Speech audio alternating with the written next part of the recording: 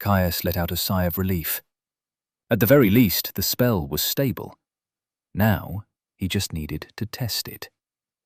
He pulled up his resources, curious about how much mana the spell had taken from his reserves. Resources. Health, 380 over 380, 2.8 per minute. Stamina, 280 over 280, 2.8 per minute. Mana, 273 over 430, 4.3 per minute. Free mana, 243 over 400. Reserved mana, 30. Seeing the cost of his adjusted spell, Caius grinned. 30 was low enough that he could inscribe 14 of the damn things. Quite a step up from a measly 4. Though whether it was actually viable to use in combat had yet to be seen. If everything worked to plan, it should be far denser than his original, but would probably have a little less oomph behind it. "Heads up, going to cast something," Caius said, alerting Porkchop to what he intended. His friend simply grunted in acknowledgement, more interested in meandering around to explore the pavilion. Turning back to his task, Caius looked up and pointed towards the ceiling. A flicker of intent, and he watched as his latest hymn lit up gold, runes flaking off into burning embers as a deep blue shard of the arcane popped into existence at the dip of his finger. Maybe a finger length and a half long, the spell looked like a faceted sapphire that had been cut to a needle tip. Faster than he could blink, the shard rocketed towards the ceiling as it whistled through the air. It hit the roof with a crash, cracking into the stone and showering him in dust. Caius let out a hearty laugh from deep in his belly. That was fantastic! Sure, it had lost a lot of the oomph of Arcane Bolt, but it still looked like it was more than enough to put a Depthsborn in the ground if he aimed well. He could always inscribe the original if they were going to come up against something that warranted a bit of extra firepower. Hurriedly, he went back to inscribing more of the spells, not stopping until he had used all of his available mana. Then he had to wait. Pacing back and forth as his pool slowly refilled. Thankfully, on his fourth such break, a welcome ding rang through his mind. Ding! Runic Lexicon has reached level 19! Caius grinned, yet another legacy skill brushing up against the cap. Waiting a few more minutes, he threw himself back into inscribing spells as soon as he had the mana required for another. He opted to leave out the 14th cast, as it would have only left him with a measly 10 in the tanks. Using his stylus had gotten easier with practice, and he'd gotten far better at using less mana as he'd gone along. But even then, 10 mana was a tight squeeze for an inscription. Standing up from the dais where he had been seated, Caius looked at his glyph appreciatively. He'd managed to fill in nearly half of the anchor points with his cheaper spell, one that his status had called Arcane Dart. Nodding to himself, he strapped his vambraces back on and shouldered his pack before heading over to Porkchop. As he looked out over the square, he could see where one of the roads that left the plaza wound its way deeper towards the center of the dwarven metropolis.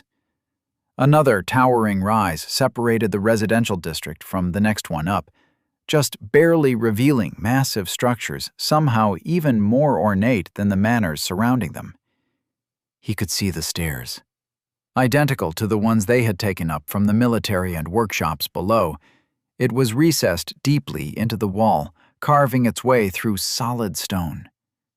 They looked to be an hour's walk at most, further around the donut-shaped district. He hadn't done his best to keep track of their progress as they rotated through, but he was pretty sure it had to be damn near close to the opposite side of the city from their original entrance to the district. It made sense. Despite the grandiosity, the construction and mountains of mummified dwarven soldiers had made one thing crystal clear. This was as much a fortress as it was a settlement.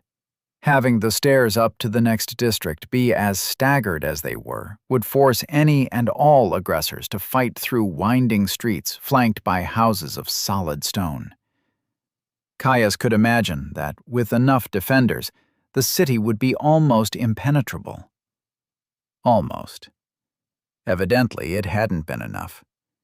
For the umpteenth time, he hoped that the city's defeat was just the creation of the depths, that it hadn't frozen the destruction of a real city in time and transported it across the world to be just another biome. Either way, the stairs were their goal, and they weren't too far. He couldn't wait to see what they would find up there. Decrepit and ravaged by war the city may have been, but it was still delightfully exotic and strange to him. The massive buildings above had set his mind racing. Were they the seat of government? A church? Caius had no idea, but he couldn't wait to find out. Plus, there had to be a champion out there. It would be too weird to have one on every section of the city except the one right before the guard. He turned away from the sight, whistling to grab Porkchop's attention. "You ready to go?" "Yeah, I got bored of sniffing rocks about an hour ago," Porkchop said glibly. Caius rolled his eyes and set off, leading the way as they pushed ever deeper into the fallen dwarven metropolis. Huffing as he hauled his way up yet another step, he forced himself to avoid looking over the sheer drop to his right. While the stairs were wide and easy to climb, there were a bloody lot of them, and evidently dwarves didn't believe in safety railings. There was nothing to stop him falling off the edge and plummeting what felt like hundreds of long strides to his doom below. Porkchop was keeping pace with him to his left. At first, his friend had been a non-stop stream of grumbling as they ascended the stairs that slowly wrapped their way around the gargantuan pillar of stone that held the next district of the city aloft. As they had climbed, exertion had slowly sapped Porkchop's enthusiasm, tapering it off into the odd growl every few minutes. Ahead, Caius could see the looming city gates that guarded the way ahead. Much like the last two they had encountered, these were twisted and shattered. Gleaming in silver and gold, massive embossed scenes were mangled into shards of base metal and blasted inwards. Reaching the top, Caius bent over as his chest heaved. Stamina might have let them maintain their pace, but his legs still burned. With a final gasp, Caius straightened and wiped at his forehead, surveying the new district. In comparison to the residential space below, this region of the dwarven city was remarkably open. Massive stately buildings dotted a wide open boulevard, richly engraved stone rising into parapets and peaked roofs. It was beautiful. Even for the dwarven city, the stonework was masterful beyond compare. Engravings of stately dwarves so lifelike he could swear they were breathing. Scenes of stone carving and smithing that displayed the mastery of their craft, and dozens more. They coated the exterior of every building he could see. It must have taken years, and the expense. Caius doubted that anyone but the most skilled amongst their number would have had their work imprinted on the very stone of such an opulent region of the city. He still couldn't tell if it was religious or the center of the city's statecraft, though at the very least it had clearly been an extremely exclusive space. The only residential buildings he could see looked like palaces in comparison to the manors below. It also wasn't just dwarven masterpieces that dominated the second highest peak of the city. Caius could see plenty of goblins, too, scattered around the open pavement, lurking in the shadows and nooks of massive buildings. They were much less clumped up here, and they looked notably tougher. More heavily armored, their weapons looking much less like scavenged scrap. Caius smiled as he looked out over the sight. He loved a new challenge. "Ready to go hunting for this champion?" he asked, eager to get moving. Porkchop responded with a hungry growl, his eyes boring holes into the distant depths-born. Chapter 79. Surprise. Caius crept alongside the exterior of a regal building that backed up onto the wall that led to the final layer of the dwarven city, shadowing himself under a massive balcony of stone. It rose a dozen stories into the air, to taper into a collection of spindly spires with heavily barred windows dotting the walls. The exterior of the building was absolutely covered in reliefs, all following the same theme. Coin. Valuable gems locked in a vault, artifacts held securely, and more. After spotting it, Caius had immediately diverted their path to investigate. A heavily reinforced building, nestled safely in the city's seat of government? If that didn't scream bank, he didn't know what did. They'd made pretty good time. While this upper district was absolutely crawling with goblins compared to the lower levels, they were far more dispersed. No more massive mobs of goblins. They only had to pick them off now and then to clear their pass. Of course, they still had to be stealthy about it. Despite the strange lack of perception that Depthspawn had, Caius had no doubt that if they simply strolled out in the open, they would have a horde on their hands in no time. Thankfully, his new spell had proved to be more than capable of taking out goblins, at least with a little careful aim. More than once they'd been confronted with a goblin blocking their path, with no way to take it out before it could raise an alarm to its far-off allies. After wrapping his glyph in cloth to conceal the burning light of his casting, he'd found an arcane dart to the back of the head did plenty well at removing those annoyances from their path. Their careful pace had slowed them.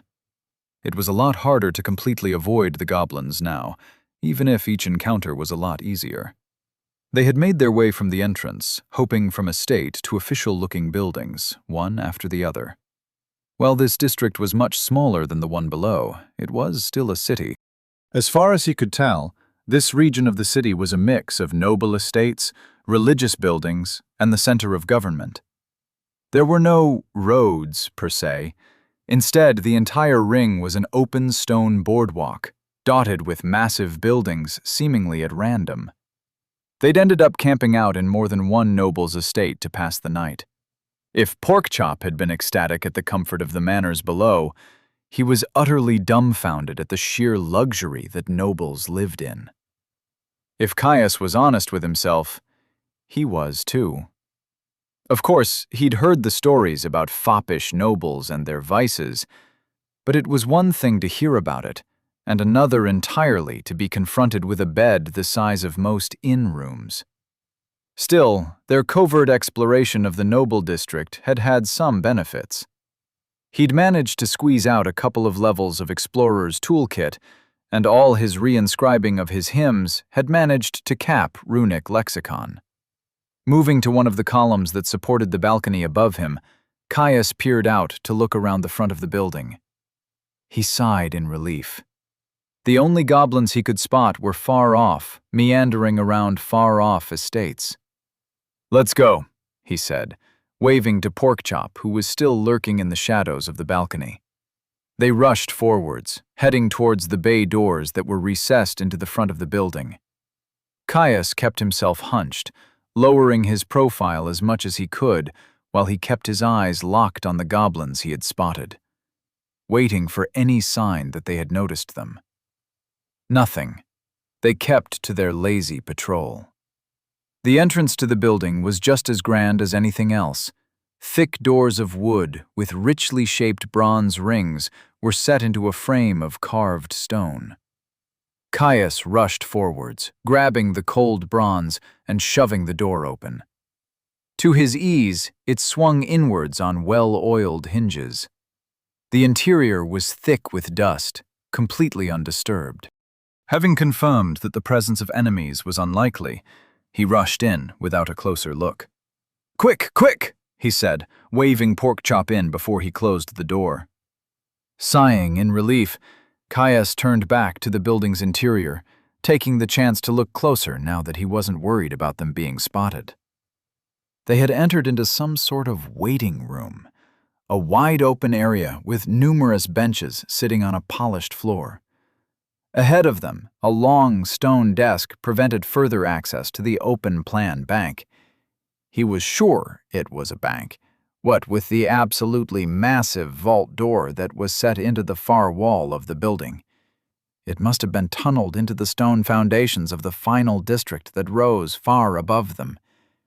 At least, that would explain why the bank had been built bordering right up against the interior wall of the ring. The roof loomed far above. Despite the size of the building, there was only one floor. Instead, massive stone struts crisscrossed the open air, supporting the massive structure. It was impressive, but it did little to hold his attention compared to the jewel that was a potentially full bank vault.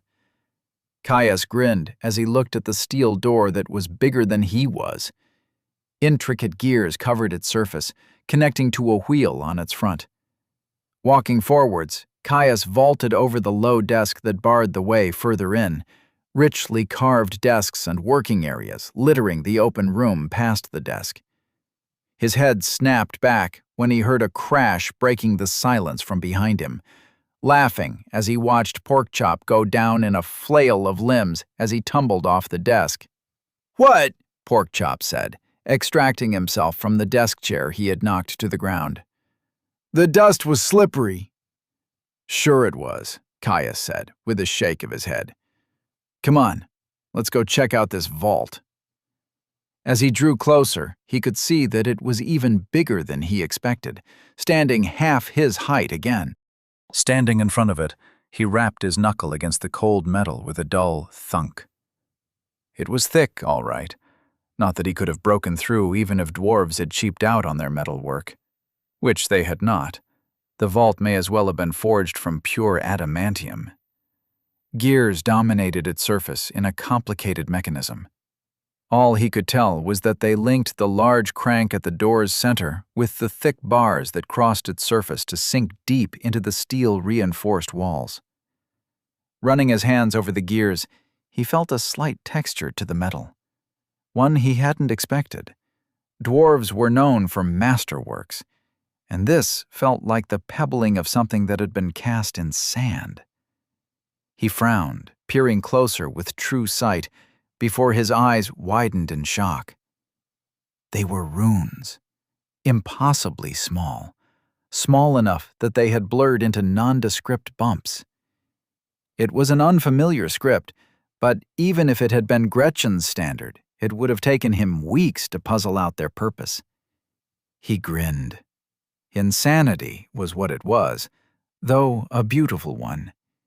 He might have decided to take his rune work in a drastically different direction, but it was still amazing seeing a work of such a magnitude. "Well, let's hope it's unlocked, because there is absolutely no way we are breaking through this," Caius muttered. Porkchop huffed, scratching at the floor in impatience. "Just try the damn thing!" Giving his friend a shrug, Caius set his hand on the crank, eyeing the thin keyhole at its center. He heaved, trying to spin the wheel. For a moment, he swelled with joy, his heart racing in shock as it smoothly rotated. Then, a finger span later, it stuck, hitting a stop with a thrumming thunk. Caius's shoulders drooped, sighing as he turned back to his friend. "Well, it was a long shot anyway." Ding! "You challenged a champion. Knife of the tribe." Caius froze.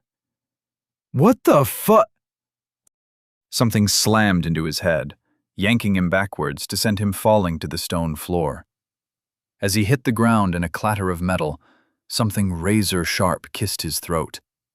Panic and agony rose as the blade tore through his jugular, coating something in a spray of his blood. Ding! "You have been afflicted by paralysis, assassin's blade." He tried to flail, knock the small figure off him.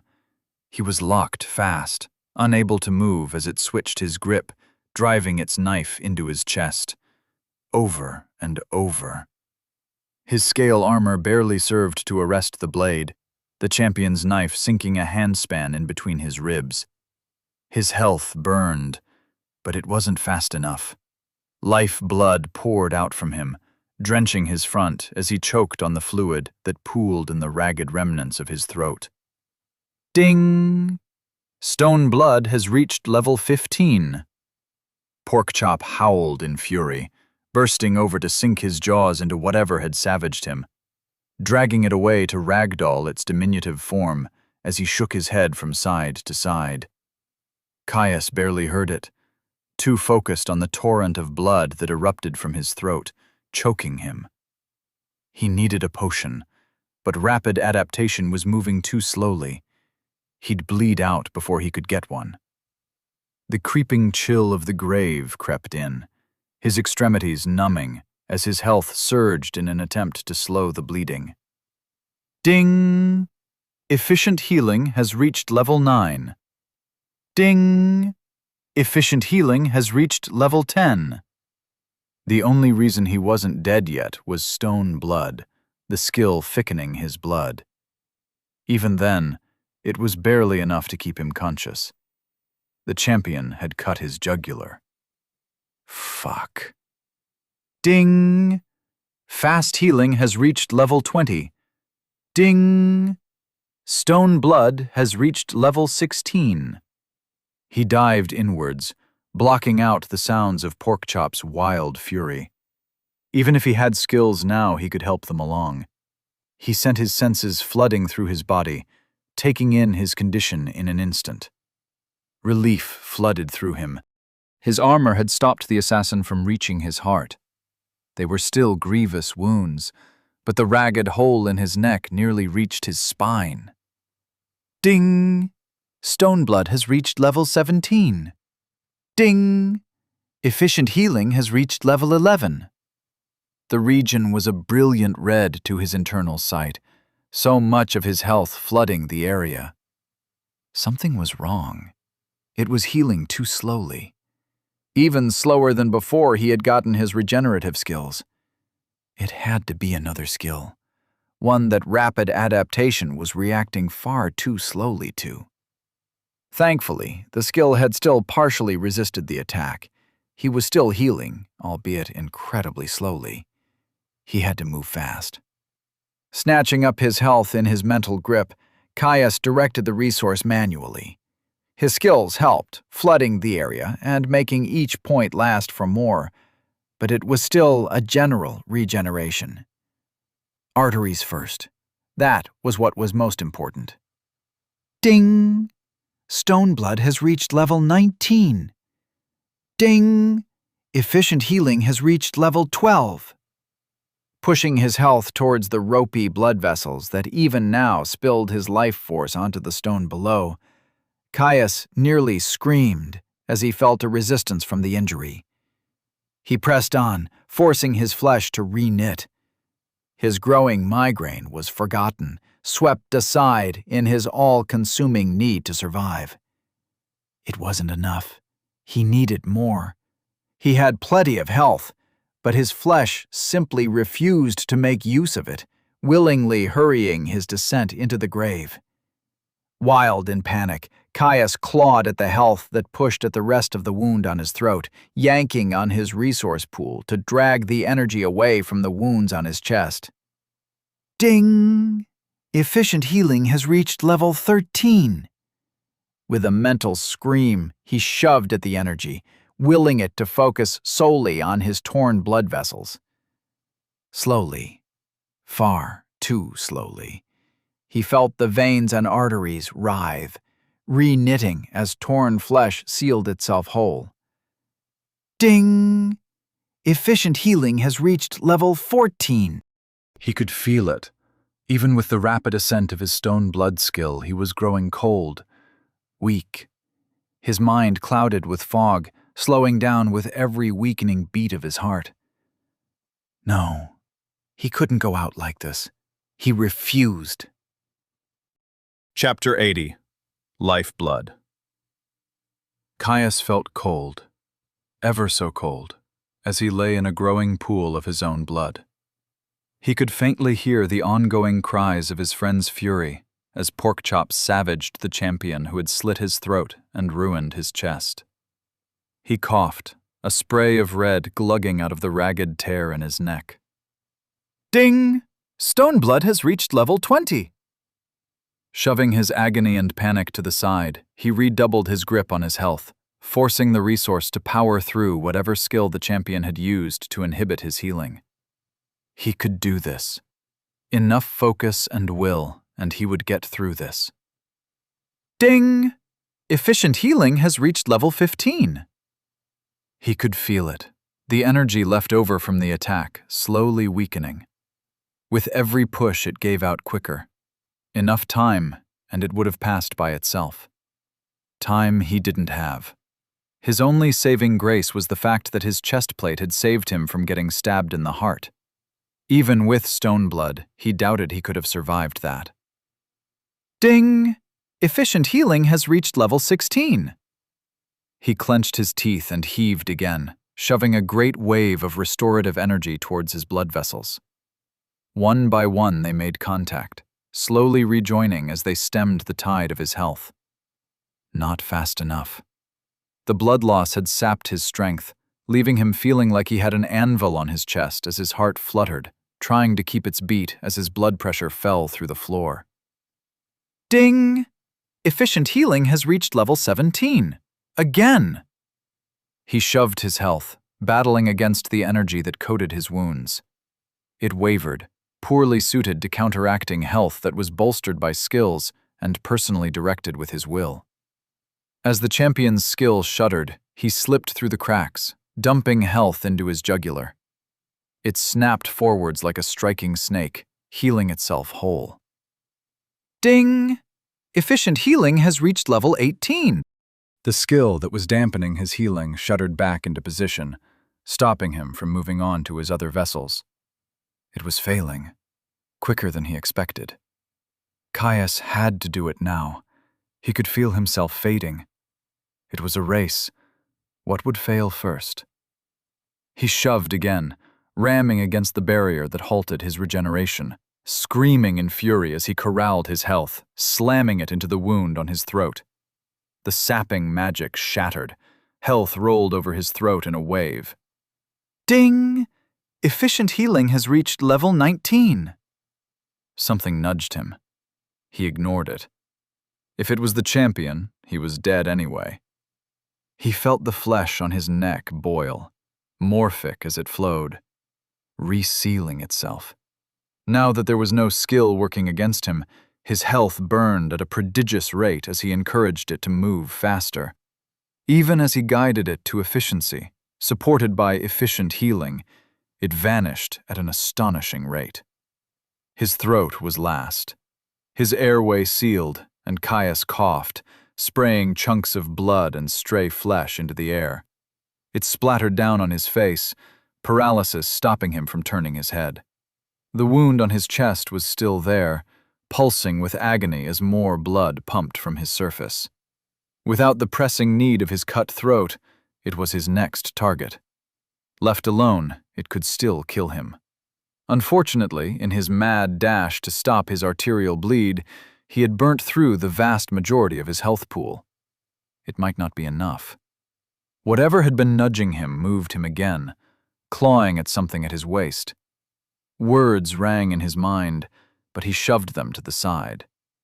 Ding! Rapid adaptation has added a new resistance. Paralysis. Caius gasped, twitching his finger.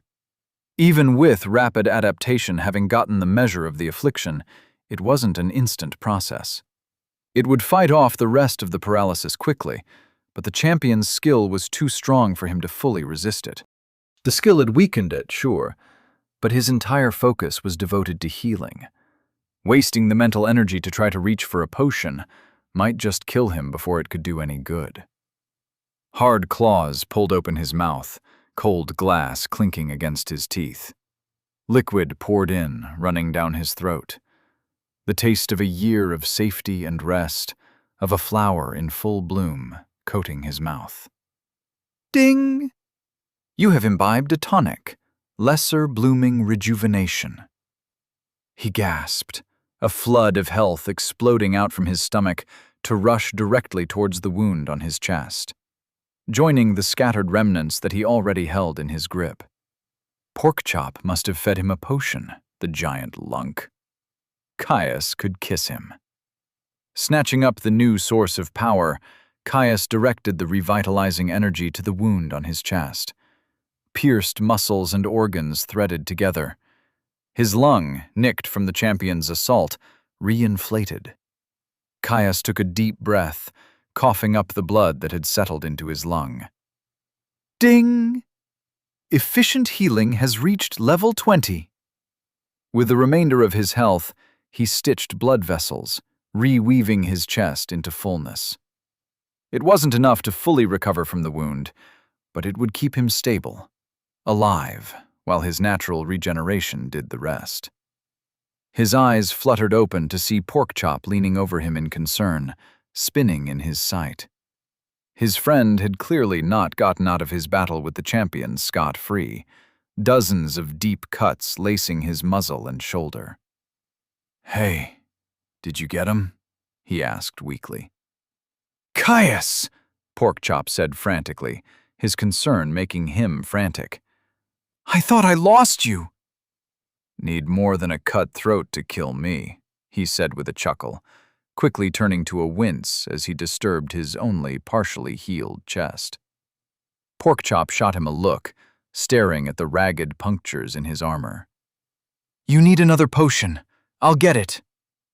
No, it's fine," he said, struggling to twitch his fingers in an effort to wave Porkchop off through his slowly weakening paralysis. "I managed to heal everything important. I can wait for the regeneration." Porkchop growled at him, but backed away from the potions he had knocked free of Caius's potion pouch. "What the hells was that? I had no idea where it came from," Caius asked. Now that he had a moment to process, it was hard to digest the last few minutes of his life. He had had no idea where it had come from, no signs it had been in the building at all. One moment he was trying a vault door, the next some goblin had ripped out his throat and was doing its best effort to do the same to his heart. Assassin. Looked like a goblin, but small and twisted. "You didn't get the kill notification?" Porkchop asked. "No."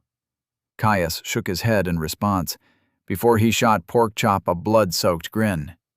"Hey, that means it's your first solo kill, right? Only 2 more." "Stupid," Porkchop said, slapping him lightly in the side, just hard enough to draw a gasp of pain. "You nearly died," his friend snapped at him, massive jaws closing a handspan from his face. A moment later, he backed up, sitting down next to him. "But yes, I did." Porkchop looked smug, pleased with his success. "It was too small to fight back properly once I had a hold of it, though whatever skill it used was annoying. These cuts sting." "Tell me about it," Caius muttered. "Thought I would bleed out before I could force my health to work like it should. I think it should fade quickly, though. I bet it's more meant to stop someone healing from a lethal wound than prevent long-term recovery. I did, however, manage to cap the rest of my healing skills, so that's nice." Caius tried lifting his head to shoot Porkchop a wide grin, his numb lethargy twisting it into a grimace. "That's great. You should merge before we leave," Porkchop said, before his eyes widened, and he jumped up to race over to the slain body of the champion. Caius watched him in curiosity, wondering why he had run off mid-sentence before Porkchop closed his mouth over something before he wrenched it away with a snap. Trotting back to him, Porkchop dropped his prize next to him. It hit the stone with a crisp ting, giving away that it was metal. Unfortunately, Caius was still struggling to move his head, so he couldn't actually see, instead deciding to stare at his friend with a cocked eyebrow. "Oh, right. It's a key," Porkchop said, when he finally processed that Caius was paralyzed. "A key," Caius said with excitement.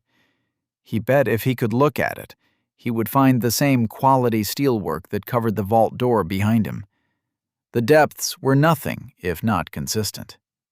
"Yeah. Shall we see if it opens it?" Caius shot him a look before flicking his eyes down to his limp body. "Oops. After we've recovered, I mean." "That would be good, yes," Caius said with a sigh. Caius slotted the steel key into the crankshaft, turning it until it let out a satisfying click. The tiny runes that covered the surface of the vault door lit up, glowing with an inner radiance as the visible gears rotated with the heavy grind of metal on metal. Bars set into the walls slowly retracted, settling into place with a thunk. Caius grinned, a giddy glee bubbling within him at finally getting to see what was inside. Lying paralyzed, with the knowledge that the vault was in arm's reach, had been torture. Thankfully, the paralysis affliction had faded rather quickly. He'd been able to sit up after just a minute, but both he and Porkchop had decided to wait until they were at full fighting strength to check the treasury. After all, as they had just learned, the depths were more than happy to surprise you with something deadly. He was more than a little furious with himself for falling for the champion's ruse. He knew that complacency meant death in the depths. Father had drilled it into him over and over again. If you think you found a pattern, don't trust it. Yet after so many champions being clearly signposted fights, out in the open, he had come to trust that they all would be. It had nearly gotten him killed. He couldn't let it happen again. Sure, they had never been attacked after killing a champion before, but neither had they been ambushed by one.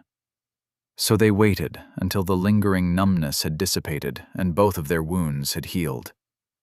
Porkchop had wanted to wait until their health pools were completely full, but by the time Caius had reached the halfway point, he couldn't bear it any longer and had pressed the issue.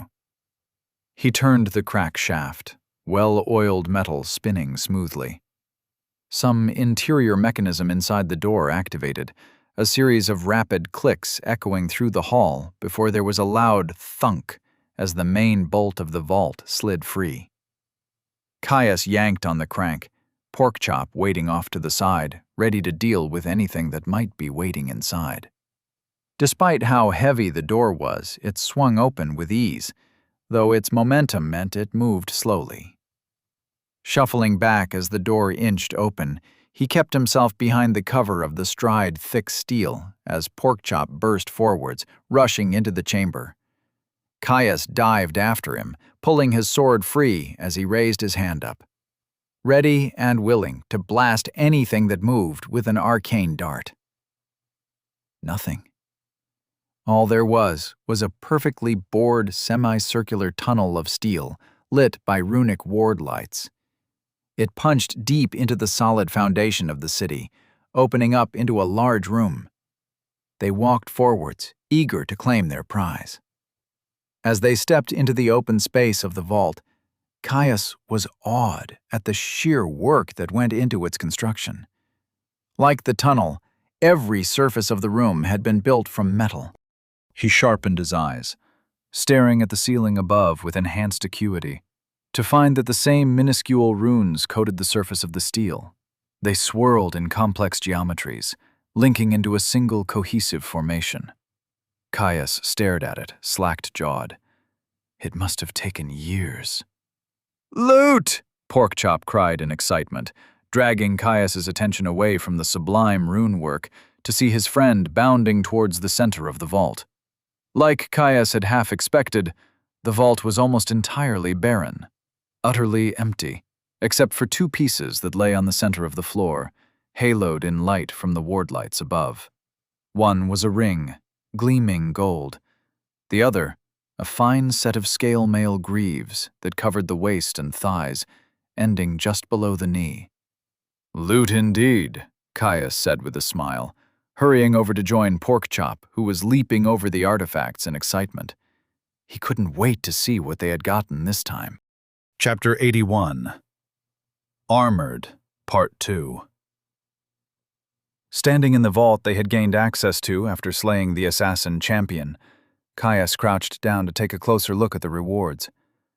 A pair of chausses and a ring that lay in the center of the inscribed metal floor, haloed by the light of the ward lights set into the ceiling. "Well, what do they do?" Porkchop asked from beside him, his nervous pawing at the ground giving away his impatience. Caius rolled his eyes. Give me a moment. I haven't identified them yet. He reached for the ring first. It was a simple band of gold, a ring of dense inscriptions encircling its interior face. He reached for true sight, peering deeper into the hidden nature of the artifact. A moment later, and its system description popped into his vision. Ring of the Tiger's Claw. Common. Tier 1. Embody the tiger's fury and tear your foes asunder with the cutting might of your body. This is what it means to be of the clan. Trust in your gifts, and show me what you have learned. Made from mana-saturated gold, this ring's enchantments project a honed edge of mana that projects from fists and natural weapons during unarmed combat. Depths-wrought artifact. Accessory, ring. Ethereal Claw, 1. Resizing, 1. Self-repair, 1. Rolling the ring around his hand, Caius appraised the ring with an appreciative eye. He rose from his crouch, turning to Porkchop with an open palm held out. Paw. Porkchop physically vibrated at his words, slapping his paw down on Caius's hand with enough force to slap it out of the way. "Sorry," he said sheepishly, as Caius shook his head at him and slipped the ring over one of his claws and onto his finger. "What does it do?" "Should project some sort of blade from your claws when you try to scratch something. Why don't you try it out?" he asked, stepping back as Porkchop chittered in excitement and rose onto his hind legs. Porkchop swiped the air. As he did so, Caius watched a blue haze trail behind narrow blades of mana that coated the front edge of Porkchop's claws, extending a few finger lengths further out. He knew he could only see it thanks to true sight. Without some sort of mana-sensing ability, the blades would be entirely invisible. Caius whistled as Porkchop cackled in glee, following up his tentative swipe with a blurring flurry of raking strikes as the blue mist of unaspected mana settled throughout the room. "Careful now. Don't want to accidentally set off any of the defenses in here now, do we?" Caius said, eyeing the way Porkchop's projected blades narrowly missed scraping the inscribed floor. Porkchop gave him a huff, but dropped down to the floor anyway, before running over to butt his head into Caius's hip. "Loot!" Yeah, Caius said, scratching him behind the ear. "Let's see what I got." He stepped forwards, bending down to scoop the chausses he had seen off the floor. They were a near-identical match to his cuirass, with the same bluish sheet scales coating a backing of beast leather, with heavy plates to defend his groin and thighs. Caius pulled up their description with true sight, eager to see if they really were of the same make. Cerellian Scale Mail Chausses. Uncommon. Night of Cerelli. The night is dark. This you already know. Our city burns, blood running through our streets, while foul sorcery runs rampant. It matters not. You have your duty. Our flag remains high until we are felled to the last. Be strong, knight, and trust in your armor. It may yet see you through till the coming of the dawn. Forged from a hylamite steel alloy, this scale mail armor was standard issue for the Mage-Breaker Knights of Cerelli. Designed to be light and mobile, even for medium armor, it provides significant physical and arcane protection without unduly hampering movement. Depths-wrought artifact. Medium armor, cuisses. Durability 2, magic resistance 1, self-repair 1. He was right. They were of the same make, though it was a shame that they weren't part of a set. Set items were rare, the purview of master enchanters and the depths themselves. They conferred additional bonuses as you wore more and more of the set, though it was far less common to see sets come from depths rewards. Something about the random nature of the rewards made it very uncommon to receive more than one item from a set. and it was impossible to tell if an artifact was part of a set until you had more than one of them. He'd heard a few rumors of delvers who had discovered their items were part of a set when perusing a merchant's stock, having to bite their tongue lest they get fleeced once the merchant learned of what he had. There were darker rumors, too, of delvers crossing in the night and finding that they each had a piece of a set. Those stories often ended in death and blood, though Caius was of the mind that both were just that, rumors. Still, even if it wasn't part of a set, his Cerulean scale had treated him well. It was a simple defense, but a stout one. Thankfully, it looked like it would fit over his leather-reinforced trousers. They might have been comfortable, but they were a poor replacement for armor. He had been getting his legs cut up far more often than he liked recently. Caius slipped off his boots before hurriedly buckling on his latest artifact. Like everything else he had gotten from the depths, it fit like a glove. "Well, what do you think?" he asked Porkchop as he raised his arms and gave a slow spin. "Shiny, but hopefully you'll get stabbed in the legs less." "My thoughts exactly," Caius said, shooting his friend a grin. "What now? That's pretty much it for this city, right? Other than the Guardian." "Yeah," Caius nodded. "We'll need to head for a different biome, find some more champions. If we can, we should keep an eye out for other Guardians too, see if we can find a better matchup. This one is some sort of ogre." "It's bloody huge. I think we could take it, but a single hit would mess us up bad." "I'm gonna miss the beds and cooked food," Porkchop said forlornly. "Chin up. We'll stock up before we go. And besides, there's still one more thing for us to do." Porkchop cocked his head at him, the soft light from the ward light above reflecting off his red and black fur. "Oh?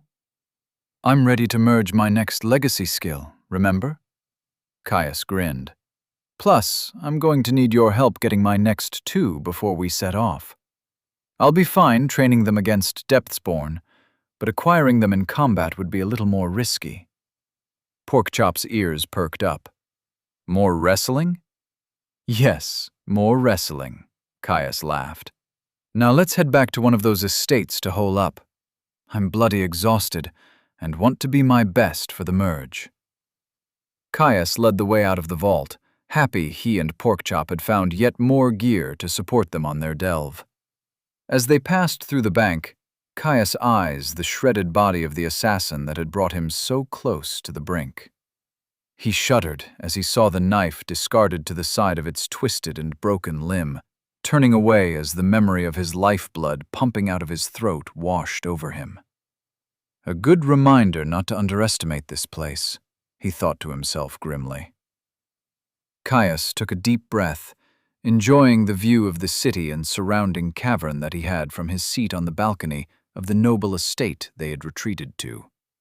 It was nearly 5 stories off the ground, and sitting on the outer rim of the district, it provided a fantastic vantage point from which to look out over the rest of the biome. Below him, he watched goblins crawl around the city like mites, with a smattering wandering through the fungal fields outside of the city. He felt distant, removed from the constant chaos and ongoing struggle of pushing their way through the infested dwarven city. They had left the bank a few days ago, sneaking through the seat of the city's government to return to this patch of calm. It was their second stay in the estate, it being the first place they had bunkered down for the night after reaching this lair.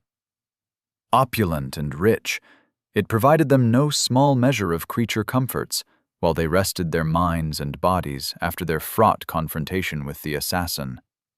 Plus, the fact that the grounds were surrounded by 10 stride-high stone walls that the goblins had not managed to breach made it a lot more secure than some of the other places they had rested on this lair. He'd needed the break. 2 champion fights in a handful of days and a close brush with death had worn on him. Though, in the end, it was nothing that some dwarven beer, fine foods, and soft mattresses hadn't been able to fix. Porkchop had enjoyed their break too. Though he seemed utterly determined to grow fat on dwarven delicacies, what with the way he had been eating.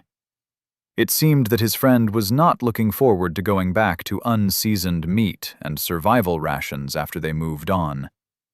Hells, he was still sleeping from their lunch, barely able to move after tearing into a whole beef roast, the glutton. Well, at least it gave him a break from the constant yammering. Caius smiled. Another deep breath steadied his mind. He was ready. He closed his eyes, turning his attention to the burning light of his soul that dominated his center. Not intending to waste any time, Caius latched his attention onto the first skill that would make up his second-to-last legacy skill. Latching on to his soul, he spun out a thread of soul fire, weaving it into a tight golden filament. His legacy skills started to scream with greed and desire, eager to monopolize his attention. Despite the ear-splitting ring in his ears, he managed to tune them out and forge a connection with his first skill. Mean flowed across the link, foreign sensations and images revealing the core of the skill. A flood of red raced through his vision, battering against a specter of death, forcing it into submission with pure volume. The skill spoke of logistics, how even the most grievous wound could be healed with an overwhelming application of power. It was a simple thing, a solution to a dire problem. Perhaps not the most elegant, but one that would fight with all its strength to keep you alive. It cared not for subtlety, deft control, nor manipulation.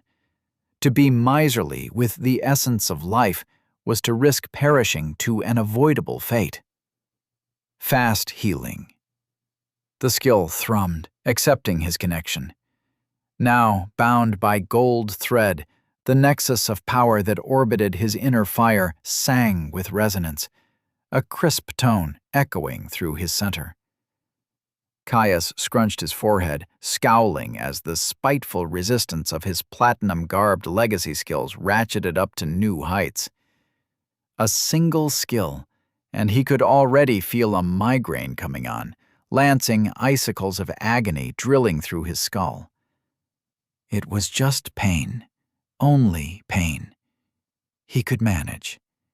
There was little he wouldn't do to ensure his success, and subjecting himself to a little headache was more than acceptable. With redoubled focus, Caius spun a new, gossamer, thin thread of gold from his soul. He snapped it towards the next skill as fast as he was able, unwilling to endure the torment of his legacy skills for more than he had to. Sensations flooded his mind as he connected to Stoneblood. Sweet red vitality coursing through the network that fed the very foundations of his being. A precious commodity, to be held tightly, guarded with jealousy.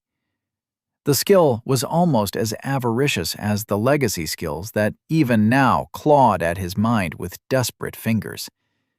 It cared not for the attention that he lavished it with, only wanting a promise that he would hold tight to the sweet red nectar that it was so fascinated with. Caius agreed with it easily. After all, only a madman wanted to let people steal their blood. As he accepted the skill's plea, it pulsed with an inner carmine light, buffeting his soul space as it joined fast healing in a growing harmony.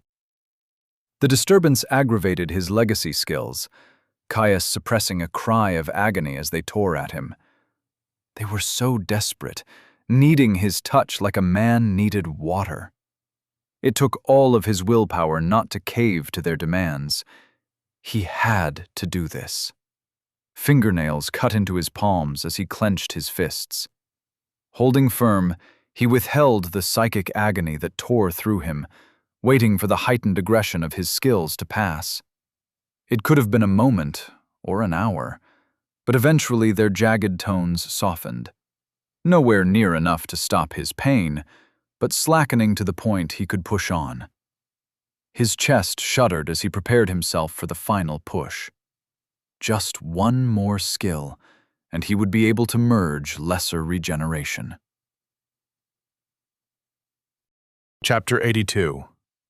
Font of Vitality.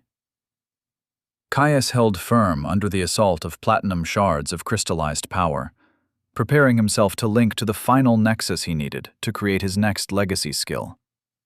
It would be agony, that he was certain of. Every legacy skill he forged added to the difficulty of merging the next, and with 7 orbiting his soul, the battle of wills had grown dire. He exploded into motion. Wrapping his will around his soul, he weaved together a tightrope of his central essence, flinging himself through the yawning void of his inner space to rocket towards the final skill. Sensing his motion, the discordant screams of his legacy skills rose to new heights. Every tone of their assault seemed to penetrate him to his very core, assaulting his mind, shredding his soul with the purest essence of discontent and violation. His breaths came heavy, physical body reeling as a deep ache settled into his bones. The physical discomfort was the smallest of it, bare aftershocks compared to the titanic blows that rained down on his psyche. Caius grit his teeth, pressing onwards as he stretched himself towards efficient healing. He could not lose. Not unless he gave up. Control over the soul space was a product of will, intent, and desire. Despite the pain, nausea, and overwhelming sensation, Caius's intent was pure. He would forge this skill, and the one after, if it was the last thing he did. It was his birthright, his connection to his father, and his life's work. Nothing would stand in his way, let alone the embittered shards of his own incomplete legacy. A gilded net wrapped around his final skill, the shard of power pulsing with light and intent as impressions of its essence were thrust upon him.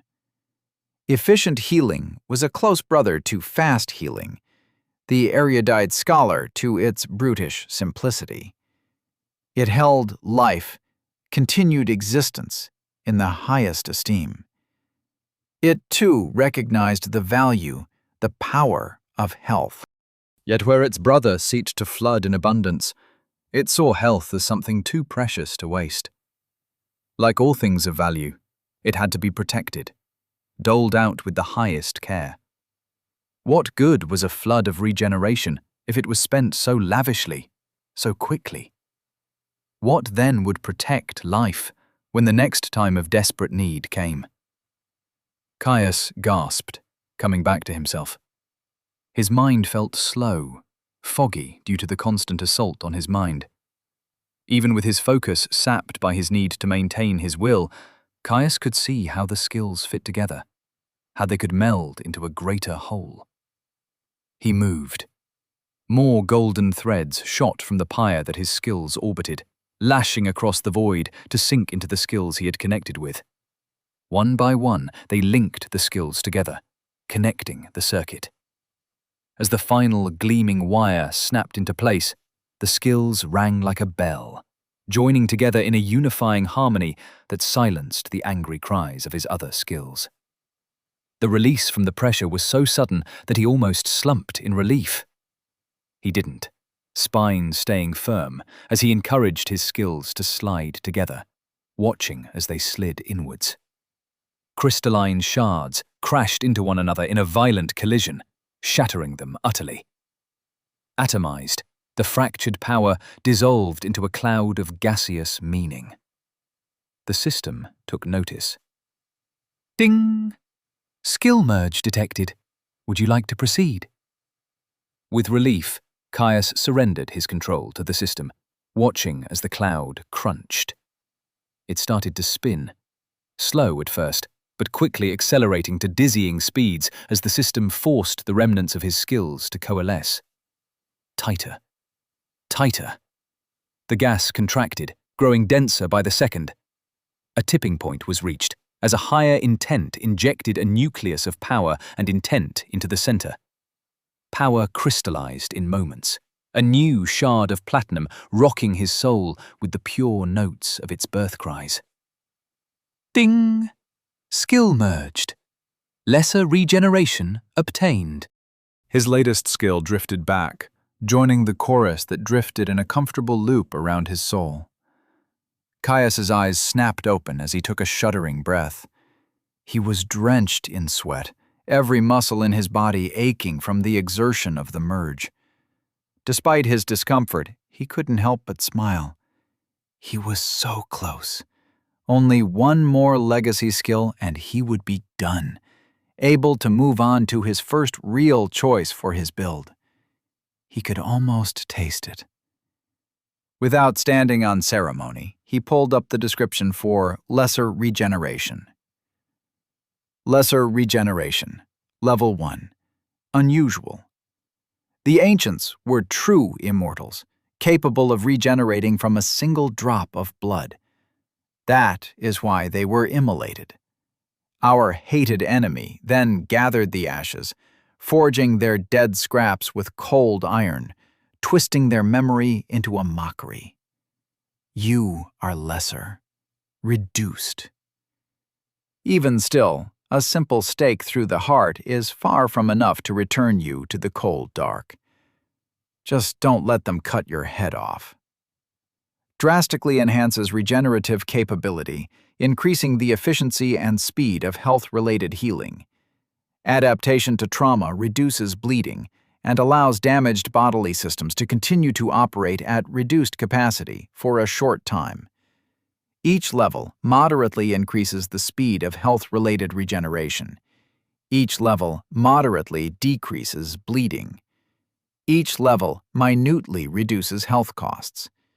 Each level infinitesimally increases capacity to persist with severely compromised bodily integrity. Merged from Fast Healing, Stone Blood, Efficient Healing. It was a good skill, one that would save his life many times over in the future.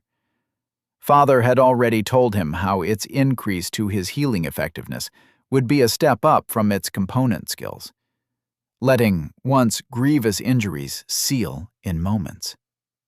Yet it wasn't that held his attention. Instead, it was the fact that the skill would let him press on through wounds. Most delvers weren't killed with a single overwhelming strike. What got them was the slow accumulation of wounds, a grinding death that wore away at their combat effectiveness until they were no longer able to defend themselves. Lesser regeneration would work to prevent that, allowing severed muscles to constrict unhindered, broken bones to still support his weight, and more. Hells, if he had had this skill when the assassin champion had slit his throat, the situation would have been far less dire. It would have helped him continue to persist, even with his lifeblood spilling by the moment. At higher levels, Father had explained that it would allow you to push through what would otherwise be almost certainly fatal injuries. A crushed heart would keep on working for long enough for health to heal the wound. An undeniably powerful ability, one that would dramatically increase his combat effectiveness. His father had even said that they had confirmed the existence of more powerful versions of the skill. Some in the family had managed to gain them through skill evolutions, empowering the ability to unprecedented capabilities, such as the wholesale regeneration of lost limbs and other body parts. Caius suspected that there must be some way to gain regeneration, or even greater regeneration, as a legacy skill of 5 or more merges. Father had said many had felt the same, but despite endless generations being on the hunt for such a merger, they had never found one. Regardless, with lesser regeneration, he would have to be far less concerned about his limited health pool. He would now be able to press on through injury, minimize his recovery time, and trust that he would not fall to a slow death by attrition. Caius pushed himself to his feet, grabbing the stone balcony railing to help himself up. His head still ached from the exertion from the merge, but a little discomfort was not something he had ever let stop him from working on what needed to be done. The last legacy skill he needed was almost within reach, and he didn't want to attempt to gain the skills it required in combat. One of them, at least. Danger sense required a fair bit of contrived circumstance to get offered naturally, and it would be far easier to obtain with some external help. Though it did help that Porkchop had been practically bursting at the seams with excitement at the prospect of more sparring. Smiling at the image of his friend's eagerness, Caius walked back into the opulent bedroom that hosted the balcony. It was one of many. He suspected that the house, if it could even be called that, had enough space to host an entire village. Thankfully, the overt wealth worked in their favor this time. There was a massive ballroom on the ground floor that had more than enough space for them to spar. Though, before they did that, he would have to wake Porkchop from his nap. Caius set off, softly whistling to himself as he strolled through the halls of the estate, admiring the rich tapestries and art that adorned the walls. They were in the final stretch now. He could feel it. A few more champions, a few more honors, and a few more skills, and they would be ready. Ready to take on the Guardian, or die trying. "Wait, repeat that. You want me to do what?" Porkchop said, staring at him in astonishment from across the expansive ballroom that they had selected for their spar. It was a massive thing, easily a few hundred strides in length and half that in width. The floor was open, unadorned, apart from some casual seating arrangements at the edges. A perfect space for them to stretch their legs while remaining sheltered from the goblin-ridden city outside. Porkchop had been grouchy when he had first woken him, though it had only lasted as long as it had taken his friend to realize he was ready to wrestle. Though, now that he had actually told him what they needed to do, Porkchop had lost most of that enthusiasm. "I'm going to stand here facing away from you, and you are going to attack me," he said with a grin. "Caius, you're not wearing your armor. I don't want to hurt you," Porkchop said slowly, like Caius had missed something obvious. "That's the point," Caius laughed. "I'm trying to get danger sense. The attack has to be something I'm unprepared for, and has to be, well, dangerous. Don't worry about injury. I'll be fine. We'll take a break for me to recover in between." Porkchop grumbled, clearly unhappy with the prospect of subjecting him to actual, serious harm. Unfortunately, even if it was a grisly method, it was still far better than the alternatives. "Are you sure this is the only way?" Porkchop asked. Caius nodded. "There are safer methods, but they don't really fit our timetable. Everything else is worse. It has to be a sneak attack, so trying to get it in live combat is insanely dangerous." It was unfortunate he hadn't merged lesser regeneration before the assassin's ambush, not just because he would have been at far less risk of death. If he had open skill slots, the sudden attack would have been perfect for unlocking the skill. "Okay, fine. But help me take this ring off. I am not testing it on you." Porkchop huffed. "Thanks, seriously. If I'd still been by myself, it could have taken weeks to engineer a scenario to get it safely," Caius said, as he walked up to help Porkchop remove his latest artifact. "Now, keep your chin up. I've got dodge next, so we can have a bit more of a normal spar after this." Porkchop visibly perked up at his words. Caius stood up, pocketing Porkchop's ring as he walked back to his starting position, and turned around to present his friend his back. "Now, just stand behind me and go for it. Remember, I can't have any warning. It won't work if I know the attack is Caius gasped as claws ripped down his back, shredding skin and cutting open muscle. His jaw clacked shut, nearly biting his tongue as he gritted his teeth against the pain. The agony was immediate, his nerves screaming as they were exposed to the air of the ballroom. Grunting, Caius felt his health engage. The wounds on his back rippled, writhing as his enhanced regeneration reknit tissues. He stayed silent through the burning agony, gritting his teeth. Porkchop was already uncomfortable enough with not giving him the opportunity to defend himself. He was not going to make it worse. A few moments later, he was healed, though he could feel the air flowing through the rents that Porkchop had torn in his jacket. Ding! Lesser regeneration has reached level 2. Nothing that time. Give me a second, I'll take this off, he said, starting to unbuckle his top. He barely got a quarter of the way through before Porkchop's hardened claws bit deep into his back once more. He gasped in surprise as hot blood ran down his back, joining the growing stickiness that coated his skin. Bastard. Great job, though. Still nothing, he said, gritting his teeth as his health moved to seal up the injury. Porkchop chittered in amusement. A single claw raked down his spine, flaying open his skin without warning. Fucking hells! Maybe this isn't so bad, Porkchop laughed. Chapter 83. Portent of Doom. Another claw scythed through the flesh of Caius's back as he stifled a cry. They were well into the second day now. Even with the wounds surface level and minor, and with the healing power of lesser regeneration, Porkchop's constant assault would burn through his health in less than half an hour. With the enforced breaks to let his health refill, they were lucky if they managed to fit in 6 training sessions before they had to stop for the night. He was sure he almost felt it then. A feather-light touch on his mind, right before his friend's claws had punched into his skin. Flesh rippled as the cuts on his back resealed, empowered health allowing him to recover with unnatural haste. He didn't bother to tell Porkchop he was ready. It would defeat the purpose by letting him anticipate when the strike would come. Porkchop was well and truly into the rhythm of the training now. Sometimes his friend's next strike would come moments after he had healed.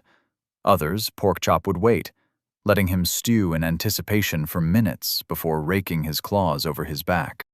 Blood dripped to the floor in a steady cadence, Caius's breath coming heavy as the droplet splashed onto the sizable puddle on the floor. Another wet tear echoed through the hall as he was torn open once more. He grit his teeth, the ache in his jaw outshone by the bright agony of his back. Ding! Lesser regeneration has reached level 7. Seconds later, Porkchop swung for him again. He felt it, a screaming warning in the back of his mind as he braced for the blow. Claws connecting, biting into his skin and ripping 4 parallel furrows through his flesh. Ding! General skill available. Would you like to learn Danger Sense Unusual? Seeing the notification that sprung into his vision, Caius leapt forward with a scream of joy. Thank the fucking heavens! I got it!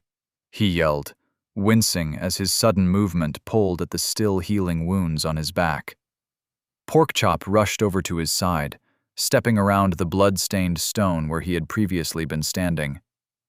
Finally!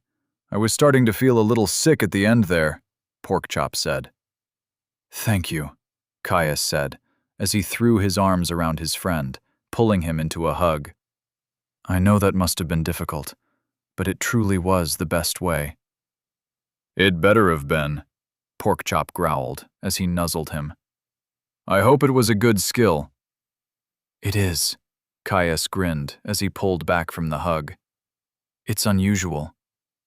Porkchop shot him a surprised look at that, which he thought was fair. It was possible to get offered unmerged and unevolved general skills of a higher rarity than that, but they were rewarded for truly legendary feats and trials, the sort of things that were far beyond the reach of the vast majority of weak unclassed. Unusual was just about as good as it got for most people, and even then, it was an impressive achievement. It also meant that the legacy skill he eventually merged it into was going to be unique. Quite the feat for a merger of only 2 skills. Lucky bastard. Is it really that good? Porkchop asked. Caius nodded. Yeah. From what Father said, it will make it basically impossible to get ambushed by anything that isn't significantly stronger than me. tooth and claw. I wish you had that a few days ago.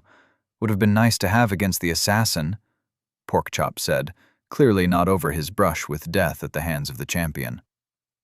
I know, Caius sighed. Though, that's life. Anyways, let me check this out, and then I'll go get cleaned and we can have lunch after. Are you up for some proper sparring after that? Dodge is only common, so it shouldn't take long, he asked. His friend's ears perked up. Yes! Even if you are not fighting back, anything is better than just cutting you over and over again, he said, shaking his head. That was a poor excuse for wrestling. We will leave for the next biome in the morning? Porkchop asked, backing up to settle down and wait on the polished stone floor of the ballroom. That's what I was thinking. There was that big tunnel out of the cavern near the base of that ledge we came in from, but we can talk more about that tomorrow, Caius said, before his eyes unfocused, and he brought up the description of his new skill. Danger Sense, Level 1. Unusual danger is not an event, it is a process. It begins long before the first blow is struck, in the quiet shifts of fate only the most attuned can feel. To sense danger is to peer into the future, to grasp the threads of possibility and move before they tighten into a noose. Minor precognition allows you to feel warnings of future danger an instant before it occurs. Certain effects impede this insight. Each level moderately increases specificity of warnings. Each level slightly improves the skill's ability to pierce effects that shroud danger. Each level infinitesimally lengthens the window of warning prior to the impending danger. Caius whistled as he read the skill. He had known what the skill did, but he hadn't expected it to be explicitly precognitive. Those sorts of skills were rare, and he knew without a doubt that the legacy skill he merged from it would be similar. As one grew through the ranks, battle grew so fast, so damaging, that relying on pure senses and reaction to deal with it grew almost impossible. Almost everyone aimed to get at least one sensing or defensive skill that interacted with fate as they evolved their skills. Acquiring one so early was a massive leg up. If someone had to evolve their skill 4 or 5 times to gain that capability, how much more advanced would his own be when it grew to the same extent? That good? Porkchop asked, interrupting his thoughts. Precognitive, Caius said. Porkchop's eyes widened. This early? I take it back, peeling you like an overripe fruit was worth it. Yep, Caius said. Another little secret father had been keeping from me, I guess. It was still frustrating, knowing there was so much his father hadn't passed on. Sure, the skills weren't too bad. He knew what they did in generalities, and they had spent a lot of time on making sure he could acquire them himself. It was the family history that frustrated him. There must have been some reason that he had been kept out of the loop, but now that he had been separated from father, the questions gnawed at him in a way they never had before. As soon as he was out, he would find out more. He had their name. There would be a record. Somewhere. Come on, let's go get cleaned up, Caius said, shaking off his rumination. A good wash and some hot food, and he would feel better. He knew it. Caius was right. The hot rainfall that the dwarves seemed to favor to bathe did much to wash away his tension and doubts. By the time he and Porkchop had finished their lunch, he felt back to his old self.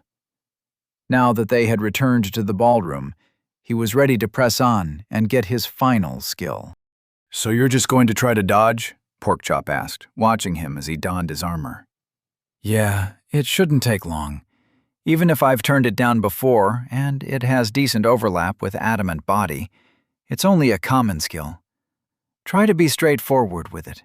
It's mostly important that I can see an attack coming and avoid it, then see through a feint or whatever, Caius explained. Caius kept his sword buckled to his waist, but didn't draw it. It might have been slightly easier to get the skill if he was unarmed and unarmored, but he wasn't sure. Besides, there was something to be said about practicing a skill in the same conditions you would use it. Striding out to meet Porkchop in the center of the hall, Caius settled his mind and felt for the thrum of anticipation that preceded the rush he felt in every battle. The blood song was an ephemeral energy, one that had become a constant companion in the depths, pushing him to strive for his limits, honing his focus. Across from him, he saw his friend do the same, his fur puffing up to make him seem even larger than he already was, failing to conceal the way his friend's shoulders rippled and tensed. Porkchop's snout scrunched into a half snarl. Caius felt a chill down his spine. Friends they might have been, but there was something primally intimidating about squaring off against a greater Malus. "Ready?" Porkchop asked, the excitement in his voice totally at odds with his demeanor. "Ready," Caius grinned. Porkchop exploded forwards, crossing strides of polished stone with one paw poised to smash him flat. Caius focused, true sight drinking in every movement. He felt a warning blare in his mind, a rapidly approaching doom crushing him from overhead. Momentarily distracted by the feeling, Caius barely managed to pivot on his front foot, turning to the side to allow Porkchop's claws to sail past him. He backed up, creating distance as Porkchop leapt for him once more, a sideways chop of his claws aimed at his chest. Again, Caius felt encroaching doom. Ding! Danger sense has reached level 2. That would take a while to get used to. He hadn't quite expected danger sense to be so obvious, especially for attacks he could already see coming. The sense was undefined, barely giving him a sense of direction. He guessed the skill would need to be a much higher level before it would tell him anything more defined than that. He ducked, slipping under Porkchop's slash before he stepped forwards to stand by his friend's shoulder. A warning sounded in his mind. Porkchop whirled, snapping at him with his jaws. Dancing back, Caius shoved the foreign sensation of encroaching danger to the back of his mind. He would have to slowly get used to the skill. Currently, it was more distracting than anything else. Launching into a flurry of blows, Porkchop did his best to hem him in. His friend's pace picked up as he slid and leaned around his furious claws. He was only able to hold out for so long before they got too fast for him to fully evade. There was only so much he could do with dodging alone.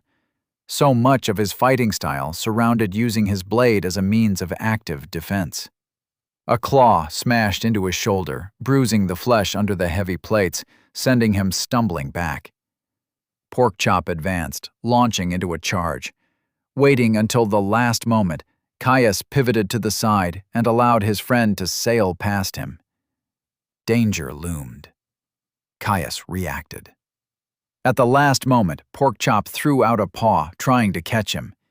He was already gone, leaning back just enough to that hardened claws threw up a shower of sparks as they grated over the scales on his chest. A ding sounded in his mind. Ding! General skill available. Would you like to learn Dodge, Common? Caius grinned, distracted. A blare of warning in his mind caused him to flinch.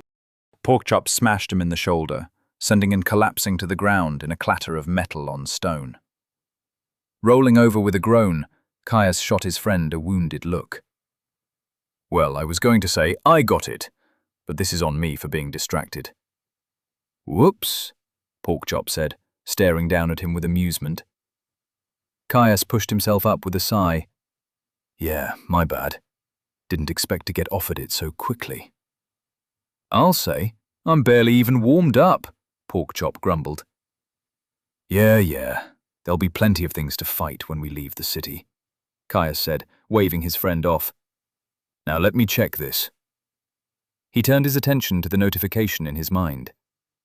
Dodge, Level 1 Common Flow and Rhythm. It is present in all things, from art to warfare. Lead the dance and become untouchable. Enhanced reflexes allow you to avoid oncoming blows with greater ease. Each level slightly increases body control while dodging. Each level minutely decreases reaction time to threats. Snapping the description shut, Caius turned to look at the light of the false sun that shone through the windows of the dance hall. "Well, that took far less time than I was expecting," he said, looking back to Porkchop. "Do you want to leave now? We should be able to make it most of the way through the residential district if we keep to the routes we have already cleared." "May as well," Porkchop agreed. "Great," Caius said with a clap of his hands, pushing himself up off the floor. "Let's go get our things together then." They left the hall, finally ready to make their leave from the city. Chapter 84. Towards New Horizons. Backtracking their way through the city took days. Though thankfully their pace was faster than their ascent, as they no longer had to worry about clearing out goblin depthspawn. As they walked through the city, Caius took the time to burn the sights into his mind. Despite the dusty and aged stonework, the weathering of time was not fully able to fade the bones of grandiosity and skill that perfused the city. Even the clusters of slain and armored dwarves had a sense of wonder to them, taking a secret history of war and strife with them into the grave. Even if the whole thing was a construction of the depths, it was a sight that Caius would never forget. He vowed then that one day he would see a Deephold in person. If a shattered facsimile of the real thing held this much beauty, what would one of the fortress cities be like in person? After they left the city through the same front gates they had entered, they pushed on through the fungal fields that lined the outside of the city. It was one thing Caius was curious about, another failing of the depth's illusion. The city, at least if it was real, would have had supply lines to stock all of those houses with such varied food. Yet he had seen little of the dizzying varieties of fungus that they were growing in the kitchens of the city. It could have been intended as emergency supplies in a raid, but if it was, the depths had clearly not bothered to reflect that in its recreation of a successful goblin invasion. Either way, they left the edible fungus alone. Before they had left the manor district, they had stocked up on as many non-perishables as they could fit in his pack and Porkchop's saddlebags. That, and salt and spices. There was no way he was going back to unseasoned meat if he didn't have to. Reaching the end of the fungal fields, Caius looked up at the yawning, impossibly smooth wall of the cavern. There, about halfway up, he could spy the thin ledge that they had entered in from. He spun around, leaning on his true sight to let him pierce the veil of distance. More ledges dotted the cavern wall at random intervals. Most were about the same height, but a few were higher or lower. Despite that, he made no move to correct their course to one of the other exits, favoring instead the massive tunnel at the base of the cavern towards their front. They drew closer. It almost looked like a borehole, a perfect hemisphere cut directly into the bedrock. Shattered defenses littered the passage. Broken fortifications and roadblocks were scattered with the remains of slain dwarves in heavy armor. As they entered, stepping over the fallen bodies, Caius looked around the tunnel. Lit up by ward lights, its edges were covered in the now familiar engravings of dwarven art. The main tunnel, he supposed. It must have been the site of where the invasion had first entered from. It stretched dead ahead, well lit, and without breaks for what must have been leagues. Though Caius could see that there was the odd intersection, with side passages breaking away. Somewhere, far off in the distance, the tunnel seemed to change. It was too great of a distance for him to see with any clarity, even with the enhanced acuity of true sight. Maybe the end of the biome? He hoped it was. They might have been lucky to find a direct highway to their next hunting ground. Half of what made it take so long to cross the depths was the warren-like nature of the tunnels. I wonder how delvers find champions and guardians so quickly, he mused aloud. What do you mean? Porkchop asked. His friend might have been knowledgeable, but apart from some understanding of elven culture, he was relatively ignorant to the specifics of the culture of people. Well, delves usually only take a month or so, at least for low layers like this one. I assume they try to clear out as many champions as they can, as from what I've heard, almost everyone leaves with loot. I just don't get how they do it so fast. They must have a way to track them. Maybe that is just for delves where the biome is already explored? No, Caius said with a shake of his head. Those are even shorter. They must have something that can track them. Does it matter if we can't replicate it? If they do, we'll just have to make sure we get a hold of whatever they use before we come back. Caius sighed. I know, it's just frustrating. We're going to spend so much time just looking for the last handful of champions. Even if they are clustered up like we've been seeing, it's always taken us a couple of weeks at the least to find a sizable cavern. It is what it is. One of the patriarchs always said that a patient hunter gets the goose. Goose? Caius asked with disbelief, raising an eyebrow at his friend. How the hell were you hunting geese? With a lot of time and effort, Porkchop said seriously. Caius couldn't help but laugh. What? They are tasty, Porkchop said, looking at him with mock offense. Look, what I was trying to say was that we have plenty of time. Even if it is frustrating that it might take us a couple of months to track down the last handful, we'll still be ready to take on a guardian with plenty of time to spare. Caius threw his head back and groaned. I know, but it's still annoying. Let's just hope that we can find them all in one biome, and that we don't run into anything that's a bad matchup. If they ended up running into a poison bog, or somewhere with ephemeral enemies, Caius would scream. Searching for champions was bad enough without having to backtrack and avoid entire biomes. Hey, at least you're getting close to finishing off your legacy skills. Have you thought about your last skill anymore? Porkchop asked. Caius gave his friend a suspicious look. This had to have been the 5th time he had asked that question. If that wasn't reason enough to suspect his friend had something on his mind, Porkchop had also been dodging his own questions about what his friend had picked for his final skill. Not really. Nothing beyond a hope I get something related to my spellcasting that is at least unusual. Why? It's only been a few days since the last time you asked, Caius asked, watching his friend's face closely. Porkchop flinched, quickly shifting his gaze back to the tunnel. I had something I wanted to ask, he said, his voice hesitant. A skill that I know of. I think it would be good for you. But it has conditions. Implications. Now, Caius was really interested. Porkchop knew how important getting a spellcasting skill was to him. It wasn't completely vital to his plans for his class, but it would turn an overwhelming possibility into a certainty. For Porkchop to offer an alternative, it had to be good. The matriarchs of the greater melees seemed to be a veritable treasure trove of skill knowledge. Perhaps the skill his friend wanted to share would require some sort of oath? If it fit him well enough, he was more than happy to offer one. That sort of knowledge was valuable. You have my attention, he said, his words measured. Not now, Porkchop said with a shake of his head. I want to wait until you have merged your last skill. It is powerful, but a burden. Something of a birthright for every greater melees, tied to our history.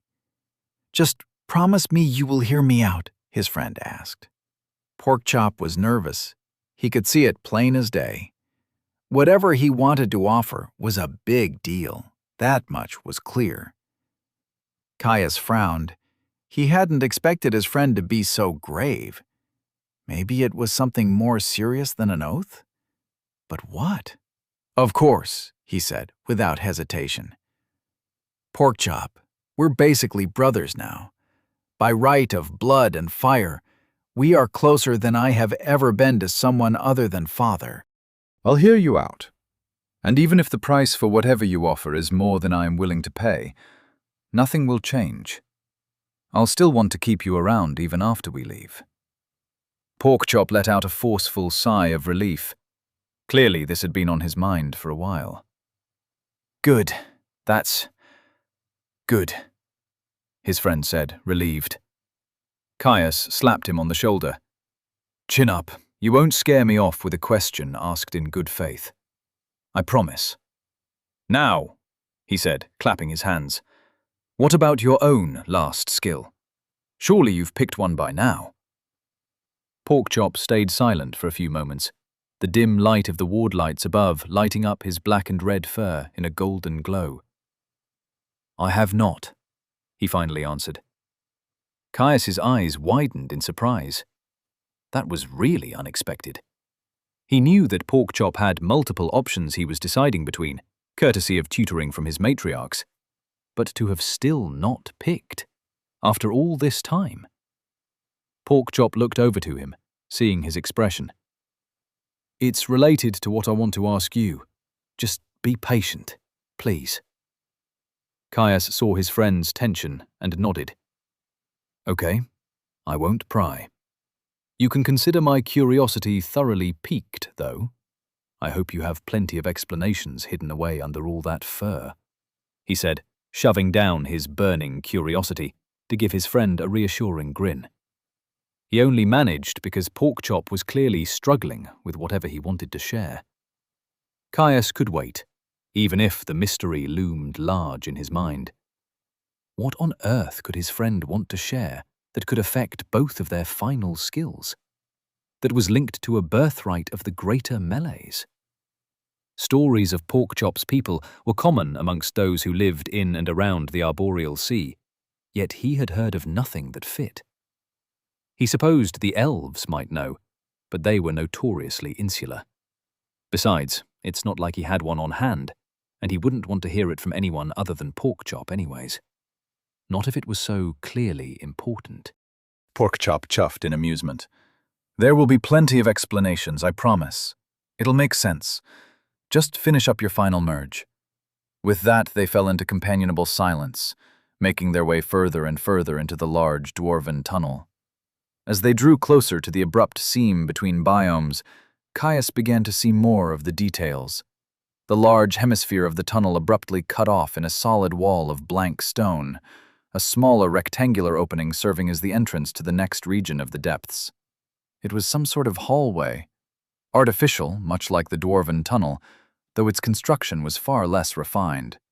Hewn stone blocks fit together to create a passage similar to what one might expect in a castle, while ensconced orbs of glowing fluid provided a soft, yellowish illumination. It was barren and austere, the new hall's expanse only broken by the odd table that was covered in strange alchemical implements that Caius had no name for. Very different to the shattered fortifications and strewn, armored bodies that decorated the dwarven passage. Reaching the end of the tunnel, they came to a stop, staring at the stark demarcation between biomes. Caius was alert, ready for Explorer's toolkit to warn him of traps or anything else. His skill remained blessedly silent. Luckily, the hall was more than wide enough for them to walk side by side, so they would have enough room to properly fight if something did ambush them. "Do you want me to do the honors?" Caius asked. "Makes no difference to me," Porkchop replied. Caius gave his friend a shrug and approached the line that separated the biomes. It was stark, like some god had cut the two tunnels and transposed them through space, only to crudely shove them together with no attempt at smoothing the boundary. Taking a deep breath, Caius stepped forwards over the line and into the hall made of stone bricks. Biome entered. Fleshwarper's Laboratory. Chapter 85. Unnatural Places. Biome entered. Fleshwarper's Laboratory. Caius winced as he read the alert that appeared in his vision as he crossed into the new biome. While he couldn't be certain until they started to encounter some of the biome's depthsborn, he was almost certain that they would be running into abominations of the fleshy variety. He had never fought them himself. They were exceedingly rare to find outside of the depths. Usually the creation of foul rituals and alchemical mishaps, either intentionally created as some sort of obscene fighting force, or as a side effect from some practitioner pursuing forbidden knowledge. They were supposed to be horrid, twisted creatures, possessing almost unrivaled regenerative capabilities. Gibbering balls of teeth and eyes, twisted golems of flesh, and more. Caius had no doubt that even if he could deal with them with relative ease, thanks to their growing strength, there was no way he was getting out of this biome without new nightmares. Luckily, they were almost universally stupid, so Porkchop might be in luck, as he doubted any of them would be using weapons. "What is it?" Porkchop asked, seeing his expression. His friend walked over the line, joining him in the new biome. "Is it the biome?" "Yeah, I'm pretty sure we're going to run into abominations," Caius explained. Porkchop simply cocked his head at him, confused. "You'll see. We'll be fine. It's not the worst matchup for us. Just be prepared for things to get a little gross." Having forewarned his friend, Caius took the lead as they pushed further into the hall. He quickly reached one of the long side tables that he had spotted.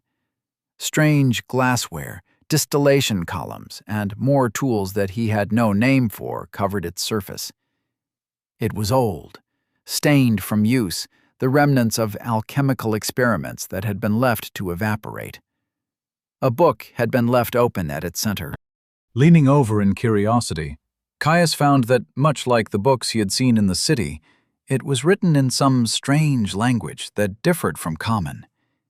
He still didn't get it. How would anyone speak anything other than the language of the system? Other than the illegible notes, it was covered in diagrams. Most of them were meaningless to him, clearly related in some form or another to alchemy. As he kept turning pages, the content of the diagrams only got more disturbing. Blueprints for some sort of operation to infuse a person with tonics, and only gods know what else.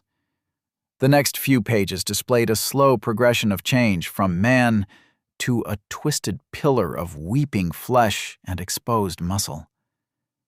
Caius sighed, picking up the book to show Porkchop what he had found. "Abominations," he said, flicking through pages to show Porkchop various sketches of twisted horrors of flesh and bone. "Matriarch's spite. That's disgusting. We're going to have to fight those?" Porkchop asked, aghast. "Yep," Caius said grimly. "Are you sure you don't want to look for another biome?" Porkchop said, as he turned to look back the way they came. "Not really," he mumbled. "But like I said, we're a surprisingly good matchup. Mostly unarmored, probably no magic, and no weapons. Just going to have to keep an eye out for anything weird like acidic vomit." "Acidic vomit? You want to fight things that will try to throw up on us?" Porkchop said, his voice flat. "I mean, it's better than ghosts," he said, trying to keep upbeat. "That is a low fucking bar, Caius," Porkchop said with a grunt. "But lead the way." Caius groaned. He couldn't believe they were actually going to do this. Flesh-crafted abominations weren't the most dangerous things in the depths, not by far. But they certainly were legendary. Almost every delver whispered about encounters with abominations, about how the smell lingered for weeks, and how they saw strangely shifting flesh every time they closed their eyes. Hells, he'd heard tavern talk on his visit to Deadacre, that there was a well-mapped portal to the depths near the city, one that had only been so thoroughly explored so that people could consistently avoid the third-layer abomination biome that sat adjacent to the main path down. Slapping the book down on the table, Caius squared his shoulders and took the lead. Hampered vision or no, right now he really wished his helm had a face guard. As they pushed further into the laboratory, Caius was entirely unsurprised when they started to run into traps. They were tricky, sophisticated things. Showers of acid that rained from the ceiling, alchemical explosives set below pressure plates on the floor, and other such nastiness. Unlike a simple spear trap, Caius had no confidence in simply safely triggering them from a distance. Who knew what a haze of poisonous gas could do to them if released into the close confines of a stone hall? Instead, he leaned heavily on Explorer's toolkit. When they couldn't simply skirt around a trap, he disarmed it, much like he was trying to do currently. A wide pressure plate stretched across the entire floor, wide enough that he wasn't fully confident that they would be able to jump over it successfully. He'd managed to spot it because of a thin silver wire that was embedded into the grout between the masonry of the walls. He followed the line of metal, finding that it led to a series of slightly uneven bricks sitting right next to his head. That was nasty. Clearly, the trap had been designed to take out groups. The front runner would hit the pressure plate, triggering the payload right in the middle of the group. He drew his hunting knife, setting it against the seam of the suspicious stone. Explorer's toolkit guided his movements, warning him away from the trigger wire. He should, if he was careful, be able to leverage the stone away from the housing of the trap. He dug his knife in and wiggled it. Powdery mortar fell away, revealing that the brick was really just a slab a half a finger thick.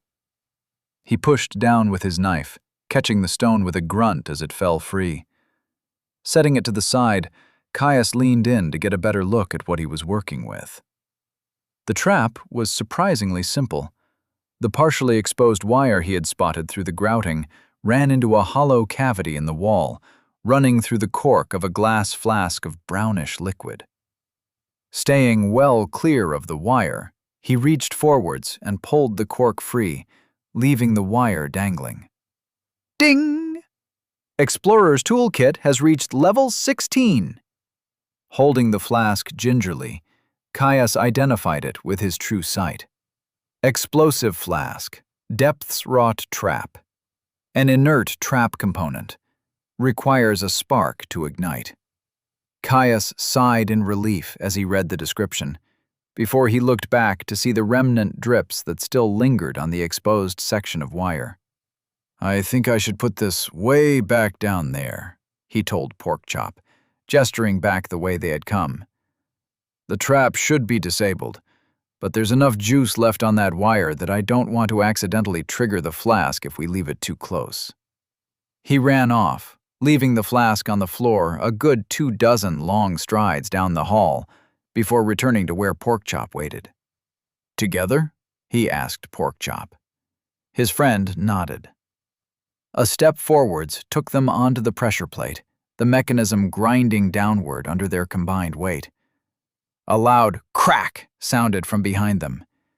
Caius flinched as a wave of force buffeted him as the remnants of explosive on the wire ignited.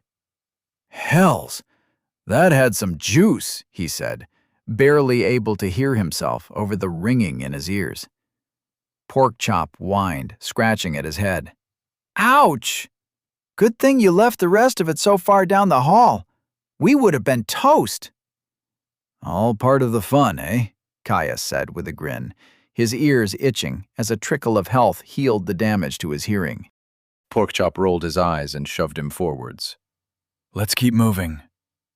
Passages started to branch off the hall. Most were similar, interiors of rough-hewn masonry lit by alchemical lights every few paces. Some were different. Large corridors of a finer make, with full-blown chandeliers dangling on chains. They kept to their path. Currently, they had little way of knowing if one direction would be better or worse than another. There was something to be said for maintaining an easy exit to the familiar Great Warren if they found this biome wasn't to their liking. After a few more hours of walking, the hallway abruptly ended in a door. Thick and made of well-varnished dark brown wood, sheets of iron were riveted to its surface. Towards the top there was a grate. something that should let them peek into the room beyond. Caius stepped up, craning his neck to see through the opening. Beyond the door was a large room with high vaulted ceilings of ribbed stone. A mezzanine floor wrapped around the room. Caius assumed the half-floor was some sort of library, what with the bookshelves that lined the walls and the various thick armchairs dotted between them. The ground of the room seemed to be some sort of laboratory. Great glass tanks were attached to the walls by iron brackets.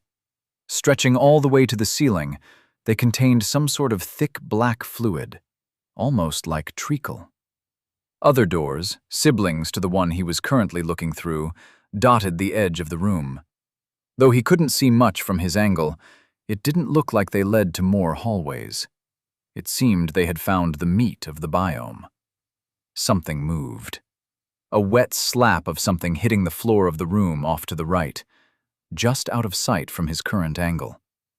Caius held his breath, looking past rows of tables and alchemical implements to try and catch a glimpse. He spotted it, sucking in a breath. It was an abomination, all right. Vaguely similar to one of the diagrams he had seen in the book at the entrance to the biome. It was a mockery of a man, a full stride taller than he was, and wrapped in grotesquely overwrought muscle. Only muscle.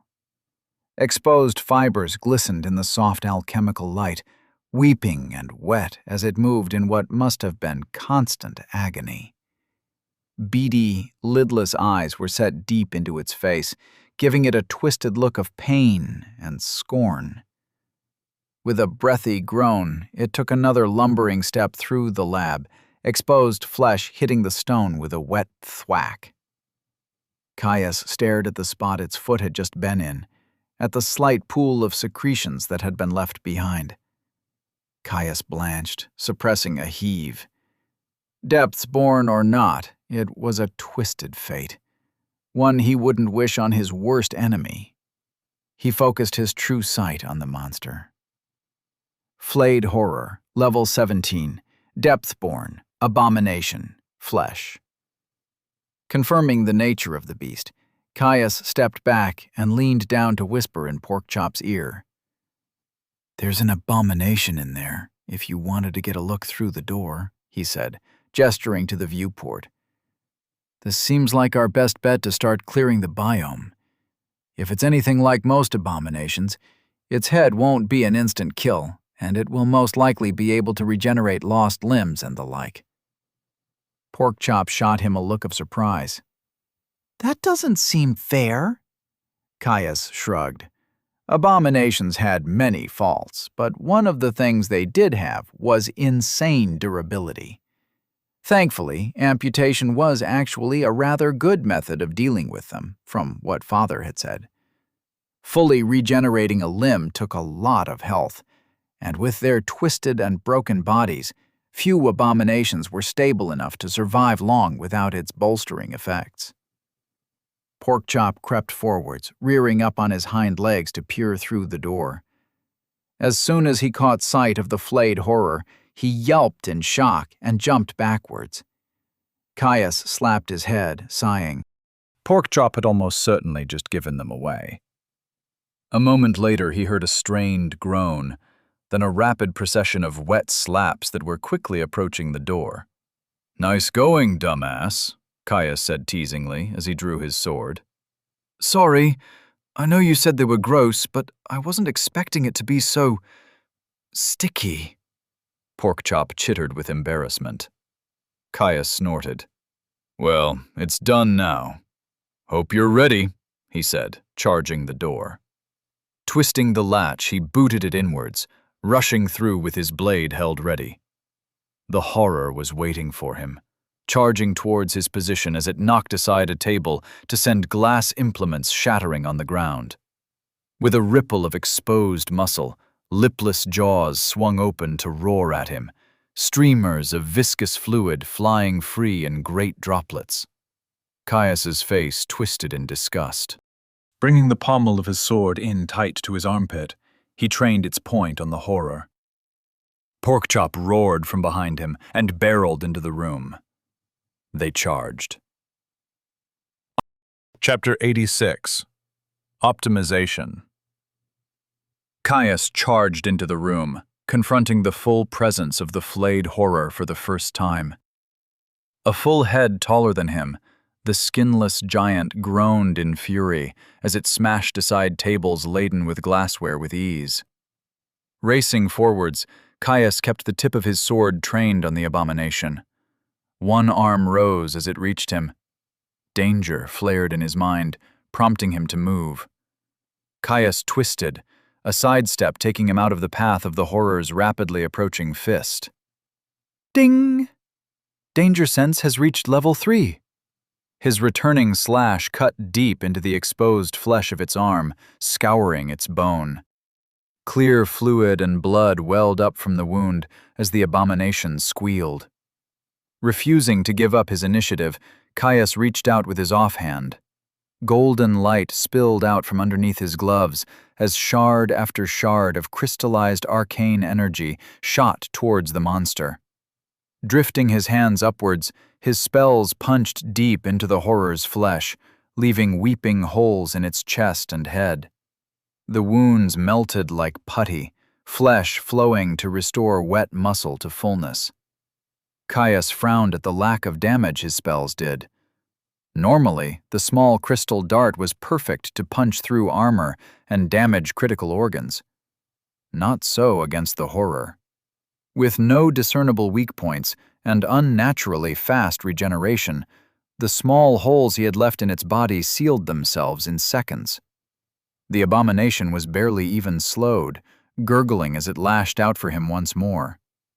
Caius weaved around the strikes, punishing its attempts with a flurry of heavy slashes that cut deep into its exterior. Ding! Dodge has reached level 2. Porkchop joined the battle, ethereal blades erupting from his claws as he carved into the abomination's flank.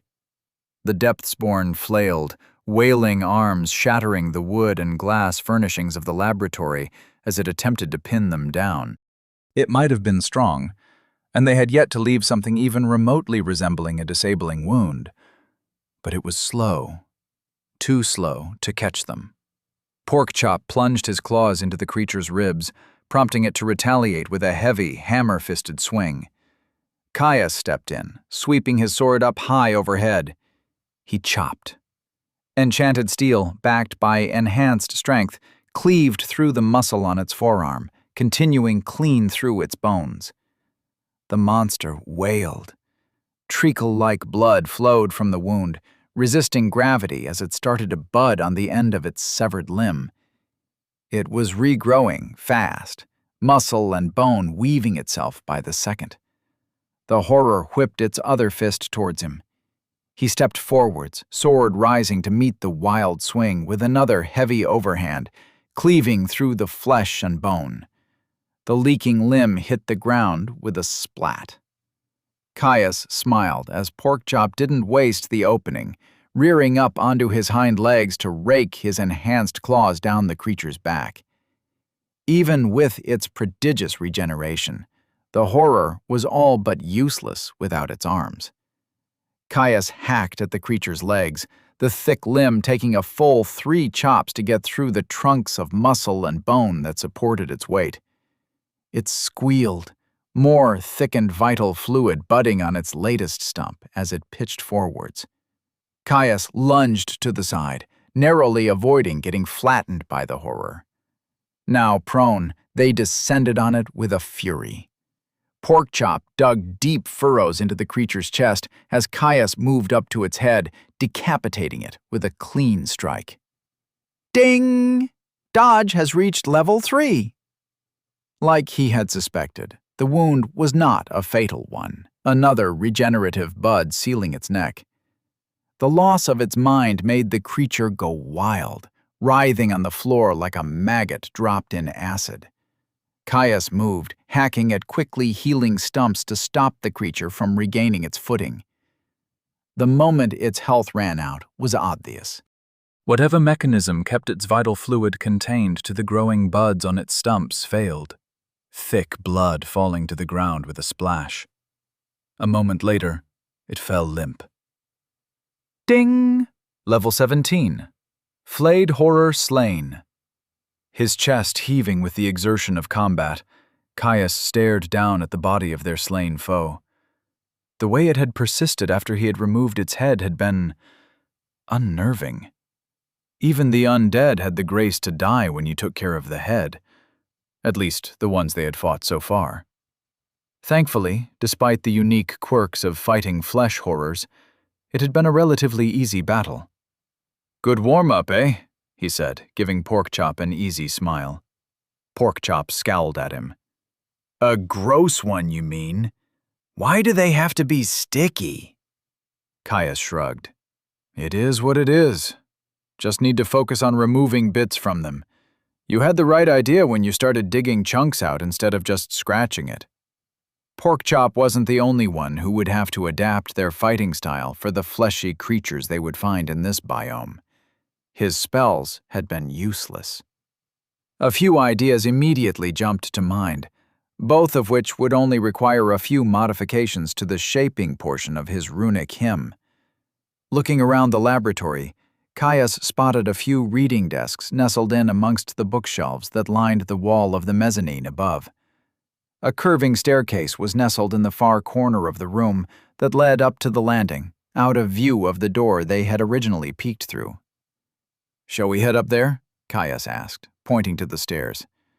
"I want to do a little work on my spells before we push further in. These darts practically tickled that horror." "Sure," Porkchop agreed. "I did notice that. What are you thinking?" Caius started to walk towards the stairs, away from the growing pool of blood and unknown fluids that leaked from their slain foe. "I had two ideas. The obvious one is to keep it relatively similar, but change the spell shaping so that it is more of a blade than a bolt. Problem with that is that the increased size could cost a lot more mana. Otherwise, I could take a crack at condensing the dart further. It would make the mana containment unstable due to the density, a little fiddling with the control runes, and I should be able to make it go pop a moment after it hits something," Caius said, miming an explosion with his hands as he made his way up the staircase. "Explosions?" Porkchop said quickly, his mind obviously made up. "That's what I was thinking," Caius said with a grin. "It's a little more complicated, but it's definitely the more fun option.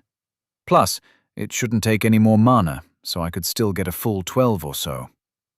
Though, if he planned on switching out the spell he was using, he would have to burn the rest of his charges of Arcane Dart. Reaching the landing that held the library, Caius leant over the railing and reached for his glyph as he aimed his casting hand at the slain body of the flayed horror. Golden light spilled from his skin as lines of runic hymns dissolved into embers as azure darts slammed into the cold flesh of the monster. The spell punched clean through the body to impact the stone below with a crack, sending spouts of fluid and flesh flying free with every impact. Hearing Porkchop snort behind him at his gratuitous display, Caius turned to poke his tongue at his friend. "I'm going to park up here for a bit, see if I can workshop this spell," Caius said, pulling out a chair from the closest reading desk that lay between two fully laden bookshelves. Porkchop groaned. "Guess I'll just wait then." "Oh, hush," Caius said with a roll of his eyes. "I won't be long. We'd be waiting for my mana to regenerate anyway." Slinging off his pack and taking a seat, Caius fetched his notepad from his bag. In theory, adjusting his spell was simple. All it should require is a condensing of the current spell form and some additional timed triggers to rupture the mana containment a moment after impact. In practice, he had far less knowledge than he would like of High Lothian to be designing a runic hymn with so many components. Starting by drafting his current iteration of his spell, Caius first modified it by doing a simple shaping modification to reduce the size of the bolt while keeping its overall mana allocation the same. After a few minutes of careful scribing, he sat back to appreciate his work. It looked right, but runic lexicon nudged him, directing his attention to certain sections of his shaping array. With a start, he realized that he needed to bolster the sections of the hymn that contained the mana of the spell. While his end goal was a needle that exploded inside the bodies of his enemies, if he left his containment runes as they were, his spell was liable to disintegrate under its own pressure within a second of his casting. That wouldn't do. Not at all. Bolstering the stability of his spell, Caius added a new section to the working that would detect the arcane needle impacting with a surface. A few minutes of drafting, and Caius worked out the specifics of using a timing link between the impact-sensing array and the containment runes. Only for his runic mastery skill to nudge at his attention a moment later, drawing his attention to a section of the spell hymn where his additions had broken Hylothian syntax. He grumbled at the basic error, poring over his work as he drew out a new copy on the adjacent page. After 4 revisions, he stared at his completed work with satisfaction. It had taken some finagling. It seemed like every time he corrected an error in his work, some other section of the formation would be affected subtly by the change. Still, despite the frustrating exercise, he should be done. Hopefully, if he had done his job right, a few fractions of a second after his spell hit something, it should invert the function of his containment runes. Mana held under pressure would be encouraged to expand rather than hold its current form. With how much mana he was holding constrained in a needle-like arcane construct, it should lead to a rather violent dissolution of the spell. Ideally, the delay would make it so the explosive expansion of energy would happen inside his target. Taking a deep breath, Caius dropped his pen and double-checked his working. He spotted nothing wrong with his logic or his planning. The only thing left was live testing. Thankfully, his drafting had taken long enough that his mana had fully regenerated. Retrieving his inscription stylus from his pack, Caius set the implement on the reading desk and went through the annoying process of unbuckling his scale and plate vambrace. Once his arm was free, Caius let the armor fall to the ground with a clatter as he scooped up his stylus. Channeling mana into the implement, Caius grit his teeth as he set the biting point against his skin and began to inscribe. The sting of morphing flesh and bound mana might have become familiar to him at this point, but it was still a burden that Caius had to manage as he devoted his focus to imprinting lines of angular runes with exacting clarity. His hand stayed steady despite the distracting pain. It would all be so much easier if he didn't have to inscribe each and every spell. If he did get offered a class, there was a pretty good chance he would get offered some sort of way to hasten the process of reinscribing. Even then, it was clear to see that no pillar of magic was without its shortcomings. Glyph binding might have offered him unparalleled flexibility and ease of use, but it traded off seconds of channeling time from minutes and hours of focused inscription. Not that he would complain, of course. It was still magic, and slinging spells while he cut his way through enemies was a rush that he doubted would ever grow old. His brow furrowed in focus, Caius finished inscribing the final rune of the hymn. He grinned at the swirling characters that curled around his hand and wrist, connecting to one of the inked spikes of his glyph. Now, he just had to test it. Chapter 87. Explosion. Caius sat at the writing desk in the mezzanine library, staring at the finished inscription of his newest runic hymn. He itched to test it out, and saw no reason to wait. "Going to test my new spell," he said to Porkchop as he rose from his seat. "Fair warning, it might get a little loud." Porkchop grumbled and rolled his eyes at him, but made no real move to protest from where he lay at the foot of a bookshelf. Grinning to his friend, Caius moved over to the banister and leaned out over the laboratory below. He thrust his hand out, aiming towards one of the many tables full of glassware. If everything went to plan, his new spell should punch through the first obstacle before detonating a handspan past it. or in it in the case of unruly depthsborn. With a flicker of intent, he reached for the tightly secured packet of mana held within his linked glyph. Now, familiar golden light spilled from his hand as his reserved mana was unleashed, running through the circuits of his new spell hymn in moments, only to burn out the inscription with the force of its throughput. A dark blue needle materialized at the tip of his finger, similar in shape to his arcane dart, but a fraction of the size. It hung in the air for a fraction of a second before it shot forwards, crossing the distance between it and the table he had been aiming at in moments. There was a small thunk as the needle shot clear through the wood with a shower of splinters. Caius held his breath as he witnessed the impact, hoping, praying that it would work. A heartbeat later, there was a violent boom as his spell detonated. The force of the aggressively expanding mana punched a hole the size of his head clean through the table, sending wooden shrapnel flying through the room. Glass implements shattered, both from the explosion itself and the high-velocity shards of wood that had flown free. Staring slack-jawed at the results of his test, Caius eventually managed to digest the sheer destruction that he had managed to pack into one tiny needle. Pumping his fist in the air, he let out a whoop of success and jumped over to Porkchop to rustle the fur on his friend's head. "Did you see that? It blew clean through the table!"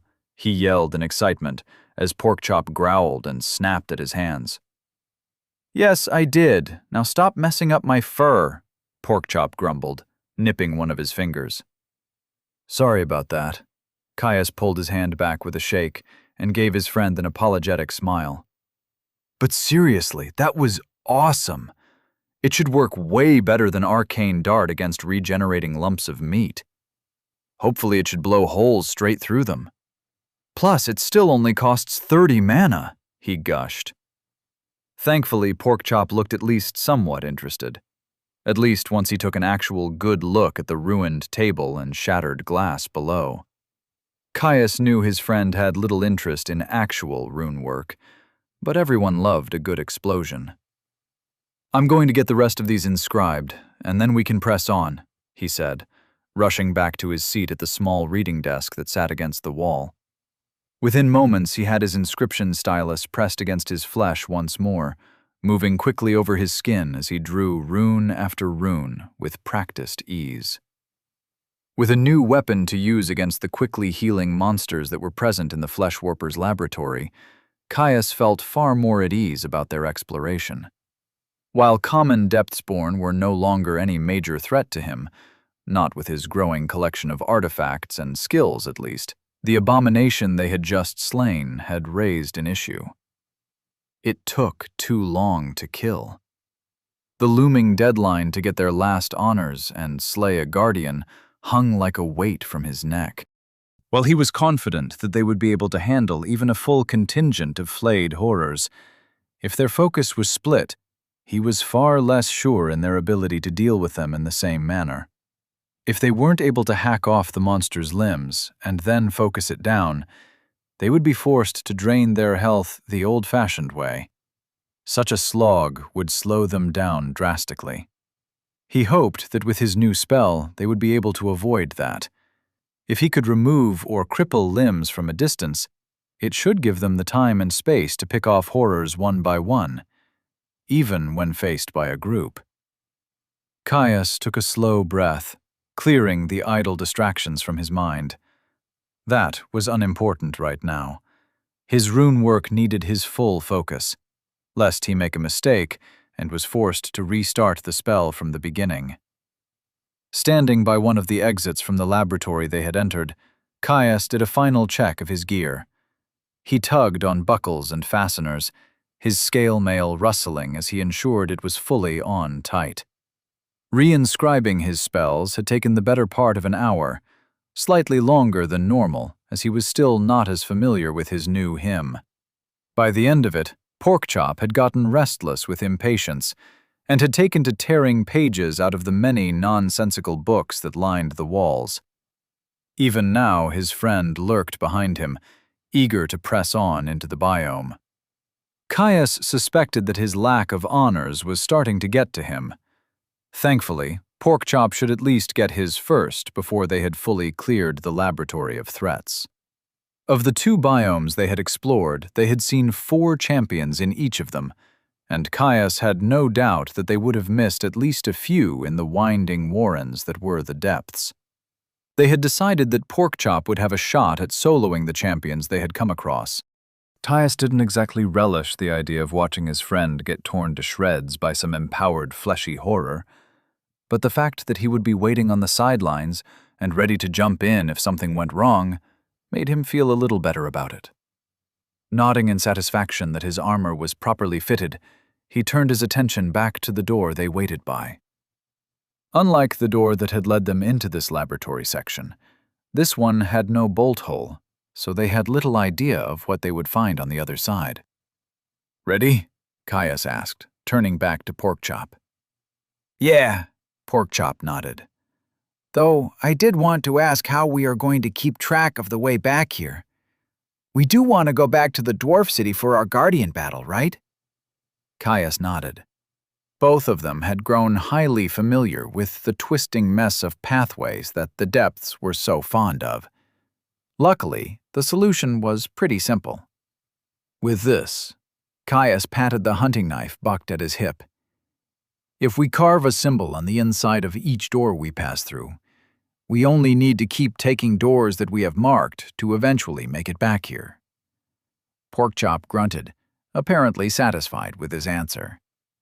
"No promises how long it will take, though," Caius said with a grin.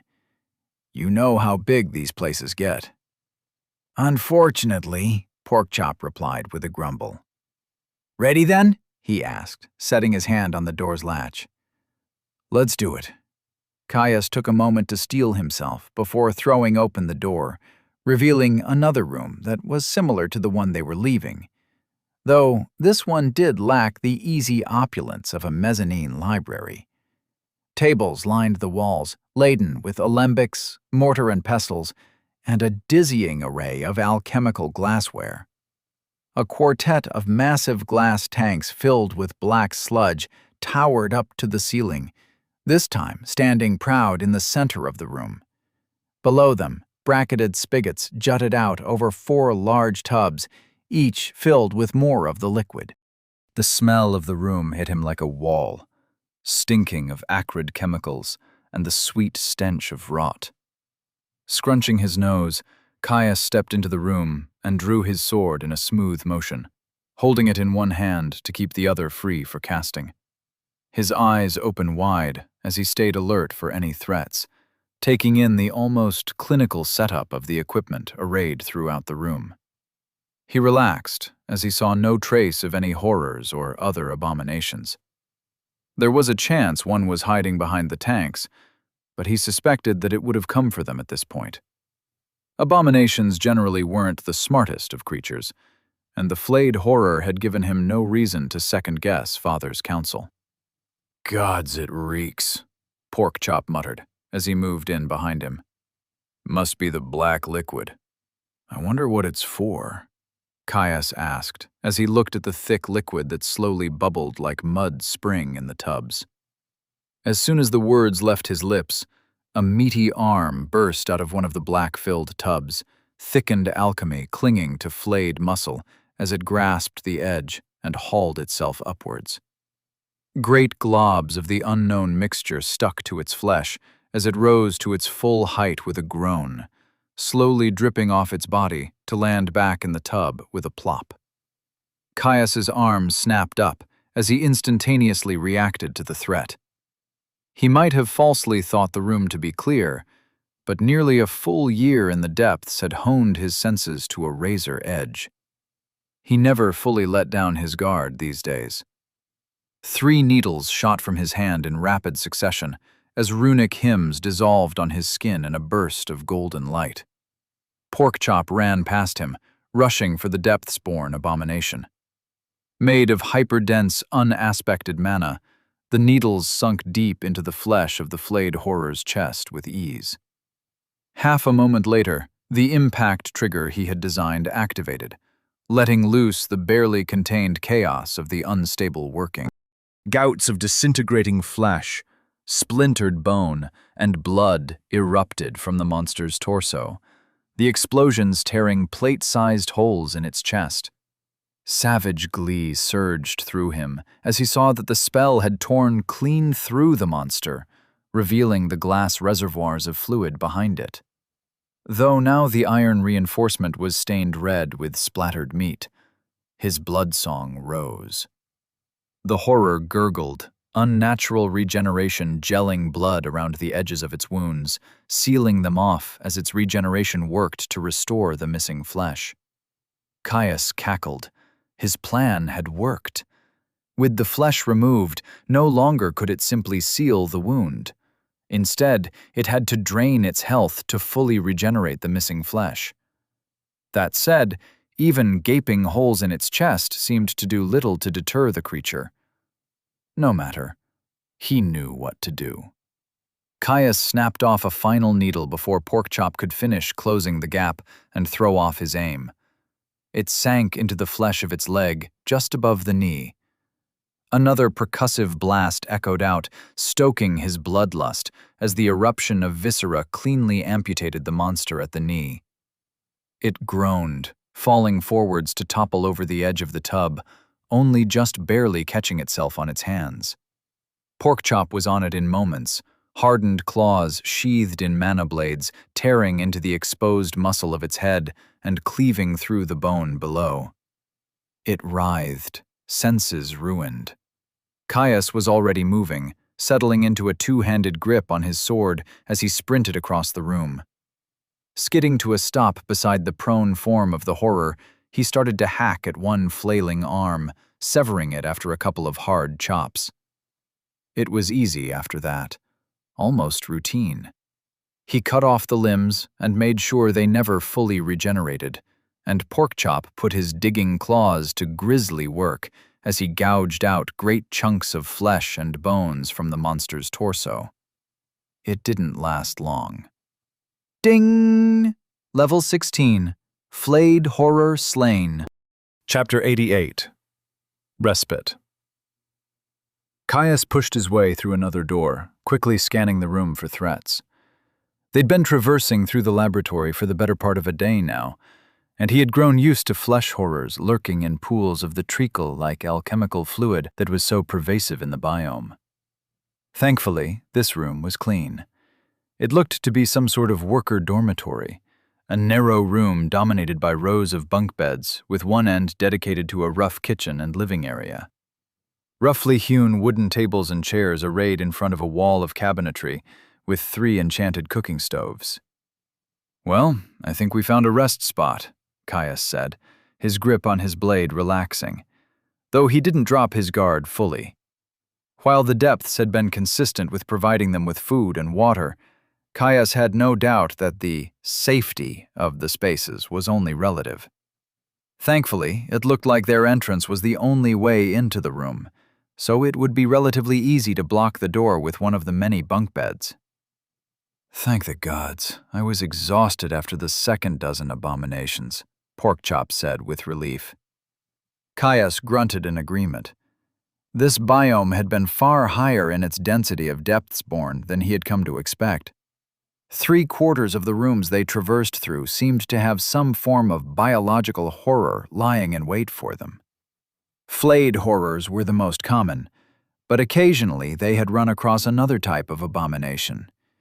Twisted teratomas, globular rolling balls of meat that seemed like an amalgamation of every rejected creation of this hellscape.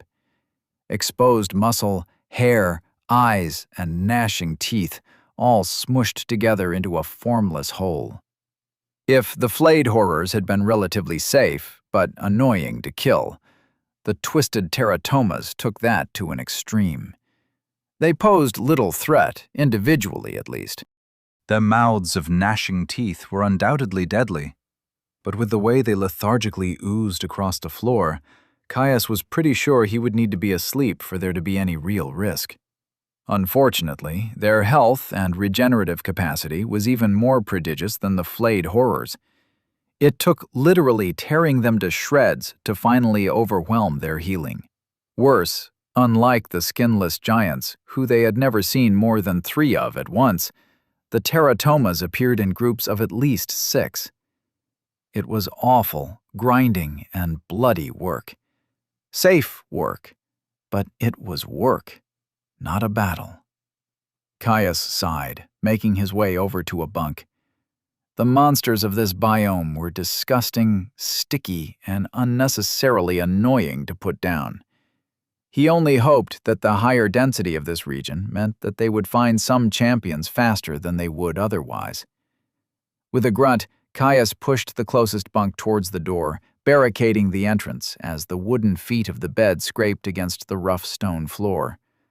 Thankfully, with his enhanced strength, the task was easy, even if the noise did scrape uncomfortably at his ears. "I'm going to check my stats and then have a nap. I'll make some food when I wake up," he said with a yawn. A hard day of travel and back-to-back fights had taken it out of him. "Way ahead of you," Porkchop mumbled, clambering into a bottom bunk, the wood groaning as the frame flexed under his bulk. Caius chuckled as his friends splayed out, asleep in seconds despite the dubious quality of the bedding. Walking to the bunk next to his friend, Caius dropped his pack and went through the time-consuming process of unbuckling his armor. He slid onto the bed as soon as he was finished, making sure his blade was leaning on the wall next to him. Within drawing reach, of course.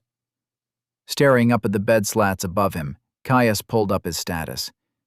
It had been a while since he checked it, and with all the battle, he had seen a few gains. Unfortunately, not all that much to his lesser regeneration. Some, but not much. While the abominations they had been facing would no doubt do some damage to him if they ever actually hit him, they were too slow. That, and he had long since grown past the point where normal monsters were a true threat. He was quite different from the boy who had almost died clearing out a measly handful of undead from a church. That was for sure. Thankfully, all that dodging had done wonders for the skills he needed for his last legacy skill. His status flickered into view, pulling him away from his thoughts. Status. Name: Caius. Dynasty: Unterstern. Age: 18.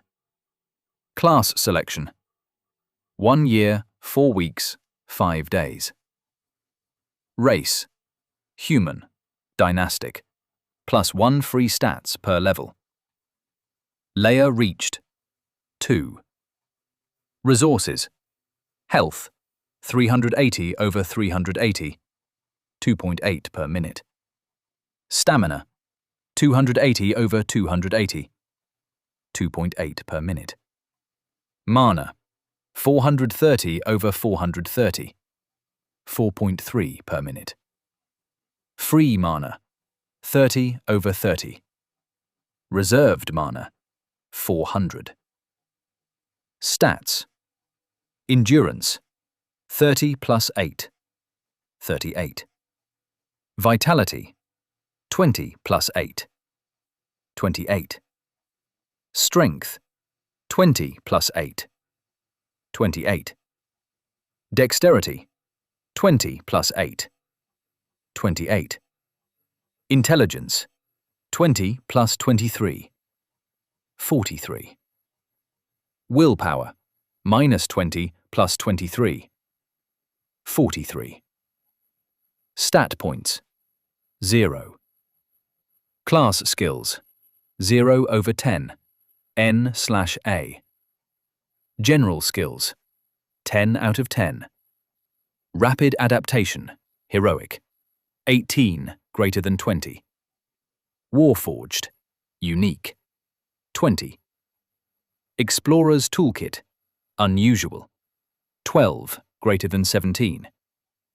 Adamant body, unique, 16 greater than 18.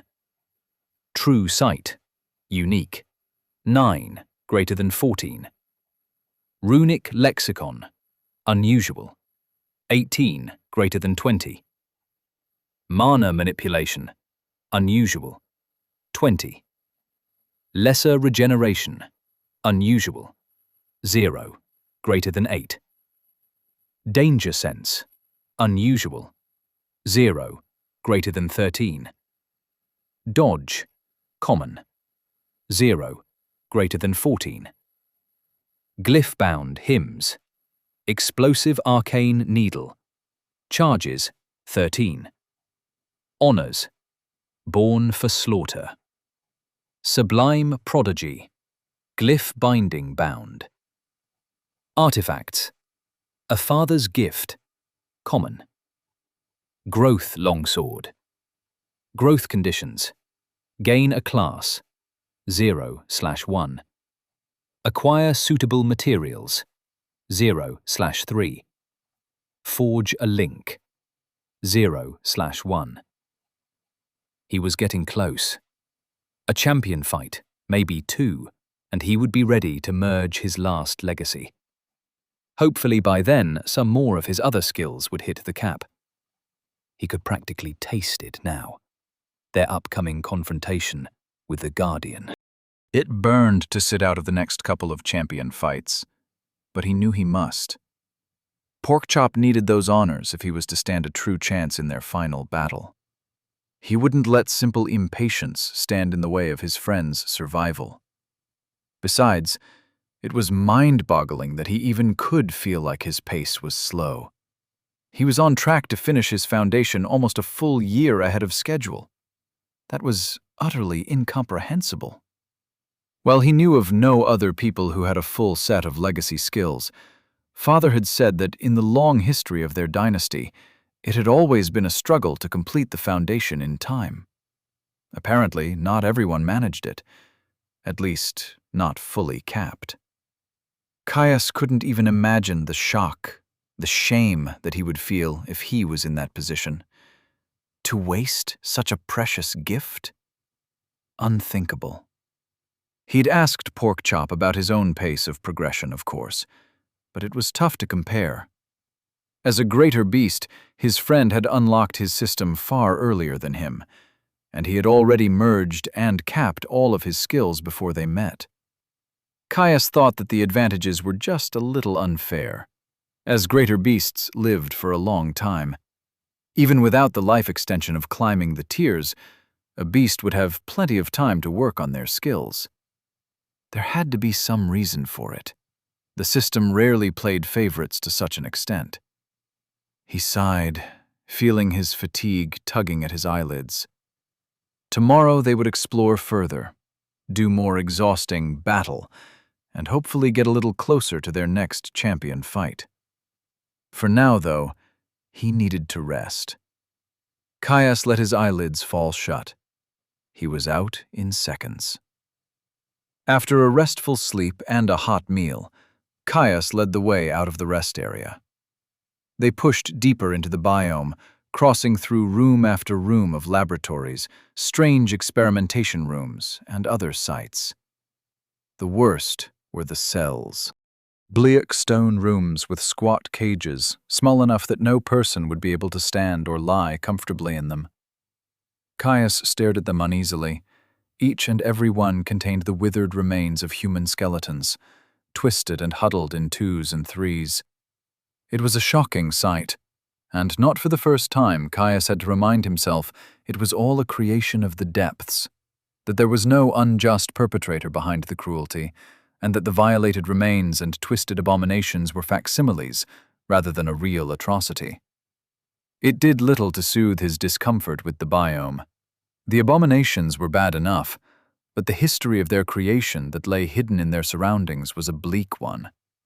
Much like undead, abominations of flesh and blood needed a template, an anchor for the mutagenic alchemy and magic to bind itself to. He was under no illusions about what the titular flesh warper had used as raw material. The fact that it all might have been based on some real place and time brought him no more comfort. It was horrifying to think the depths of depravity some would sink to practice their art. After that encounter, Caius had been all too eager to throw himself into their next clash with a pair of flesh horrors the next room over. He'd burnt all of his spells, blasting off the pair's limbs in one quick salvo, hurrying in to help Porkchop hack at their bodies as he shuddered with rage. They'd pushed on after that, hacking their way through rooms with a growing fury at the twisted nature of the place, only stopping to rest once they had found another communal restroom. By the third day, he'd grown numb to the twisted evidence of profane alchemy that littered the biome. By the sixth, he was totally inured to it. Hacking at creatures of weeping flesh and twisted form had become routine, and the cold clinical depravities of the laboratories became little more than a distasteful background to their goal. Finally, though, early into the 7th day of their exploration, they found what they were looking for. Caius had just finished reinscribing the explosive arcane needle that he had expended blowing the leg off of the flayed horror that had occupied the room they had just cleared. He'd settled on it as a favored tactic. As soon as they lost one of the legs, the horrors invariably fell to the ground and became easy pickings. Finishing his work with a final flourish, Caius stowed his stylus and readjusted his vambraces.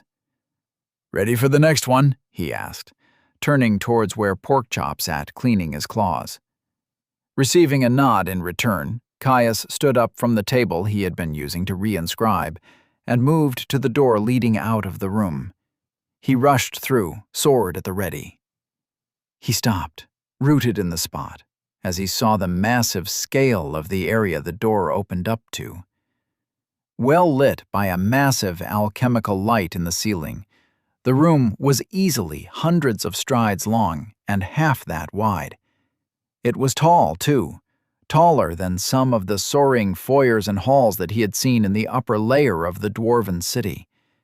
So different from the small, condensed utilitarian spaces that they had seen so far. Oddly enough, the doorway opened up most of the way up the room. A thin stone walkway wrapped around the edges of the space, perhaps only 10 or so strides wide. They were on the far left edge, and when Caius peered over to the right, he saw that the center of the room was dominated by a truly massive pit. It was an empty thing, a simple open box recessed into the stone.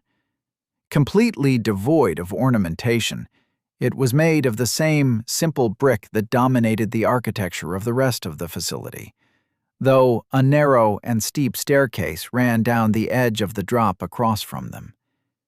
It held only one thing: a truly gargantuan, twisted teratoma. Even from a good 50 strides above, Caius could tell that it was large enough to completely engulf him, maybe even Porkchop. A mound of eyes, stray limbs, and random organs smashed into a haphazard blob, it oozed its way across its stone containment. Moving at the speed of a light jog, it was practically lightning fast in comparison to its lesser brethren, though they only came up to his mid-thigh instead of being what looked to be almost a stride taller than him.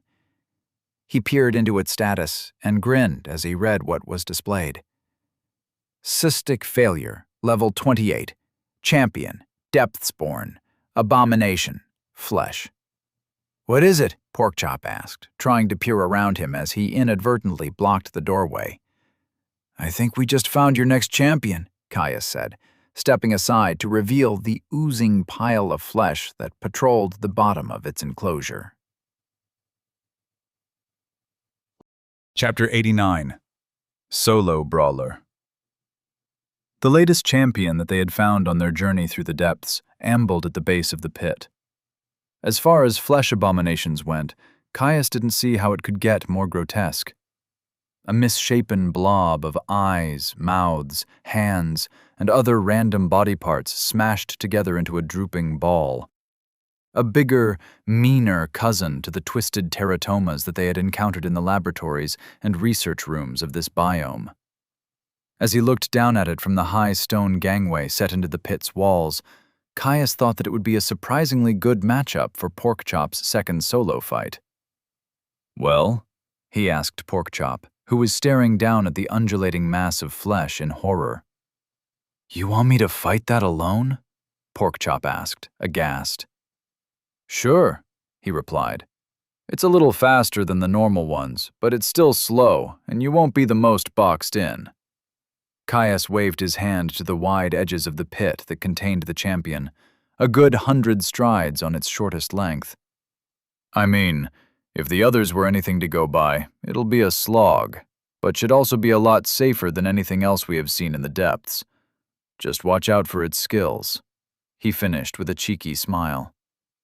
Porkchop eyed him warily before looking back to the cystic failure that waited at the bottom of the room. "I guess. You'll be ready to help if I need it?" "Of course," Caius said seriously. There was no way he would let his friend fight a champion without backup, even if it was just an oversized blob. "I'll wait on those," he said, nodding towards the narrow and steep staircase that descended from one edge of the pit to descend into its depths. "Fine, let's get this over with," Porkchop sighed. Porkchop grumbled to himself as he made his way carefully down the staircase, hearing the reassuring steps of his found brother behind him. The vast majority of the time, he was vastly pleased with his beastly form. His fur shined and kept him warm. His beast blood surged with strength at every beat of his heart, and with fang and claw, he was never unarmed. Stairs were one of the few exceptions. No greater beast in their right mind would ever consider stairs to be a smart invention, even den builders such as himself. Trust the two legs to come up with something so annoying. He sniffed the air, tasting the heavy scent of acrid blood, twisted flesh, and vile alchemy. Disgusting, and something that had been ever present since he had entered the biome with Caius. His brother said he could smell it too, but he knew what the man's senses were like. Saying it smelled bad was an understatement. The scents were as solid as a stone wall, muting and dampening all others. With how much he used his nose, it was like staring into the sun. Even then, he could still pick up the bottom notes of discarded refuse and failing organs held in place by foul magic. It originated from the champion, the cystic failure, as Caius had called it. Watching the way it oozed across the stone, leaving trails of reeking slime in its wake, filled him with disgust. At the end of the day, gross or not, Caius had been right when he said that the champion was a decent matchup for him. At least, as long as its skills weren't too dangerous. Slow, without much reach, and little defenses to speak of, he should be able to simply harry it until it expired from exhausted health. Thankfully, his brother would be ready to jump in if anything went wrong. He looked back, Caius smiling at him as they locked eyes. With a chuff, he turned his attention back to the stairs. It wouldn't do to lose his focus and fall before he even got to the battle. Not for the first time, he gnawed on the decision that was coming up, the choice he would have to make, and the offer he would provide. It was a risk, but one that would be worth it. No matter how much the matriarchs had warned him and his littermates off ever using the ritual. It was his right as a greater Malays and as a king of the forest. There was no fear it was the wrong choice. For the first time, Porkchop felt home. Not in the depths. The fights were nice, as was the lovely loot, but it was a bleak place. No, he had found a kinship with his brother that he had never expected to find. Not in his den, at the very least. They were all so locked in the traditions. The Malays were the Malays, the den was the den, and the hunting grounds were the hunting grounds. No excitement, no desire to see more, to be more. He'd left, ready to seek his own path. Sure, he had grown enough to know now that there was a lot of wisdom in the matriarch's words. He could admit that he had been idiotic to attempt to leave the deep forest on his own. But now he had found someone with that same drive to grow and explore the world. Plus, half of the matriarch's warnings were that those who walked on two legs were weak. Caius was strong, far stronger than he had expected, and of good stock. Sure, his strengths might be different, but not everything came down to who had the biggest muscles. There was no chance of his growth being hampered. If anything, with the system's attention, his brother was liable to pull him up. No, he was making the right choice. He was sure of it. He just hoped that Caius agreed. Porkchop reached the bottom of the stairs, checking the rolling ball of meat to find it ambling around the far end of the pit. It hadn't noticed him yet.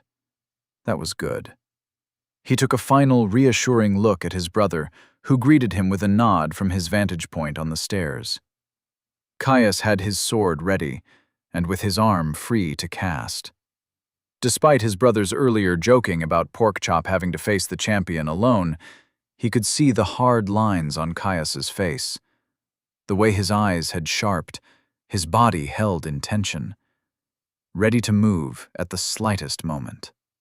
Caius's readiness reassured him. The battle might be his alone, but he would not be without backup. Porkchop shook himself, readying his body as he dipped into the steady thrum of ferocity that simmered beneath the surface. No failure would best him. He kicked off, feeling his thick claws dig into the gaps in the stone brick floor, accelerating him as he roared his challenge to the champion. The dozen eyes that dotted its twisted surface moved, irises swiveling to focus on him in unison.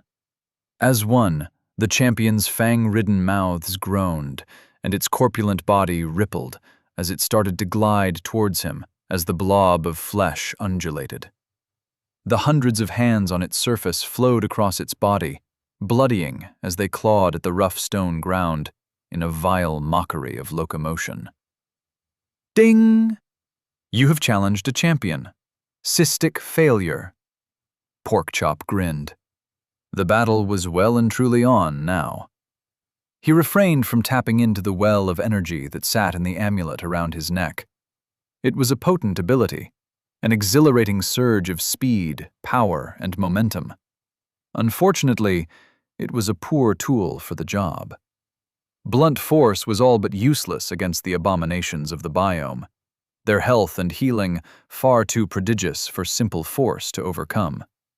Besides, slamming into the beast was only liable to bring him into range of its gnashing maws. No, this was a job for his claws. Feeling the fire in his blood, Porkchop crossed the intervening space between him and the festering mass in moments. He reared up, feeling the way his ring pulled at the mana in the air to spawn azure blades of his claws. His paw came down, the sharpened edge of his mana enhanced natural weapons, plunging into the soft mass of flesh with ease. He scooped. A great gout of flesh was torn free of the champion, as large as his head. The cystic failure wailed, a score of mouths opening wide to screech in agony.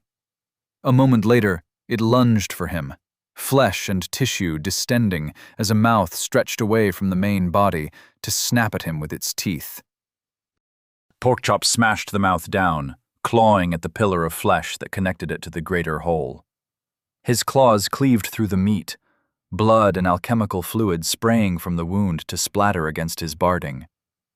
To his great disgust, not all of the liquid was warded off by his armor, the fur on his arms and head getting doused in stinking fluid. He growled, tossing the severed mouth to the side. The champion was already healing, leaking fluid congealing over the edges of the chunks it had torn from its flesh, visibly regenerating before his very eyes. He danced back from another snapping bite, watching more and more eyes and mouths slide over amalgamated flesh of the abomination to congregate towards him. Plunging his claws into a cluster of eyes, Porkchop felt the orbs give way as they popped and coated his hand in jelly. He scooped. Another lump of meat fell to the ground. The champion didn't like that. A heavy screech echoed from its maws, stinging painfully in his sensitive ears. He flicked them back, dampening the noise. Before he could rush back in and punish the assault with another gouging claw, the glob of flesh contracted. One mouth opened wide as the entire amalgamation quivered with rhythmic contractions. Deep within the core of the beast, he saw a pulse of virulent green mana surge. A skill. "Watch out!" he heard Caius start to call out in warning. One of the mouths closest to him opened impossibly wide. It heaved. He tried to dodge, throwing his weight to the side. The mouth released a gout of steaming vomit with a final hurl, the chunky liquid coating his shoulder and dripping down his leg. Immediately, he was beset by a stench so rank he could feel it scorching the inside of his nose. A moment later, his flesh started to sizzle, the noxious liquid bubbling at the surface of his flesh. Porkchop danced back, staring at the matted vomit that had soaked into his fur, feeling the slow burn as the acid ate away at him. He knew in moments that it wouldn't kill him, his health restoring the damage. The acid was strong, but his body was stronger. If anything, it was the smell. Laughter echoed through the pit, a full-bodied cackle of mirth that came from the stairs. "Called it!" his brother taunted. "Shut it!" he hissed back, pushing the words along the link he had forged with Caius. It was still strange, thinking in language rather than raw experience, but he was getting used to it, growling as he looked down at the sizzling slick of bile that had coated his side. Porkchop narrowed his eyes at the cystic failure. It gibbered with its many mouths, eyes dilating as if delighted at dousing him with its purged fluid. He hissed, shoving the stinging pain of his wounds to the back of his mind as he delved deep into his growing frustration at the creature. Fury welled up inside of him, the vile stench twisting in his guts. Fucking vomit. How dare it? Dare to mar him so? He let the surge of bestial fury wash over him, drowning out all but an overwhelming need to sunder the champion's flesh. He charged. Chapter 90. Hidden Loot. Letting out a roar, Porkchop barreled towards the champion. Its entire existence offended him. The unnatural melding of discordant body parts, the violent smell, the way its eyes slid over its flesh to track him, the chittering smirks. Everything. He spotted the mouth that had vomited on him. Despite having slid across the mutagenic body of the champion, it was given away by the yellow trickle of bile that dribbled from its thin lips. Blades of mana flashed into existence, and he drove his claws deep into the flesh surrounding the mouth. He fell into a flurry of blows, the thick, digging claws of his people well suited to tearing out chunks of flesh with every blow. In moments, he had dismantled the mouth, carving an elbow-deep pit in the flesh of the abomination. Its core pulsed green again, a mouth leaving a wake in the meat behind it as it rushed across the surface of the monster to aim at his chest. This time, he was ready, diving to the side as another compressed stream of partially digested offal and stinking bile sailed past him to splash against the ground of the pit. Porkchop rushed back in, suppressing his growing nausea. Swipe after swipe, he tore into the champion, ripping out chunks of its flesh with his claws and mana blades. It tried to resist, mouths stretching out to snap at him, tendrils of flesh elongating to connect the maws to the greater whole. He dismantled it bit by bit, cleaving through exposed flesh to sever the grotesque voids. The mound of meat quickly became pockmarked with the evidence of his assault, red fluid congealing into a sealing gel as the wounds regenerated missing flesh. The bottom of the stone hole where he fought the champion had turned into a charnel pit. Stone bricks covered in weeping fluid, scattered chunks of flesh, stray eyes, and spilled bile. Porkchop tuned it all out, fully focused on dealing with his foe. He felt confident, secure in the knowledge that there was little the champion could do to harm him. The stinging acidic burn of the bile hurt, but it was no real threat. Sure, it might have been a nightmare for any combatant that fought by whittling their opponents down with 1,000 nicks. That had never been his style. There was something so visceral about tearing your enemies apart with your own claws, hearing the gnashing teeth of their despair as you tore them to shreds. Another mouth slid across the sagging body of the cystic failure, spraying another gout of bile towards him. It seemed to have learned, the mouth gouging its chunky payload as it moved, hurling bile in a wide arc. Disgusting creature. He wouldn't be able to dodge. He didn't try to, snapping his muzzle shut so he could live his life without the knowledge of what abomination vomit tasted like. Porkchop launched himself forward through the caustic fluid. He grit his teeth as the bile misted his face and back, sizzling as it ate its way through his fur and skin. As soon as he was through, a howl of fury erupted from his throat. The offending mouth didn't last long under the ministrations of his claws.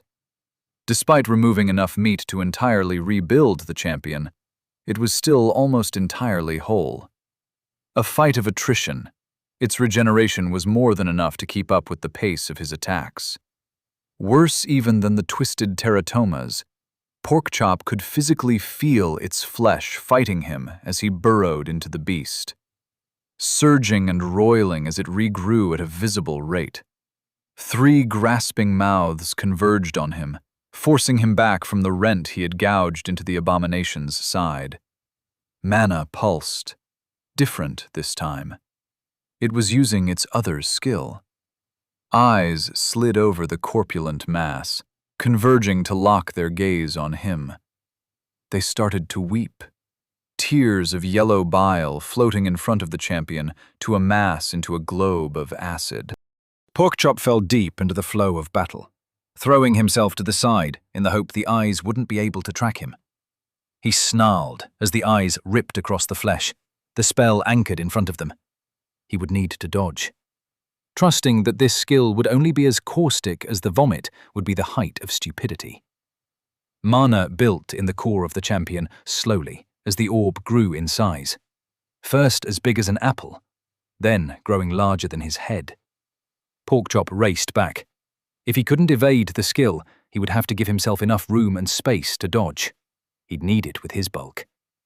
Before he could get more than 30 strides away, the cystic failure released the growing deluge of its mana. The caustic orb raced forwards, launching from its starting point directly towards him at a breakneck pace. He moved. Throwing himself to the side, Porkchop kept his eyes locked on the skill. He just made it, the globe of acid missing him by less than a claw length. Even then, the fumes it let off ravaged his barding, metal plates sizzling as they rusted in seconds. Seeing the damage that mere proximity had done to his armor, Porkchop blanched. Not so harmless after all. No matter, a little danger was expected in a fight.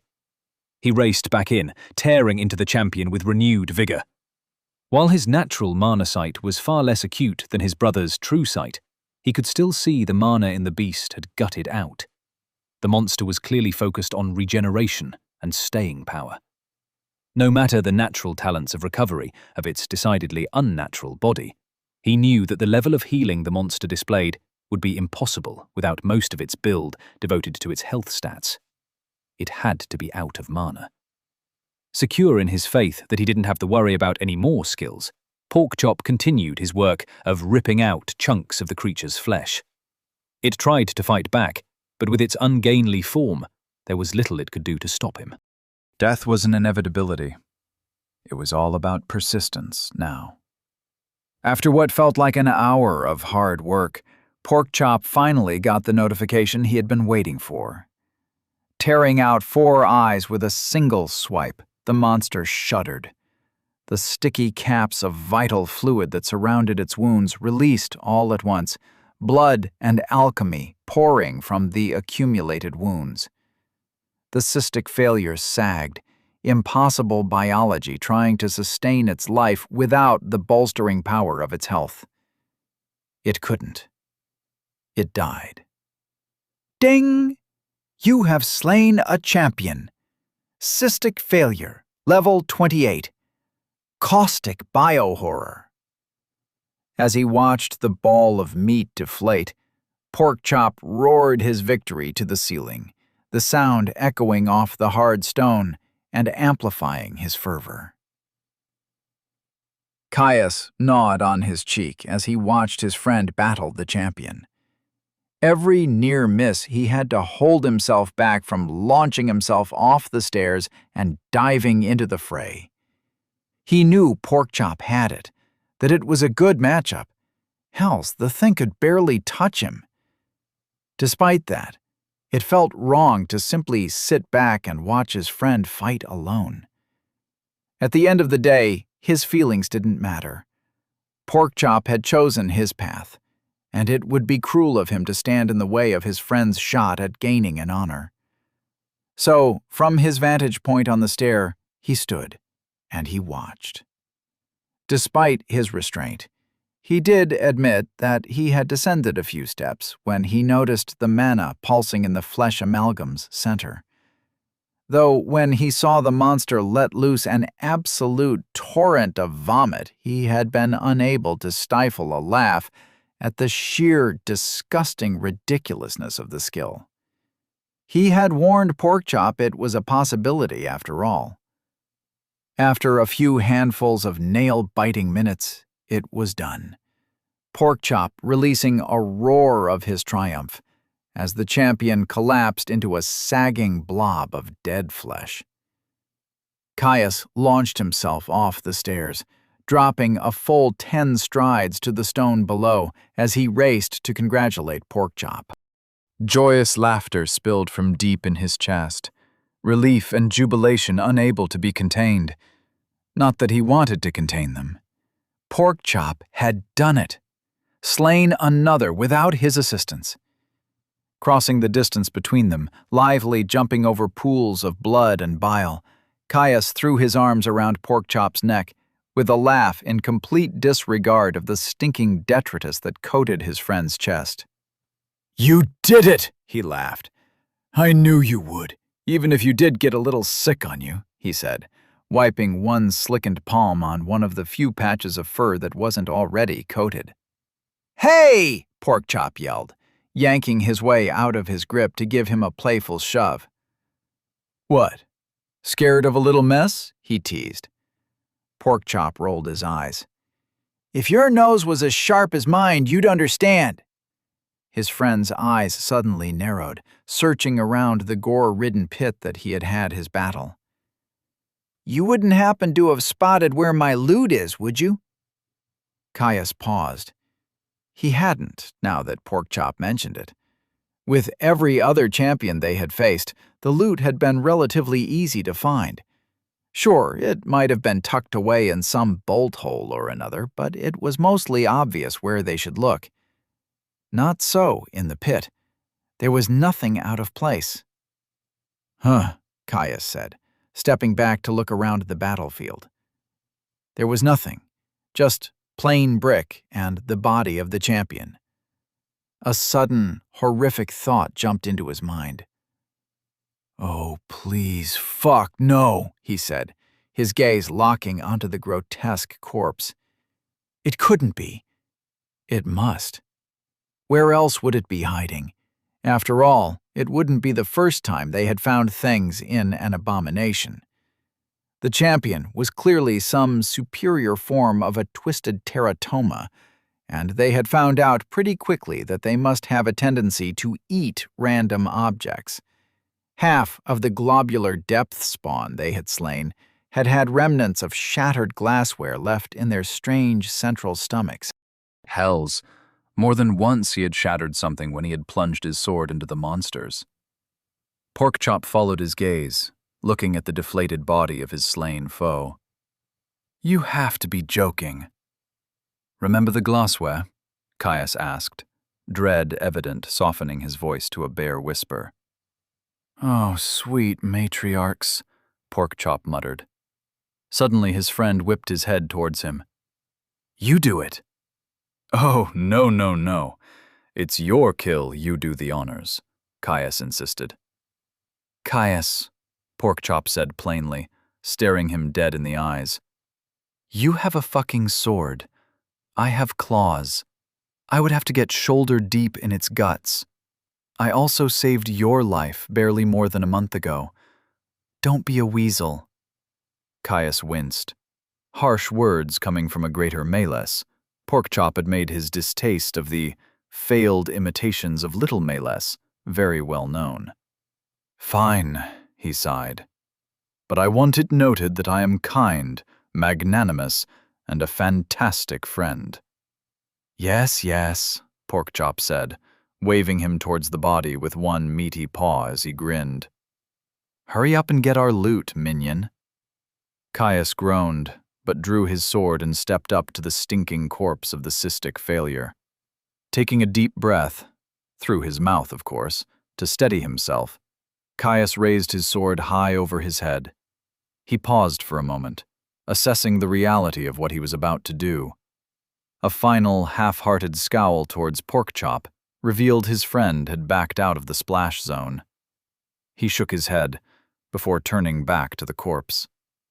"This is some gross fucking bullshit, I'll tell you what," he grumbled to himself. With a grunt, he brought his blade down. The razor-sharp blade cleaved clean through the boneless flesh of the abomination, opening it like a sack of wine. A deluge of slop, shapeless organs, and chunky bile burst free from the flesh sack. It poured in a wave, washing up around his ankles. Caius gagged, feeling soft chunks slap into the leather of his boots as the fluid started to seep in. He jumped back, leaping out of the puddle to a nearby stretch of dry stone. "It's in my socks!" he howled in despair, gagging as he shook unmentionable clumps from his feet. "Lucky," Porkchop said, approaching the deluge. "How the hell is this lucky?" he asked, looking up to find Porkchop peering closely at the sludge that had flowed from the corpse. His friend stepped back, revealing a thin, strapless satchel that sat in a pool of viscera. Blood beaded on its surface, running free in rivulets to leave the slate-gray leather untouched. Even the mess that surrounded it pulled back, leaving the bag in a circle of clean stone. "Can you imagine if you did that and there was no loot?" Porkchop grinned. Chapter 91. Forbidden Insight. Standing at the base of the stone pit that had been strewn with the gory evidence of Porkchop's battle with the cystic failure, Caius stood at the edge of a particularly large pool of viscera and bile. The pooling fluid in his boots from cutting open the corpse of the monster had been forgotten, his focus on the artifact that Porkchop had spotted in the mess. Caius grinned as he looked at the gray leather satchel that had flown free from the corpse of the champion, the bile that had spilled free from the chest of the oversized teratoma, giving the artifact a wide berth. "Thank the gods it had some kind of cleanliness enchantment, eh?" he said, leaning forward to hook the point of his blade through the carry handle of the bag. He moved carefully, not wanting to slip into the puddle as he pulled back from his stretch. "Check it upstairs?" Caius asked, looking over to Porkchop. "It stinks down here." "Yes, please," Porkchop replied, eager to get away from the caustic scent of bio-waste, alchemy, and bile. Taking a moment to clean his blade and return it to its sheath, Caius led the way up the stairs. Taking the steps 2 at a time, his eyes kept drifting to the bag he held, finding it difficult to resist simply identifying the artifact that he had found. He didn't, though. It would be unsporting to take a peek without waiting for Porkchop to be ready. That said, he did wonder what there was to the artifact. In his heart of hearts, he hoped it was a spatial bag, though he knew that even if something was leaning on the scales for them, that was highly unlikely. They were rare finds in the depths, something that even experienced delvers who explored far deeper than Layer 2 would be lucky to get at all.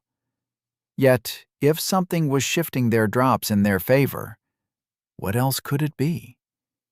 He could think of no other artifact in the shape of a bag that would actually prove useful for them.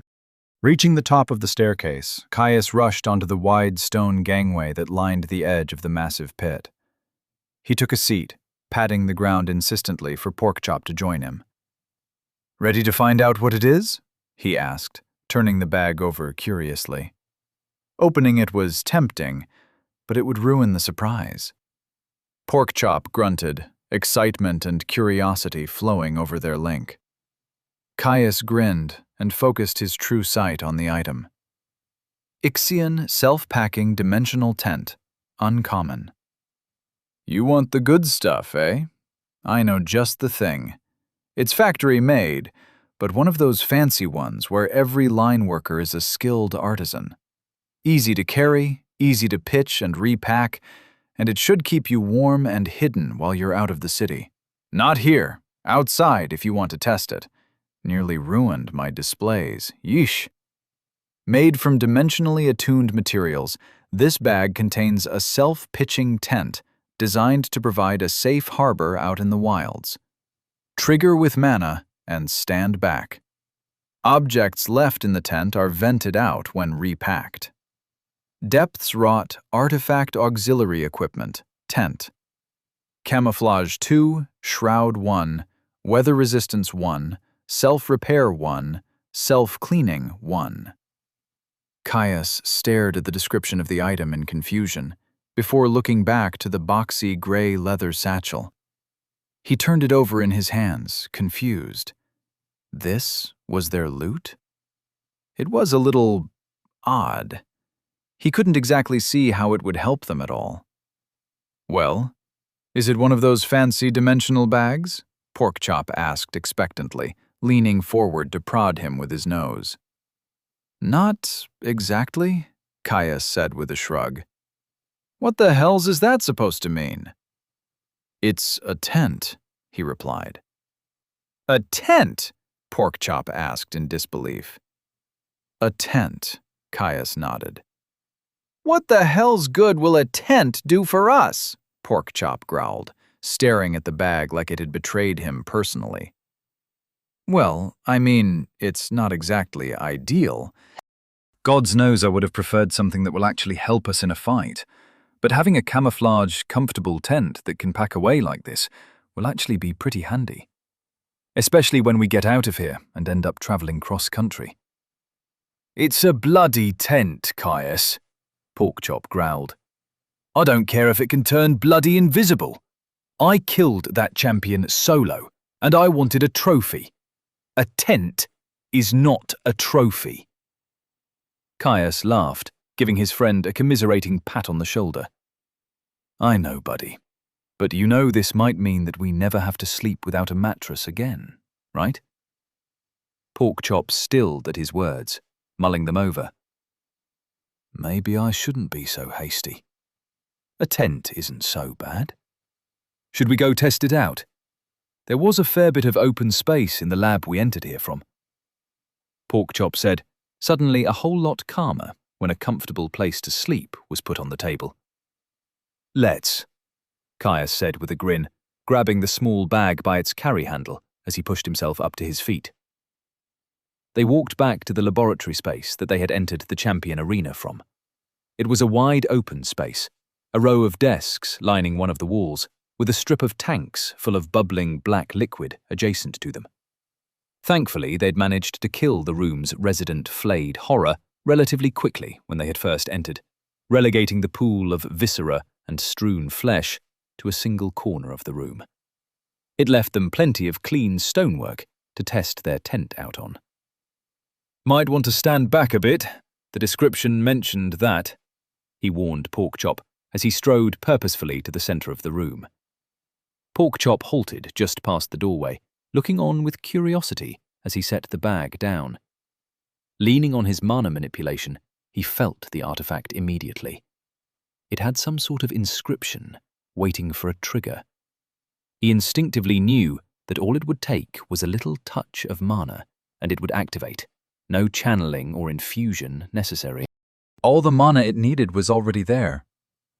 He imagined that it must draw it in from the atmosphere. Something to consider if it meant that the tent needed to recharge for a while before use. Leaving the bag where it sat, he backed away until he stood next to Porkchop. If he didn't have mana manipulation, he would have needed to be within touching distance, something that might have caused issues depending on the severity of the description's warning. He reached out with his skill, triggering the formation on the artifact. For a moment, nothing happened. Then the bag tried to hide. True Sight refused, revealing to him the true workings of the artifact. He leaned closer, curious. For an impossible instant, the bag seemed to fracture, folding across impossible lines, tessellating through unmentionable and indescribable spaces that should not be. Icy daggers stabbed into his eyes as the hellish display continued. He couldn't look away. A strange cacophony of sounds swirling around him as the rent in space started to sing. They were watching, waiting for him behind the veil. So friendly. Ding! True Sight has reached level 15. The bag folded through itself, beckoning as depth phased through height to reveal an impossible volume yawning through and out. It called to him. Touch it. Touch it. Touch it. Air displaced with a pop, and the spell was broken. Caius fell to the ground like a puppet with its strings cut. Was he screaming? What was that noise? He snapped his jaw shut, wiping at his tearing eyes with shaking hands. They came away red. Porkchop shoved his head at him, the noise in his skull resolving into a voice. Caius, what happened? You started moaning and staring at the tent. Huh? Caius said, looking up at his friend uncomprehendingly, before looking back to where he had triggered the bag at the center of the room. It was gone, lost to the impossible voices who lived behind the thin veil that the artifact had breached. In its place, an oddly tall and narrow canvas tent. It was tall enough for him to stand in, but so small he doubted he would fit curled up in a ball. Odd. He could tell that it had shifted its form to look closer to some alchemical still or something similar. But try as it might to get his eyes to accept its lies, True Sight pierced the illusion with ease. I saw something, Caius said quietly, turning his attention back to Porkchop's concern. I think True Sight let me see something that I really shouldn't have. He took a shuddering breath, trying to purge the impossible images from his mind. New rule. No using True Sight on dimensional artifacts. He groaned, rubbing his eyes in a vain attempt to ward off his splitting headache. Thankfully, the memory seemed to be quickly fuzzing as his mortal mind failed to digest what it had seen. Maybe we should just leave it behind? What did you see? Porkchop asked, concerned. I literally could not describe it if I tried. I don't even think I understand it. It keeps slipping away from me. I think it's fine, though. The depths doesn't give away cursed artifacts. At least, I don't think it does. Pretty sure I just looked at something I wasn't supposed to, he explained, grabbing Porkchop's shoulder to steady himself as he pushed up off the floor. Can you see it? Or does it look like a still to you? I'm not sure if it's selective or if I can only see through it because of my skill, he said, eyeing the tent's projected illusion. I think it's both. I can only see the still, but I can tell it's a tent somehow. And where the entrance is, Porkchop replied. Caius nodded before he approached. Pushing open the flap of the tent revealed a surprisingly opulent interior. One was that far larger on the inside, large enough that he could lie end to end twice over with room to spare in any direction, though the height hadn't changed much. A massive feather mattress layered with warm-looking plush furs dominated one side of the tent, while the other held a small table set up with an enchanted stove. A thick rug covered the entire bottom of the floor, looking soft enough to sleep on. Stepping in with Porkchop close behind, Caius stared around the space in wonder. It was the perfect temperature, the kind where he knew he would feel at ease whether he was naked or fully armored. Porkchop let out a chitter of delight, drawing Caius's gaze as he dived onto the mattress. It held up to his abuse, and Caius laughed as his friend groaned in pleasure as he sunk into the soft bedding. "I take it back. This is great." "Looks like it," Caius grinned. "But maybe hold off rolling around on the bed when you're covered in unmentionable slime?" he asked, cocking a brow at the mess his friend was leaving on the layered furs. Porkchop gasped in horror, leaping off the bed to stare mournfully at the stains. I ruined it! "Nah, it has self-cleaning. But we should get going. Both of us are pretty covered, and nice place to sleep or no, it would be good to find a rest stop to get clean and get some more food before the end of the day," Caius said, eager to get moving. Porkchop groaned. Thank the matriarchs. If I managed to taint it with abomination juice, I would have never forgiven myself. Porkchop sniffed, wincing as he got a nose full of the viscera that coated him. "A wash does sound great," Caius smiled, leading the way out of the strangely expanded tent. Thankfully, whatever horrors he had seen when the artifact had shifted were not present inside the warped space. They backed away from their latest toy, giving it plenty of room for whatever happened next. "Don't watch this time," Porkchop warned. "Believe me, I was not planning on it," Caius said as he turned away, reaching for the artifact with his mana manipulation. He triggered the mechanism, squeezing his eyes shut just to be extra safe. There was a little pop of displaced air, but nothing else. No calls from beyond, or impossible geometry breaking his understanding of directions. "It's over," Porkchop said. Caius sighed in relief, turning around to find the grey satchel sitting exactly as he had left it.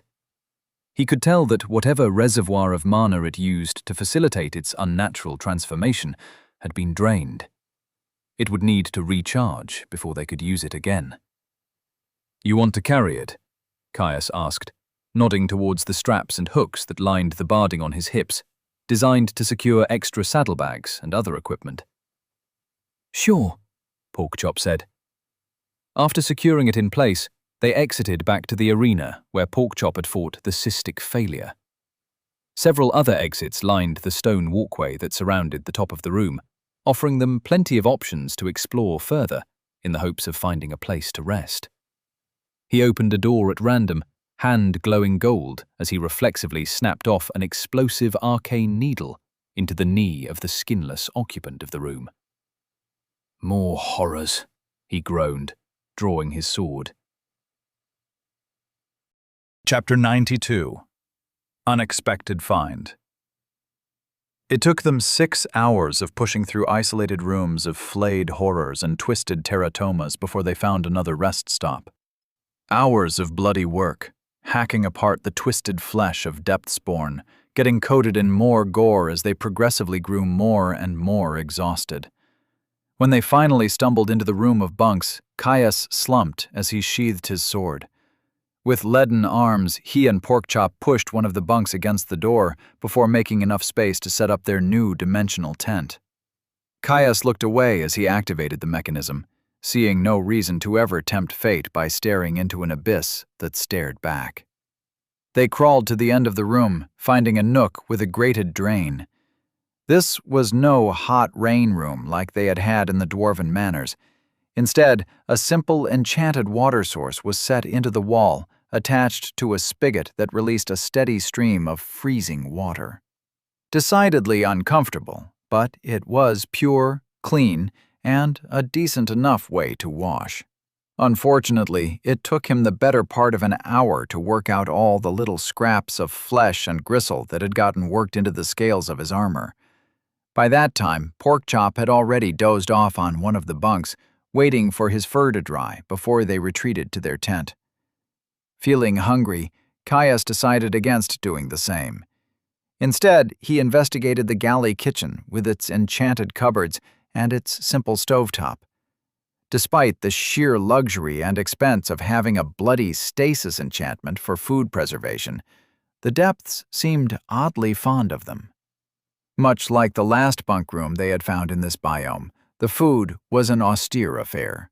Mostly non-perishable rations, grains, breads, and the like, though there were a few preserves as well. Not quite food worth ransacking, but it served well to stretch the quality stock they had looted from the dwarven estates before they had left the city. He decided on a simple dish of pickled vegetables, salted meats, and a large helping of rice that he had found in a bin under the bench. Porkchop woke up towards the end of his cooking, ambling over when he served him a portion. They ate in silence, far too exhausted to make casual conversation. As soon as they were done, they retreated to their new tent. Caius collapsed onto the large mattress that took up a good quarter of the room of their new abode, groaning as the feather-soft bedding cradled him. He was out like a light in seconds. Waking the next day, feeling well-rested and refreshed, Caius looked around only to find that he was alone in the tent. Porkchop had already left.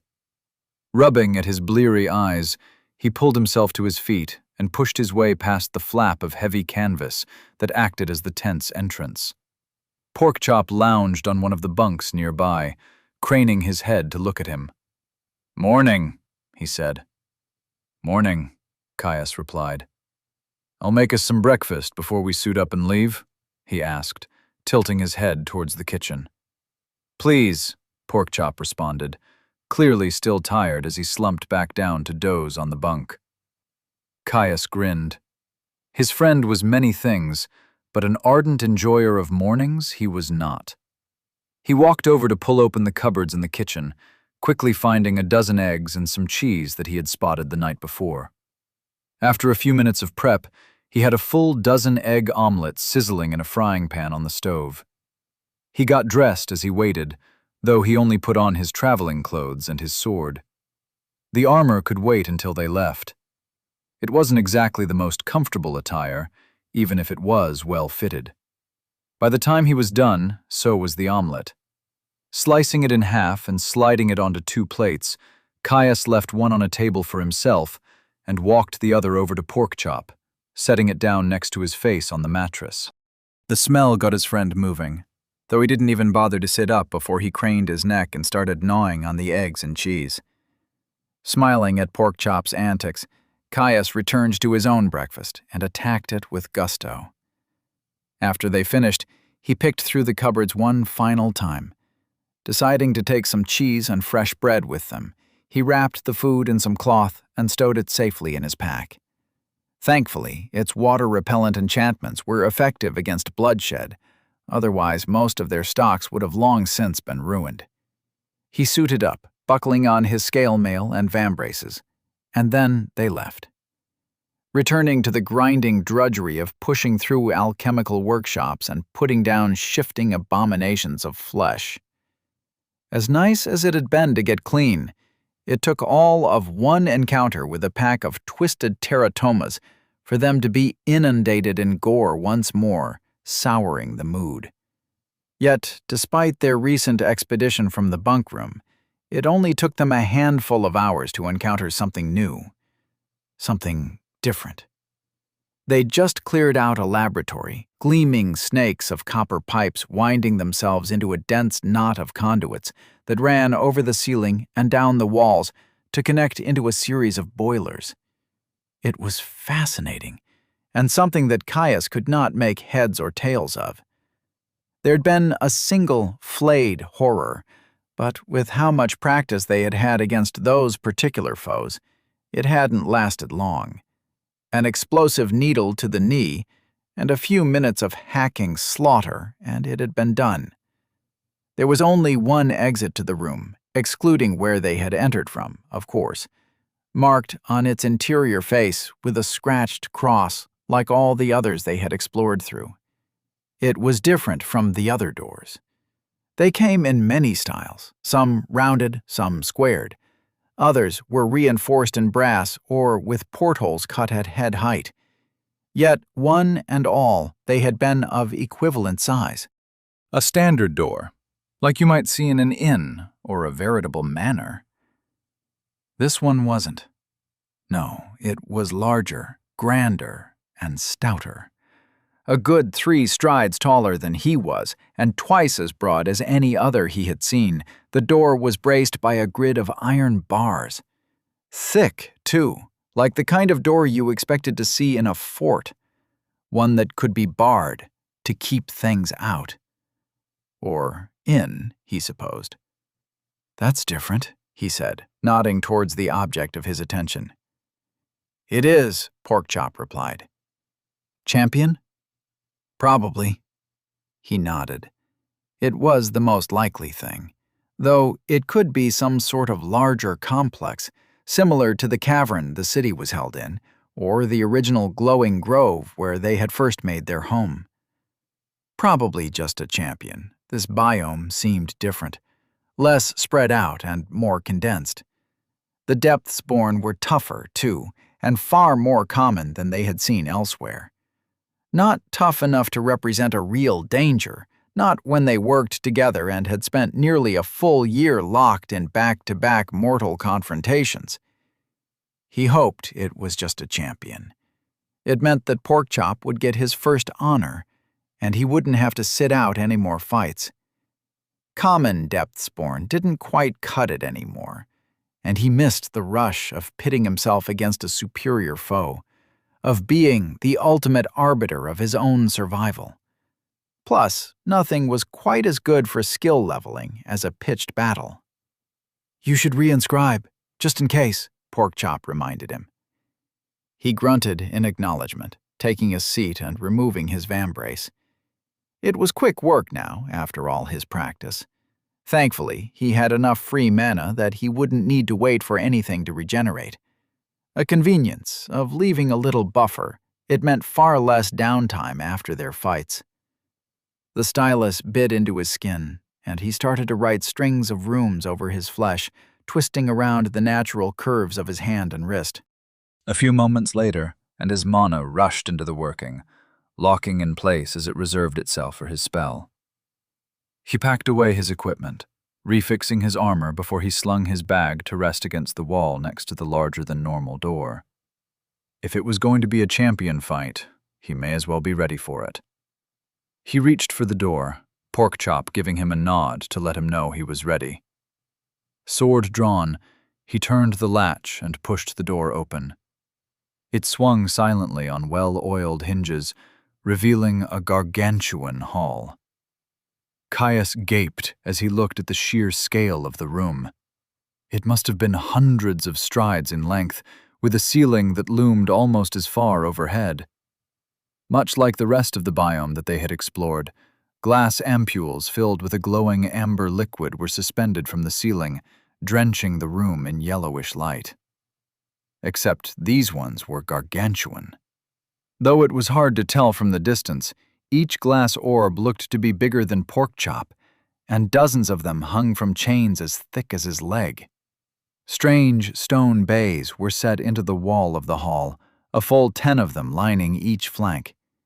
They were boxy, maybe 50 strides wide and deep.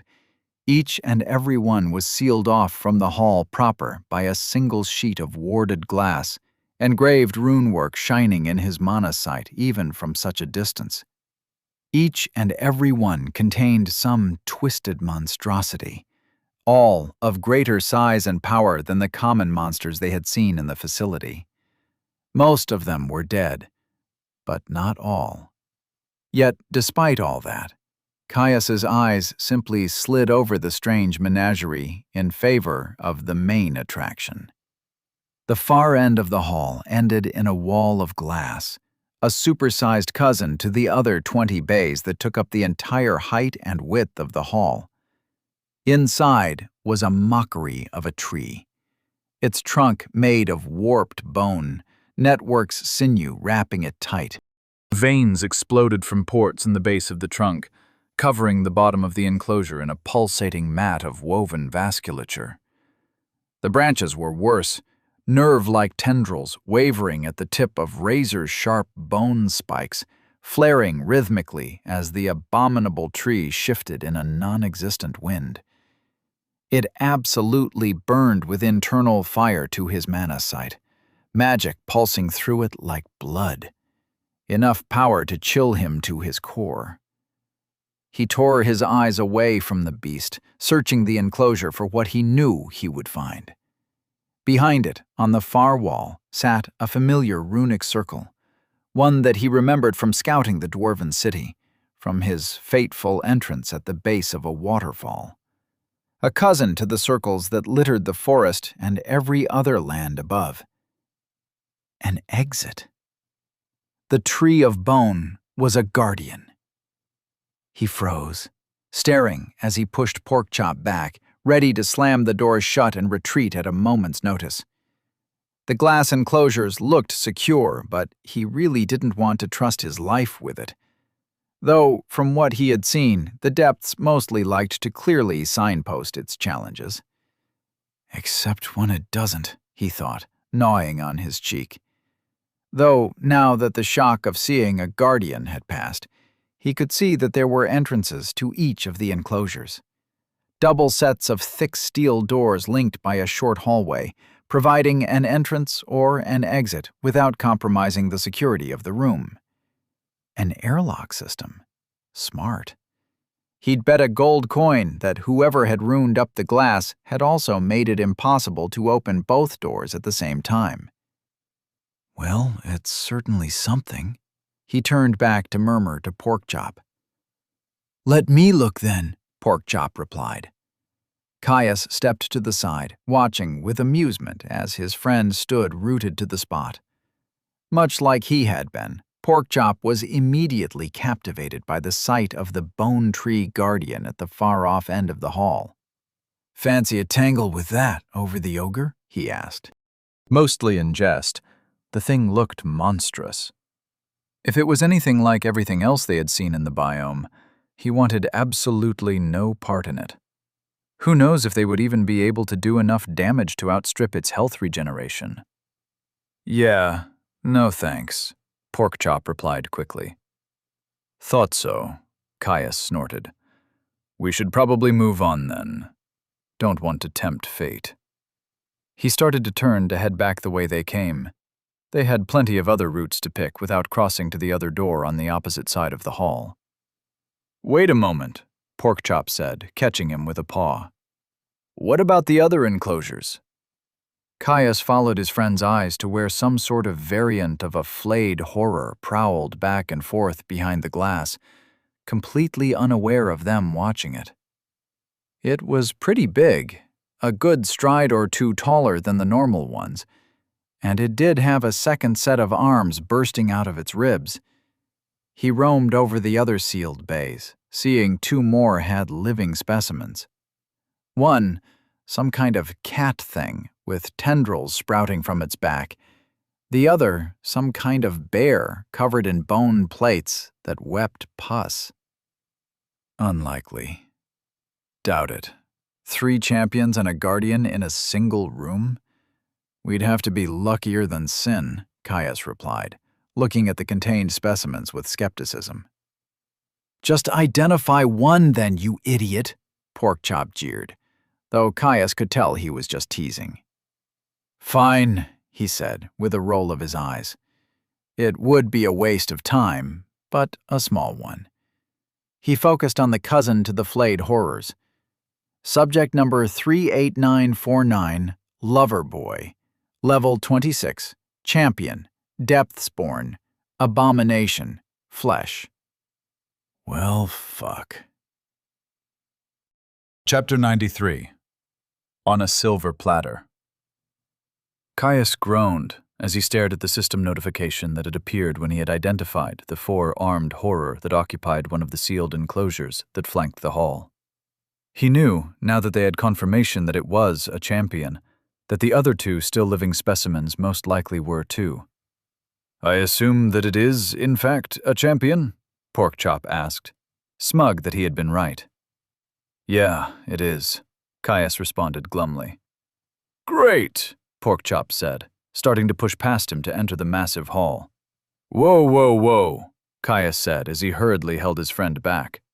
"Look, there are not only 3 champions in there, but a guardian as well. If that ruined glass fails, we are dead." Porkchop huffed, but backed off before he risked being spotted by the contained creatures. "And what do you suggest, then? We both know we're going to risk it. 3 champions in the same place is far too good of a find to turn our nose up. We could spend months trying to find more." "I know," Caius sighed. "But at the very least, I want to be ready to bail if we get the slightest hint of things going wrong, okay?" "Fine," Porkchop said. "Lead the way, O fearless leader." Caius stepped through the door, Porkchop close on his heels as they entered the massive hall that held the strange menagerie. He was tense, sword drawn and ready, and prepared to bolt for the entrance at the slightest hint of the glowing runes that covered the glass walls of the enclosures failing. Even if the glass was a full stride thick, he had no confidence in it being able to hold back a champion without magical reinforcement, especially because it looked to his unexpert eye to be simple and mundane, though he could easily be wrong. The hall was clearly used as some sort of research station, other than the 10 bays that flanked each wall and the titanic enclosure that held the bone tree at the far end. Dozens of observation and experimentation desks were set up. Where the rest of the biome had been set up to be clearly experimentally focused, this seemed like it had been used for a different purpose. No alchemical setups or dissection tables or any of the other profane horrors they had seen were present. Instead, the tables were laden with notes, diagrams of various specimens, and more. As they walked past the first bays, Caius peered through the slightly shimmering enchanted glass. They had definitely originally contained something, that was for sure. Some form of biological horror, akin to the rest of the depth-spawn that populated the facility, judging by the twisted mass of muscle and bone that lay decomposing in the far corner of the 50-stride-wide enclosure. Thick, enchanted steel doors with a simple spindle mechanism barred their entrance to the enclosure. It used an airlock system, 2 doors separated by a short tunnel of glass. Clearly, whoever had invented this facility had taken some precautions against letting these superior specimens escape. Though clearly, by the infestation in the rest of the biome, they hadn't done enough, and something had gone wrong by the time the depths decided to use the space as a template. They passed more stone rooms walled off by glass, each and every one having a decaying horror inside. Some were animalistic, others unidentifiable blobs of twisted muscle and bone.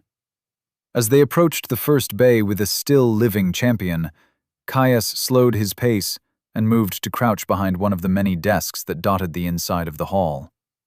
It was the same horror he had first identified. Subject number 38949, Lover Boy, as the system had called it. At the very least, the name confirmed that these creatures had been created, or at least modified, rather than invading from some outside source. Though he did question the sense of humor of the researcher who had given the monstrosity its moniker, some things just weren't right. It was similar to the flayed horrors they had fought so often, only strides taller, twice as muscular, and toting an additional pair of arms that sprouted rather unnaturally from its ribs. That wasn't all. Now that Caius had gotten closer, he could clearly see that it looked far more coordinated than its lesser cousins. Even as it stood still in the enclosure, facing away from them to look at the stone wall, it twitched, exposed muscle fibers rippling rhythmically. He had no way to know for sure, but he would bet that it was a good deal more lively than the clumsy, flayed horrors. "How do you feel about that one?" Caius asked, his voice a low whisper so as not to break the suffocating silence that hung throughout the open space. "Probably not. It would be tough to deal with if it managed to grapple me," Porkchop replied, watching the champion closely. "Though it's not exactly an impossibility. Let's check the others first." Caius nodded and led the way to the next bay he had remembered holding a living specimen. As a pair, they kept low, slipping between the many desks to obscure themselves from the sight of the four-armed giant. After all, if they could avoid provoking the champion into testing the glass defenses of its prison, the less risk there was that it would escape. They reached the next bay. This one held some monstrous ursine creature. A skinless bear, it was covered in innumerable thick bone plates that were firmly attached to the flesh beneath. They ranged from the size of a plate down to little shards of bone as large as his fingernail, and looked agonizing. As the bear slowly prowled its cage, every movement caused its bone armor to yank at the raw flesh beneath, pus weeping from the gaps of its natural defenses. Caius focused on the creature, identifying it. Subject number 13845. Harlequin. Level 25. Champion. Depthsborn. Abomination. Flesh. Beast. "Well?" Porkchop asked, looking at him expectantly. Similar number system to the first, but this time with the name Harlequin, though I have no idea what that would refer to, he mumbled. "It's level 25, so a little lower than the last. What do you think?" "I want to check the last one, but I'm feeling pretty good about this one. It's clearly some sort of bear, and I have a lot of experience with those. The patriarchs like to get the cubs to deal with them when they get a little ornery around breeding season. The lower level ones, at least," Porkchop replied. "Not worried about the armor?" Caius asked. "No," Porkchop shook his head. "Look at those plates. There's massive gaps between them, and I'm not sure how firmly it's actually attached to its flesh. I think I might be able to get a claw under them and pull them off." Caius shuddered at the image. Porkchop definitely had a certain viscerality to his fighting style that he could appreciate, but sometimes it got a little hands-on for his taste. "True. What about the regeneration, though?" Porkchop wiggled his head side to side. "It's a problem, but it's also going to be a problem with all of them. I'm hoping, with its clear defensive bent, that it leans heavily in that direction. I'm less concerned with how long it will take to kill, and more how easily it will be able to kill me," Porkchop explained. Caius nodded. It was a smart play. Every battle against the abominations had been a slog, so he could definitely see the value in extending the fight a bit if it meant going up against a matchup that had less offensive capability. They moved further through the hall. Every step they took closer to the bone tree horror at the far end of the room, causing more and more icy dread to claw its way up Caius's spine. It was terrifying, knowing that all that separated him from a confrontation with the terminal challenge of the depths was a few hundred strides of open space and a wall made of uncomfortably thin glass.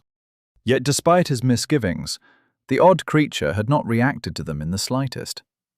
The nerve fronts at the tips of its branches still swayed in a non-existent breeze, and its vascular roots still pulsed to an unseen heart. Beyond that, nothing. He shoved the anxiety deep, focusing on bringing them closer to the final champion.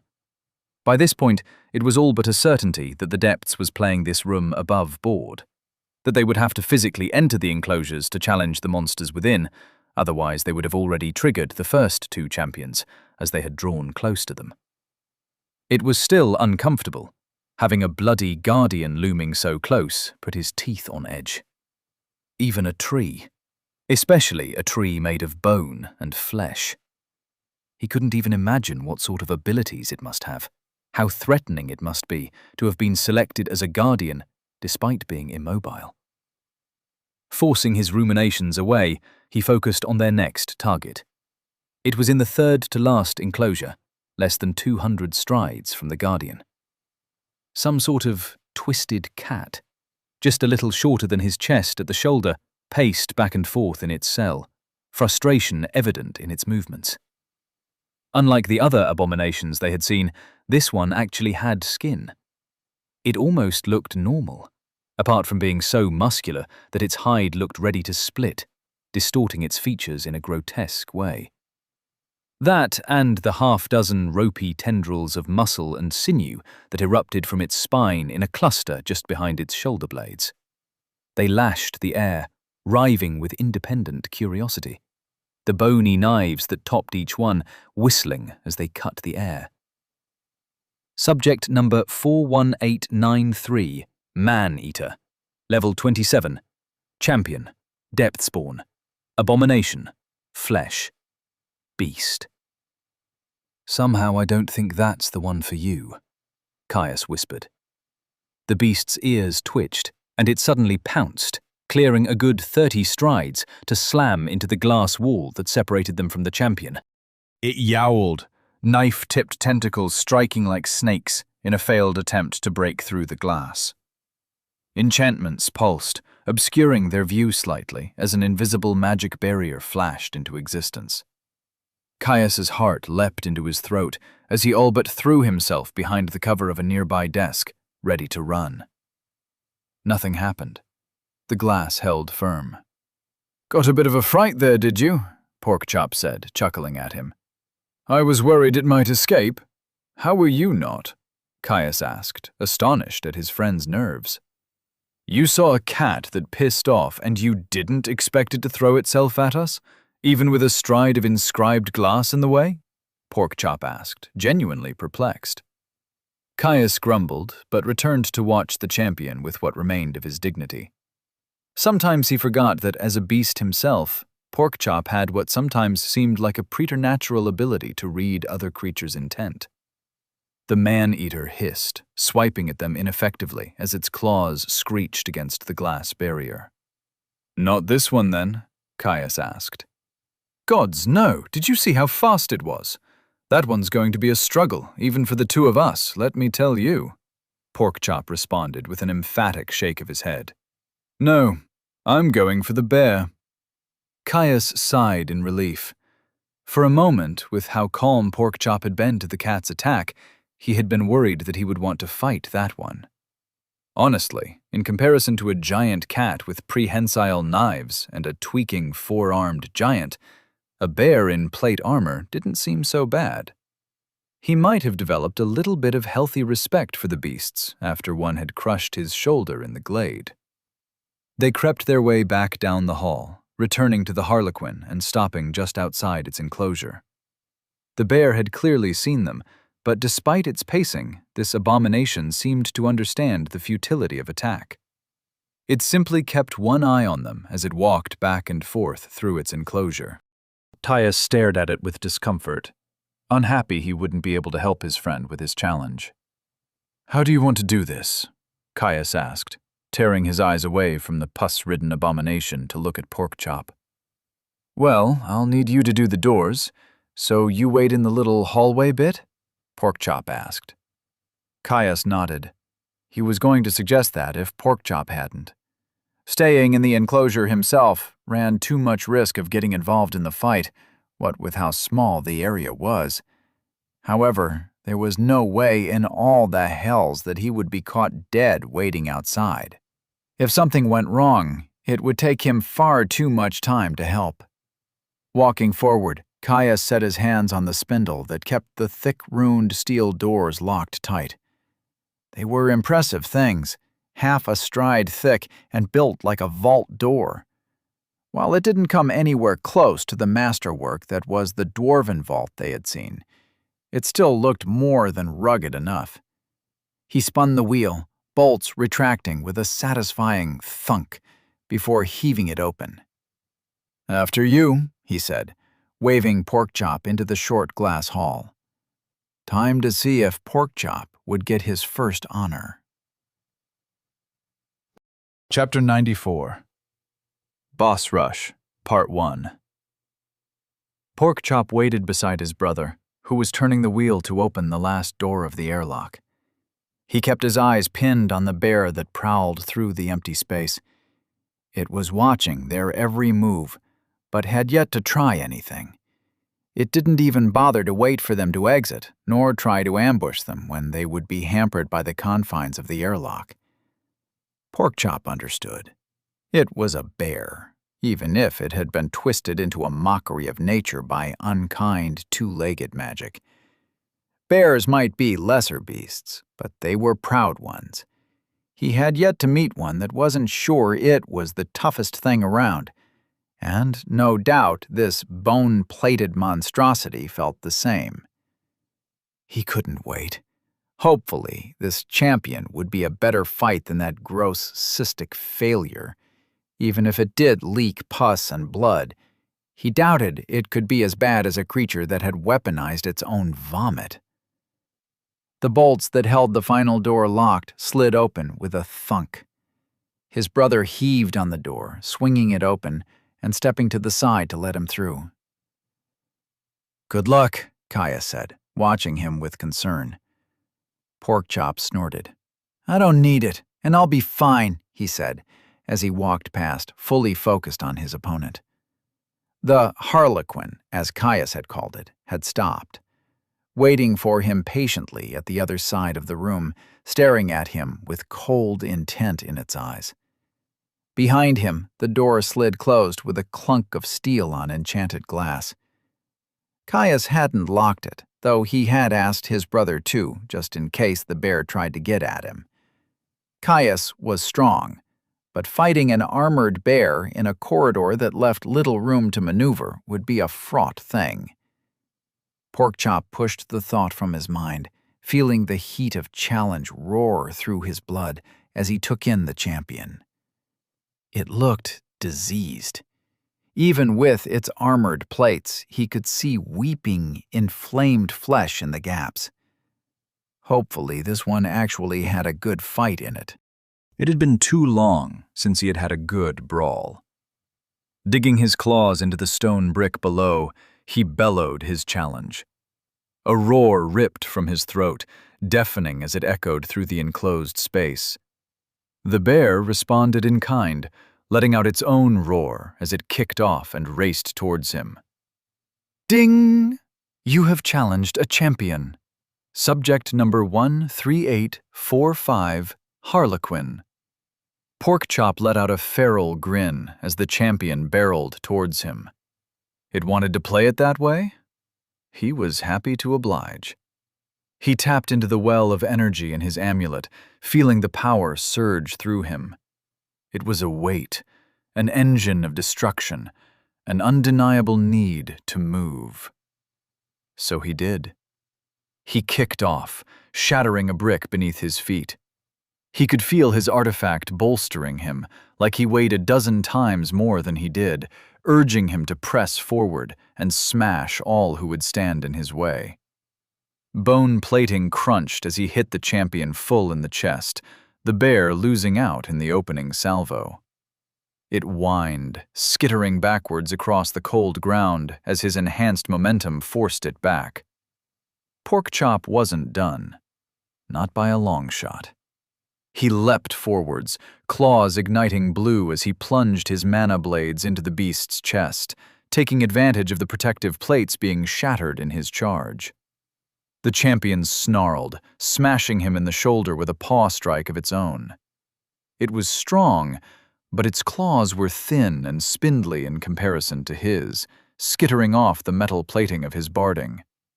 He still felt his bones creak under the strain of the blow, and the burning itch of his healing settled into the ruptured flesh of his shoulder. Snarling in fury, Porkchop snapped at the beast. Grabbing it by the neck, he crushed, feeling its bone plates groan under the force of his bite. The champion didn't like that. Not one bit. Growling in fury, it hammered him with clawing blows to his back. Most were deflected by his armor, but not all. Pain slammed into him, washed away quickly by his all-consuming joy at finally getting a proper fight. Blood welled up from the scratches, his body screaming under the champion's assault. He ignored it in favor of biting harder, choking off the champion's growl as it started to gurgle. He struck out with his paws, driving his claws into its chest again and again. Its regeneration was impressive, but not as fast as the blob he had fought a few days ago had been. As long as he kept up the pressure, he could stop its armor from healing. Mana pulsed, and his jaws were suddenly forced apart. Porkchop leapt backwards. Even with his hot blood, he knew better than to stay in a grapple while an enemy used an unknown skill. To his surprise, the bear had been transformed into a solid statue of bone. Every armor plate on its body had sealed. It could still move, thanks to the magic of the system, but it was slow. With a grin, he threw himself forwards, launching into a flurry of smashing blows as he capitalized on the bear's inability to defend himself. Yet, despite clawing at its head and shoulders again and again, he was able to do little to the beast. Even with his claws hardened to steel and reinforced with blades of mana, his swipes left little more than thin scratches on the bone exterior of the abomination. It seemed the skill had hardened its armor as well. He narrowed his eyes, watching as the divot in its chest where he had clawed at its meat started to fill out under the bony exterior. That could be a problem. With its enhanced regeneration, it could just retreat behind its armor to give itself a chance to heal. He growled, looking for solutions. Yet, trying as he might to shatter the bear's defense, the seamless bone layer that covered it was impenetrable. He kept the pressure up. A skill like this had to be a significant drain on its mana, and it would have to drop it sometime. A moment later, he was proven right. As soon as the abomination had recovered the wound in its chest, it dropped its skill. Bones separated into discrete plates again. Porkchop threw himself forwards, smashing the champion with another clawing swipe before he barged it with its shoulder, throwing it off balance. The beast didn't take the assault lying down, punishing his aggression with a snap of its jaws. It managed to catch him by the ruff of his neck, getting a mouthful of fat and hide. Porkchop yanked back, feeling his flesh give way. A worthwhile trade to free himself. Hot blood poured out from the wound as he dived forward, smashing away a paw strike and driving his claws into a gap in the armor plates on its chest. If it could seal its armor, he would just need to get rid of it. He dug under the bone, yanking back to pull off the thickened plate like a scab. Strings of flesh came away with it, revealing a section of inflamed and weeping meat beneath. Porkchop bellowed in triumph, even as the champion howled in fury. He felt his shoulder crack as the bear reared up to hammer him again. Porkchop allowed it to happen, taking the opportunity to strip more bone from its chest before its impressive regeneration could do the same once more. Mana-enhanced claws dug deep into the gap he had made, cracking through its ribs as he scooped out a paw-sized hunk of meat. The bear howled, dropping to all fours as it reflexively sealed its armor. Except for on its chest. With no plates for its skill to influence, it was left with a gaping hole in its armor. Porkchop roared, tearing at the chink in the beast's armor with abandon, ripping deeper and deeper into the beast's flesh. It realized its error in moments, forcing him back with a snap of its oversized jaws. Porkchop smashed it over the head, forcing it back as he took a crushing blow to the ribs to gain an opening. Lunging forwards, he ripped another chunk of the champion's armor off of its flesh, taking a hunk of muscle along with it. The champion growled, pushing the offensive in an effort to regain ground. Its arm suddenly writhed. Porkchop's eyes narrowed at the motion as he saw no change in the monster's internal mana. Rearing up on its hind legs, the abomination howled as its arm inflated, muscle expanding beneath the armor plates that coated the limb. A chill shot down his spine, and Porkchop threw himself to the side in an effort to avoid the empowered blow. The champion came down hard, its paw whipping through the air to smash into his side.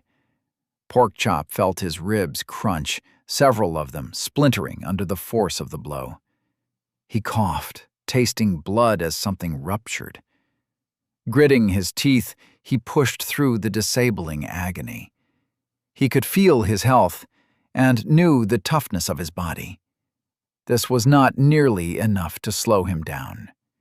He threw himself forwards, raking his claws and mana blades through the just barely regenerating armor of its chest, shattering the thin layer of bone before he hooked his claws under a plate at the edge of the wound and tore it free. His blades had dug deep into the chest of the bear, crunching through its sternum.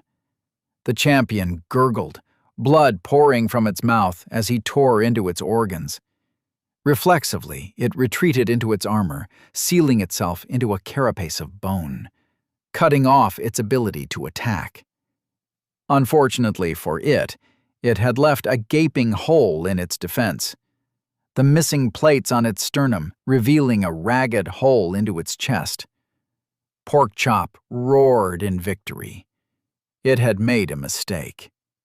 Its last. He plunged his arm into the hole up to his shoulder, pushing his claws deep into its chest cavity. Organs were crushed as he started to dig.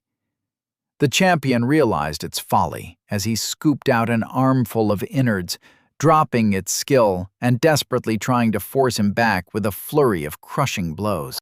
He ignored them, ignored the tearing of his flesh and the cracking of his bones.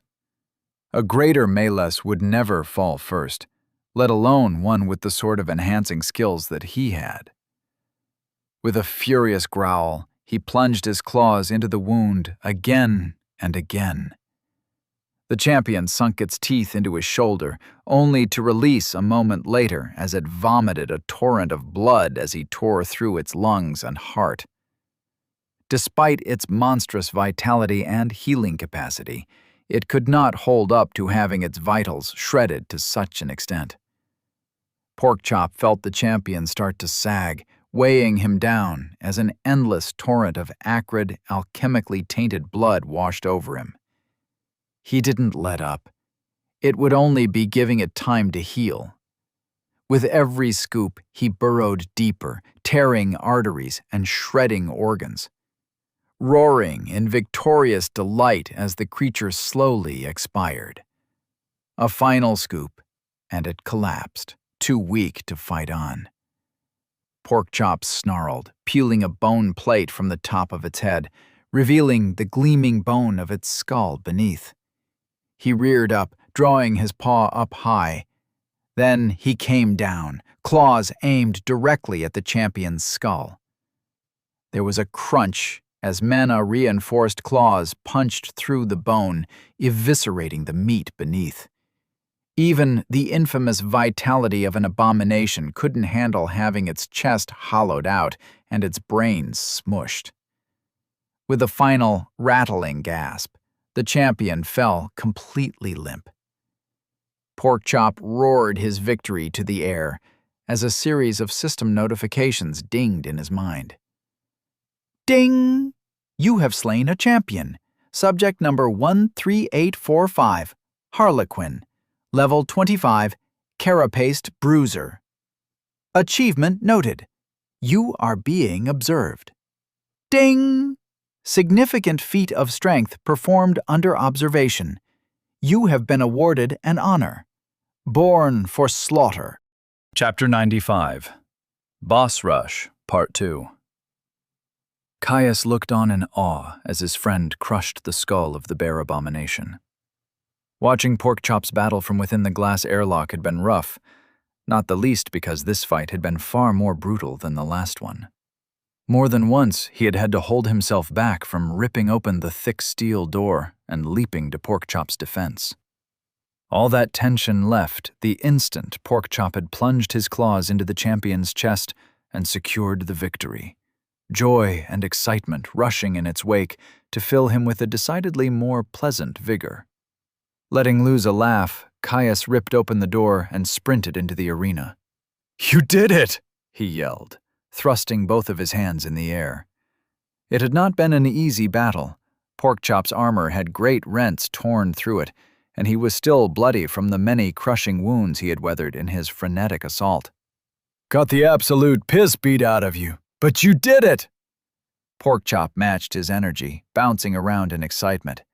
"I got it! The same one as you!" Caius laughed in joy, throwing his arm around his friend and mussing up the fur on his head. "Never doubted it for a second," he said, inwardly deciding against letting his friend know how close he had come to rushing to his assistance. That blow he had taken to his ribs from the champion's second skill had been nasty. "So, what does it do? Any bonus for being the second?" Caius asked. "Unfortunately not," Porkchop shook his head. "Though the +5 to all and the bonus to skill leveling is still more than worth it." "It's nice, right?" Caius smiled. All of your stats being raised by a quarter was a good feeling. Though in Porkchop's case it might not be that much. He still wasn't entirely sure how a greater beast's bonuses to stats worked. Porkchop chittered in agreement, before he suddenly started looking around the room with a sharp look in his eye. "Wondering where our loot is," Porkchop answered, clearly noticing the curious look he had been giving him. "Ah," he said, before promptly joining the search. Unfortunately, the room was completely bare. Other than the corpse of the champion, that is, and Caius doubted that their items were hiding in its chest like the last one. Porkchop would have already found them when he was scooping out the thing's innards. Whoever had designed this facility had taken the harsh cells to a clinical extreme. He couldn't even make out a slight divot in the stone to act as a resting spot for the specimens. A clank drew his attention upwards. A small iron hatch set into the ceiling had swung open a small, dark tunnel, something he'd missed. A moment later, and something rattled its way down the chute, clattering to the ground. "Please tell me that is not a pan," Porkchop groaned. Caius winced. "It's not a pan?" he tried unconvincingly. It was definitely a pan. There was another rattle. Porkchop's head snapped up, expectantly tracking the rapidly approaching noise, only for his face to fall when a coin pouch hit the ground next to their first piece of equipment. "This is bullshit," Porkchop growled, staring at their loot. "It might be a pan of slaying," Caius said half-heartedly. Porkchop snorted, padding over to the drops. "Fat chance," he said. "Go on then, tell us what we got." Caius sighed, but focused on the pan anyway. At the very least, it looked like a lovely pan, made of shiny copper, with a long handle sheathed with a carved lacquered wood handle. He identified it. Traveler's pan. Common. Tier 1. Basic luxuries become so much sweeter in the wild. Don't look down on the simple comfort of a hot meal when the night is long, the rain harsh, and the fire won't start. Delicately wrought, this pan is capable of cooking food while the exterior stays cool to the touch, while imparting food with a greater ability to satiate hunger. Depths wrought artifact, auxiliary equipment, pan. Self-repair 1. Camping cookout 1. Yep, Caius sighed. Just a pan. He groaned, walking away from the pan with a huff. The second time in a row that they had received loot that was decidedly more useless than the usual fare. "What's changed?" he grumbled. "I just don't understand why we stopped getting the good stuff now, of all times." "Who knows? Maybe we annoyed the depths?" Porkchop asked. "But how?" Caius said, pacing. "We haven't done anything different." "Maybe we got too strong? The depths is trying to push us lower? Everything else in the system rewards challenge, and the last few haven't exactly brought us as close to the brink as the champions did when we first faced them. Or maybe it just doesn't like greater beasts," Porkchop finished with a mutter. "Surely not," Caius said, aghast. The system was supposed to be uniformly unbiased and meritocratic. The idea that it would favor people over beasts was almost heretical. Treat them differently, sure, but not favor one over the other. Guess we'll find out soon anyway. Not like we need to wait long for our next fight, Porkchop said. Either way, we should drop this junk off by our bags, he finished, nudging the pan with his paw. Caius sighed, but walked over to fetch the artifact and coin anyways. They made their way out, Caius taking a second to count their new wealth, finding the pouch held 6 gold pieces. Not a bad find, though he still would have preferred something a little more helpful in their current predicament. A figure lounging on a throne of granite rolled his eyes as he watched a far-off predicament. "Ungrateful brats. If only you knew how much you had already cost me," he muttered, lights fluttering through the void at the noise. "Doubt you would point your nose up at your rewards if you saw what most people found."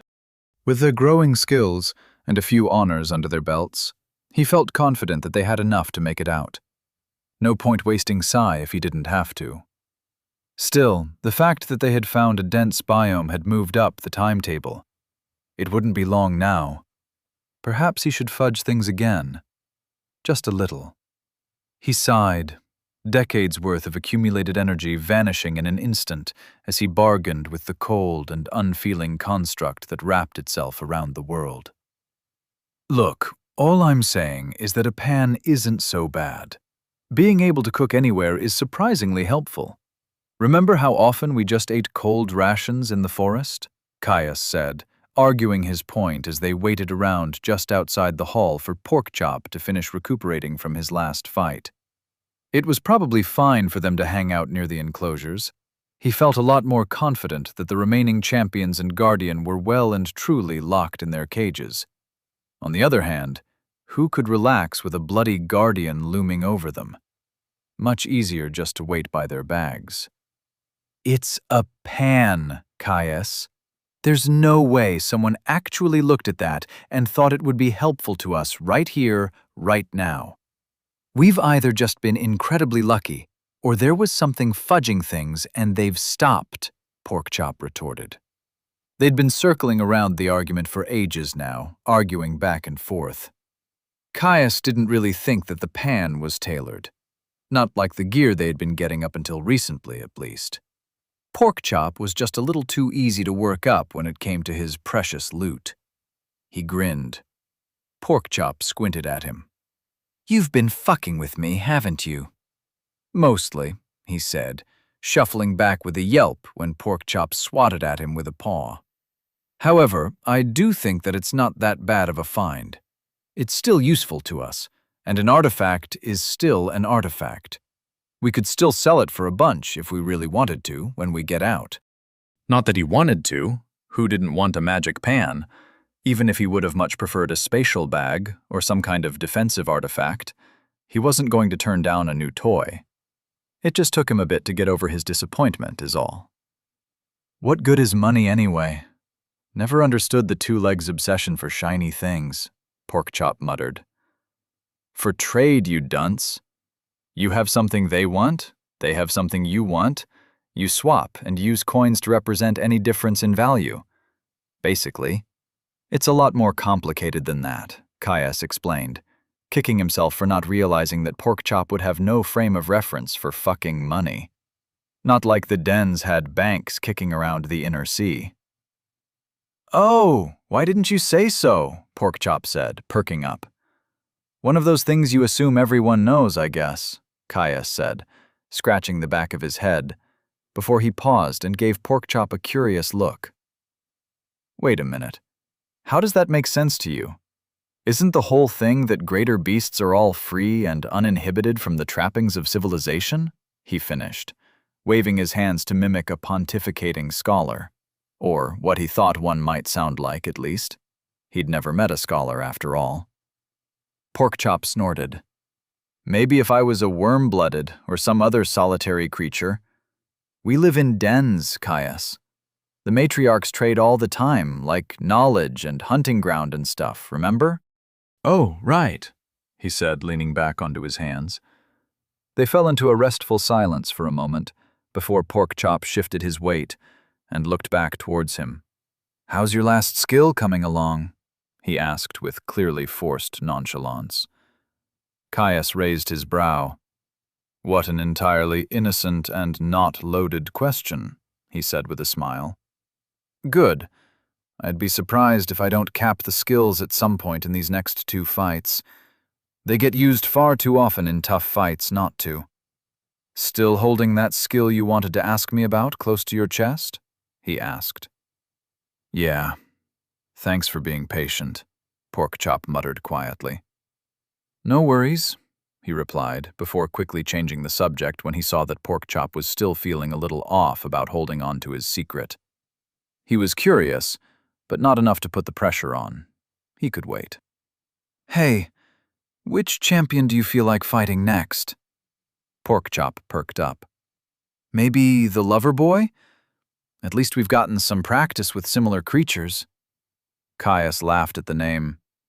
He still felt like it was a ridiculous thing to call a 4-armed, skinless giant, but he supposed that even in a twisted recreation of a flesh-warper's laboratory, there was humor to be found.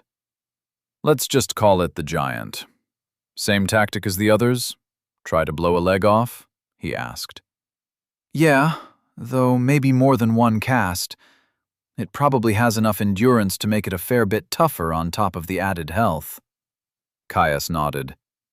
It shouldn't take more than 2, though he'd be ready with a 3rd just in case. He didn't want to blow all of his charges in case something went wrong. It always did when it came to the champions. Porkchop turned to peer over his shoulder. "Well, I'm all topped off, and I think my armor is done repairing. Do you want to check it for me?" he said, standing to present Caius with his flank. The enchantment had done some work, repairing bent plates and torn leather to an immaculate state over the couple of hours that they had been relaxing on the cold stone. It was still stained with blood, of course, but it was battle-ready. "Looks good to me," Caius said, pushing himself to his feet. "Shall we just do it now?" "Yeah, I'm bored. Let's go kill something," Porkchop said, shaking himself to warm himself up. "Say no more," Caius replied with a savage grin, leading the way back into the hall. After watching Porkchop have all the fun for the last 2 fights, he'd been itching for something that would really get the blood pumping. He just hoped the giant would put up a good fight. Chapter 96. Boss Rush Part 3. Stepping aside so that Porkchop could join him in the airlock that led to the giant's enclosure, Caius pulled closed the first steel door and locked it tight. As he'd originally suspected, the second door wouldn't open if the other was left open. A precaution on letting any specimens escape, he presumed. He turned, looking through the enchanted glass tunnel to focus on their target. It still stood in the far corner of the room, twitching as it stared at the wall. Odd behavior, even for a Depthsborn. But he doubted that it would last once they entered. He rolled his shoulders, loosening himself up, before he drew his sword and moved over to the next steel door. "Ready?" he asked, looking at Porkchop, who gave him a short nod in return. He took a breath, hopping up and down on the spot to get his blood pumping. The tension of pre-battle started to flow away as his heart started to race, his blood song igniting in full force. Reaching for the spindle that held the door closed, he spun the wheel. With every click and clank of the geared mechanism, he grew hotter and hotter. With a thud, the wheel stopped. The door was fully unlocked. He set his shoulder and heaved, heavy steel swinging open soundlessly on oiled hinges. They charged into the room, starting their confrontation in earnest. Eager to capitalize on the giant's lacking focus while they could, 2 deep blue needles shot from his raised hand, racing across the room to sink deep into the back of the champion's knee with a spray of blood. It broke whatever spell held the giant in place, the 4-armed abomination howling at his assault. Ding! You have challenged a champion. Subject number 38949. Lover boy. The giant spun in place, entirely unhindered by the tiny wounds he had left in its leg. Caius's eyes widened. The damned thing was fast. Its eyes snapped from him to Porkchop before deciding that the charging greater beast was the more immediate threat. It only managed to a single lunging step before the arcane payload he had left in its knee detonated, sending its lower limbs spinning away in a shower of gristle and gore. Entirely unfazed by the grievous wound, the champion ripped its eyes away from Porkchop to focus on him as it threw itself forward with a howl of fury. Landing on its four arms, it clambered across the ground, crawling towards him fast enough to match him at a full sprint. The heat of battle already well and truly stoked within him, Caius only grinned. Good. This one seemed like it would be a proper slog. Gripping his sword in both hands, he fell fully into his bloodsong and raced forwards to meet it. Porkchop pivoted, launching towards the giant with an outstretched paw. He raked his claws along its ribs, though it only hissed in fury and redoubled its charge towards Caius. Huffing in frustration, Porkchop wheeled around and chased after it. Caius snapped off another arcane needle, aiming to take off one of its arms. In a surprising display of reaction speed and agility, the giant duked to the side. His spell was faster still. The needle sunk deep into its chest, shredded flesh blowing out of its clavicle a moment later. The giant was uncaring. Mana pulsed in the creature, forcing Caius onto high alert. A skill. Moments later, there was a gush of roiling flesh that surged through the wounds he had given it. Nondescript red goop flooding the hole in its chest and trailing from its leg like a whip. Another moment, and it was healed, returning to its feet in the space of a single stride. Caius's eyes widened. The cost of the skill on the creature's health must have been ruinous. But if they couldn't cripple the beast, then this was going to get rough.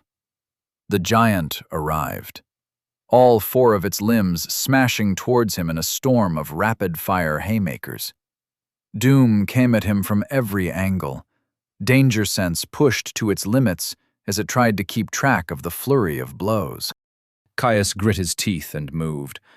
He slipped around 2 punches, the slightest steps and twists letting him avoid the blows by hair's breadths. Ding!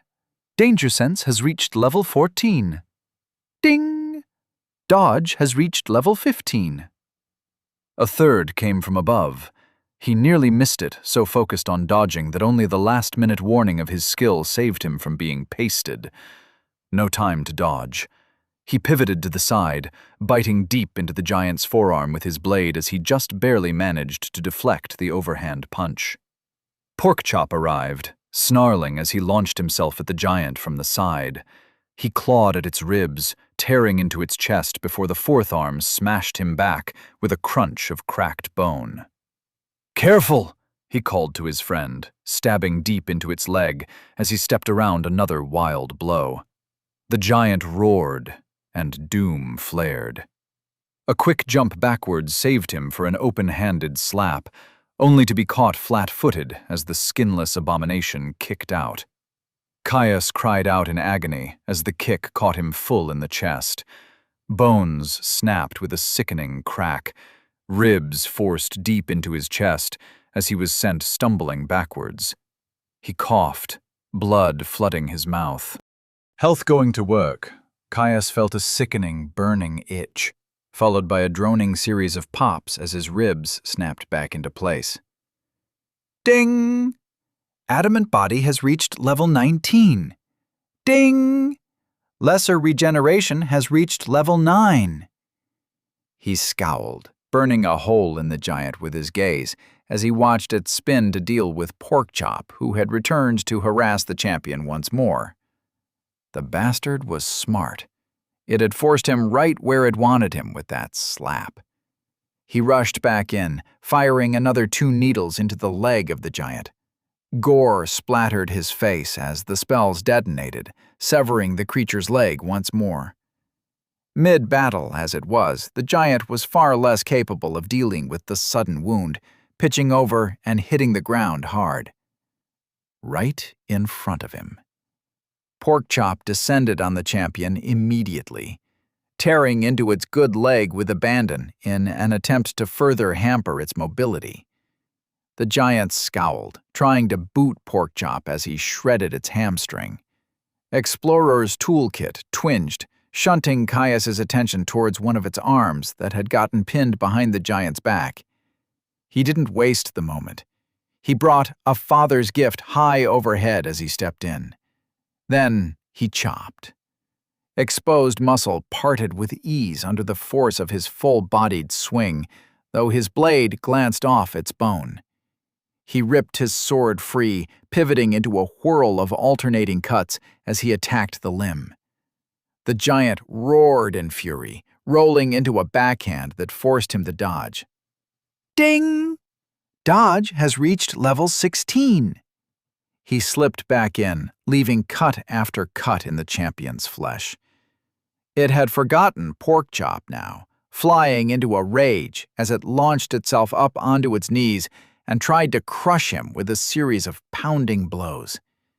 It was faster than him, but with the moment of warning of danger sense, he managed to stay one step ahead of the creature, slipping through the storm of heavy-fisted blows that thundered and splatted against the stone floor around him.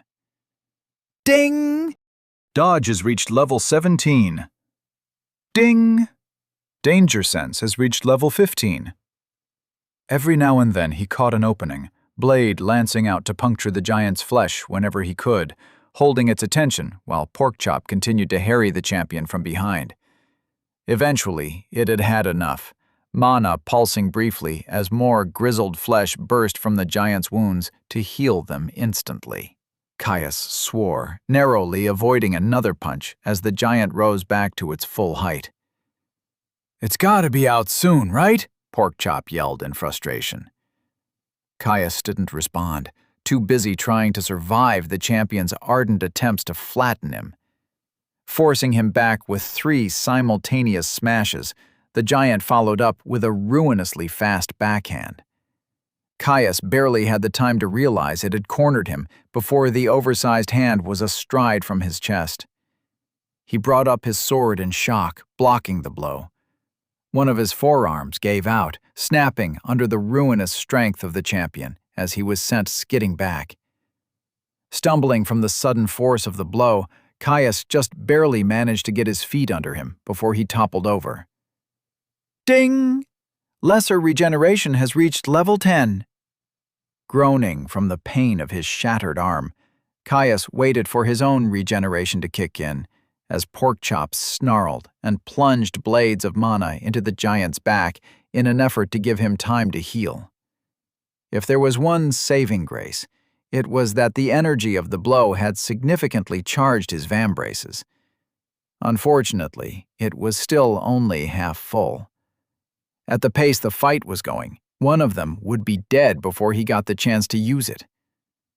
Oh well, at the very least he'd get to use it in the next fight. The giant turned, clobbering Porkchop with a hammer fist, before its attention focused on him once more. It descended on him with a fury, pushing his skills to the limit as he was forced to dodge over and over again. Too fast and too strong, and with his arm still broken, there was little he could do to punish the assault. Ding! Danger sense has reached level 16. Something had to give. Get its attention! He yelled to Porkchop, diving out of the way of a grasping hand that tried to snatch him up. Ding! Danger sense has reached level 17. Porkchop roared, sinking his teeth into the meat of the giant's leg, and tore out a weeping hunk of mutated flesh. The giant's exposed maw twisted into a mockery of a scowl, turning to deal with the most present threat. He felt the snap of his bones realigning. Not healed, at least not fully, but enough that he could hold his sword properly once more. As the giant howled and began to lay into Porkchop with bone-cracking punches, golden light spilled out of Caius's hand as he cast. 4 needles shot out, each one sinking into the champion's shoulders. Or near enough to count, he hoped. Explosions rocked the enclosure as his spells detonated, ripping its arms free of its torso in an explosion of gore that splattered from floor to ceiling. "Take that, you big bastard!" Caius yelled with glee, as he rushed in with a swing of his sword, cutting a deep line into its back that almost instantly clotted with the now familiar regenerative tissue they had seen in all abominations. He held himself back from using any more of his spells. He only had 4 left, and there was no way to know if the giant could still use its regenerative skill. As it screamed in maddened agony, mana started to rage inside of the giant, flooding out from its core to settle deep within its tissues. It started to steam, muscles creaking as they inflated to twice their size. Doom screamed in his mind. He tried to move. The giant blurred, its legs scything out into a heel kick that crashed into his shoulder before he could react, shattering his arm, shoulder, and ribs, and sending him flying back. Caius smashed into the glass wall of the enclosure, gasping as his head whipped backwards and cracked into the wall. He slid down to the floor with a weak groan, vaguely aware of a distant roaring as his mind swam. He lifted his head up, barely able to make out the ongoing battle through the haze of his tunneled vision, agony coursing through his body with every slight twitch. He coughed, splattering his front with blood. Seemed like scale mail did just about fuck all against brute force. Letting out a chuckle, he whimpered as the motion made his shattered ribs cut into his chest. Ding! Lesser regeneration has reached level 11. Gods, his head hurt. He focused on the burn of his health, the way the all-consuming itch sank into his flesh. It didn't remove the pain, far from it. Thankfully, it was at least distracting, pulling his mind back from the mess of mangled flesh and twisted nerve endings. Ding! Lesser regeneration has reached level 12. Clarity returned to his mind as his healing pushed back his concussion. The fight!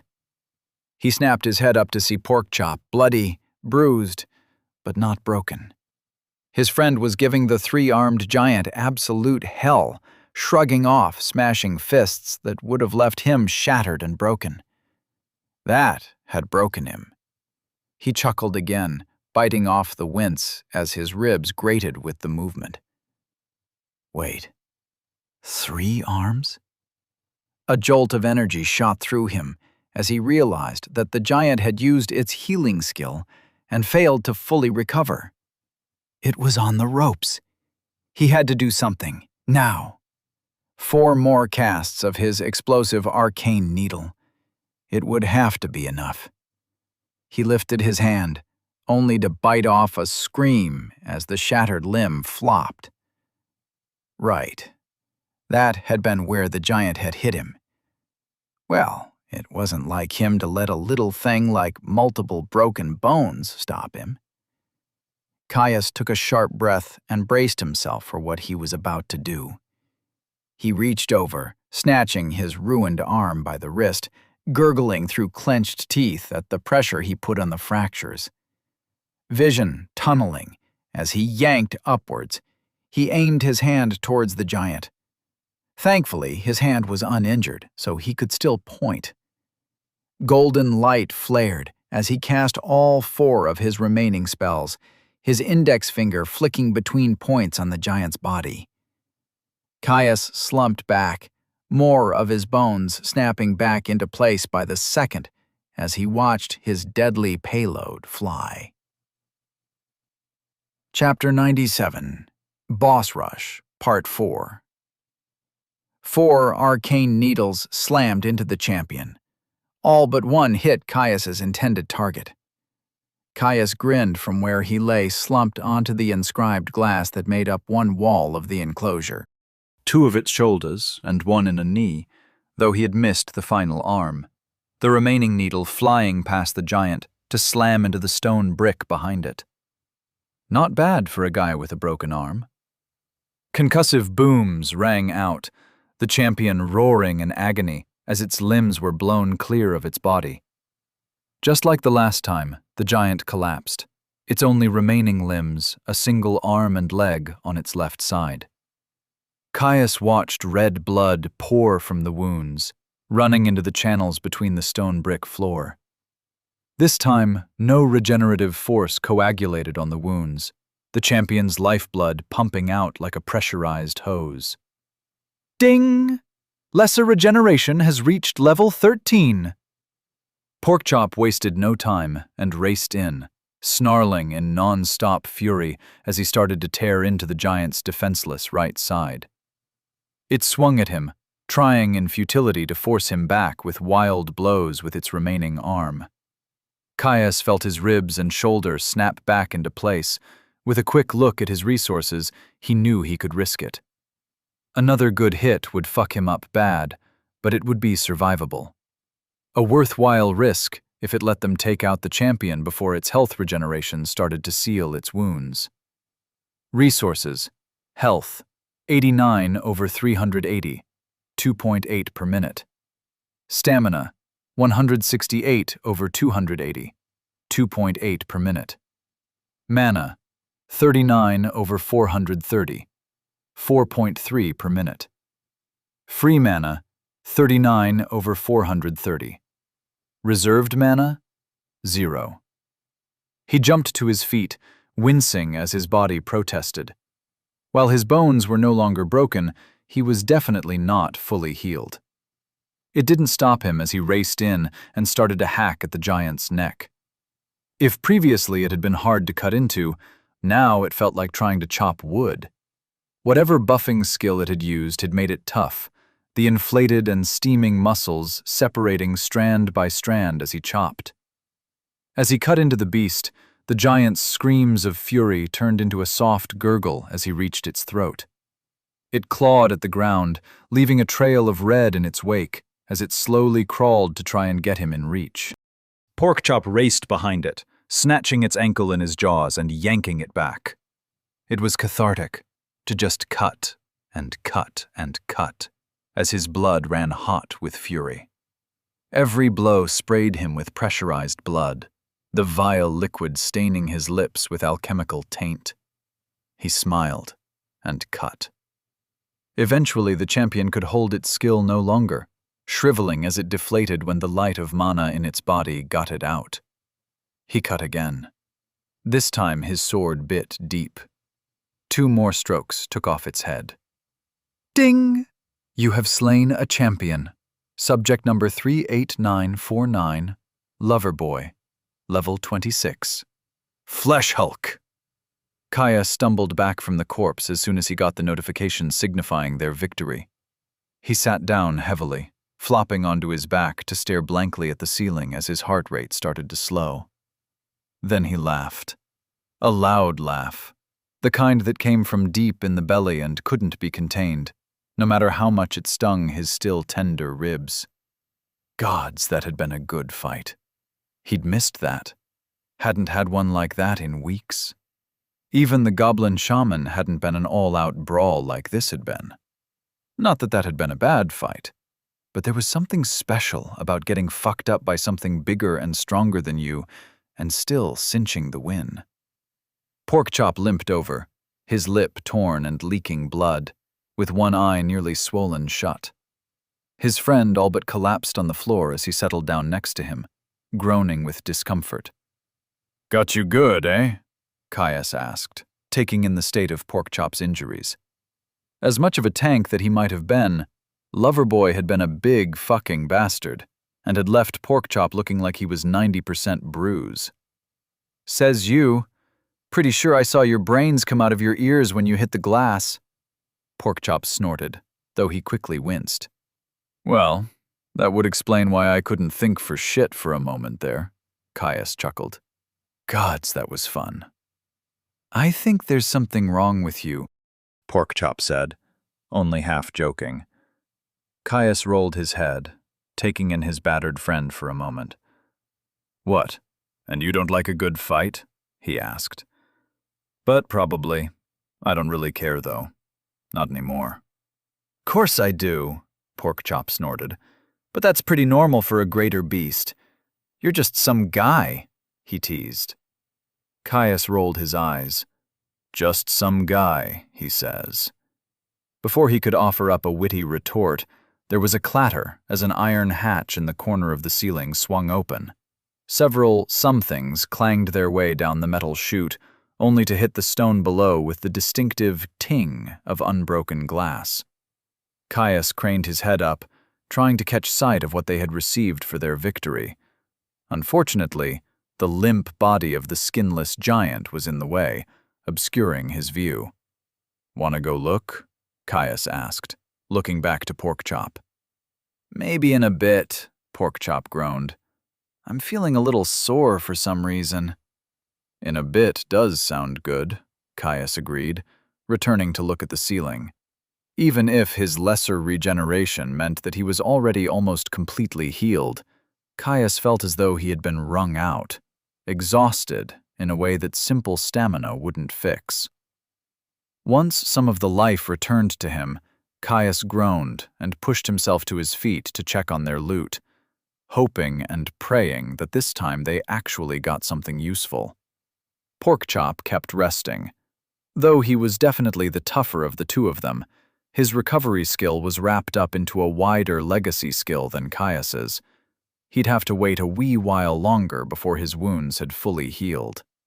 Rolling his shoulders to work out some of the kinks, Caius saw that the chute had delivered them a handful of potions.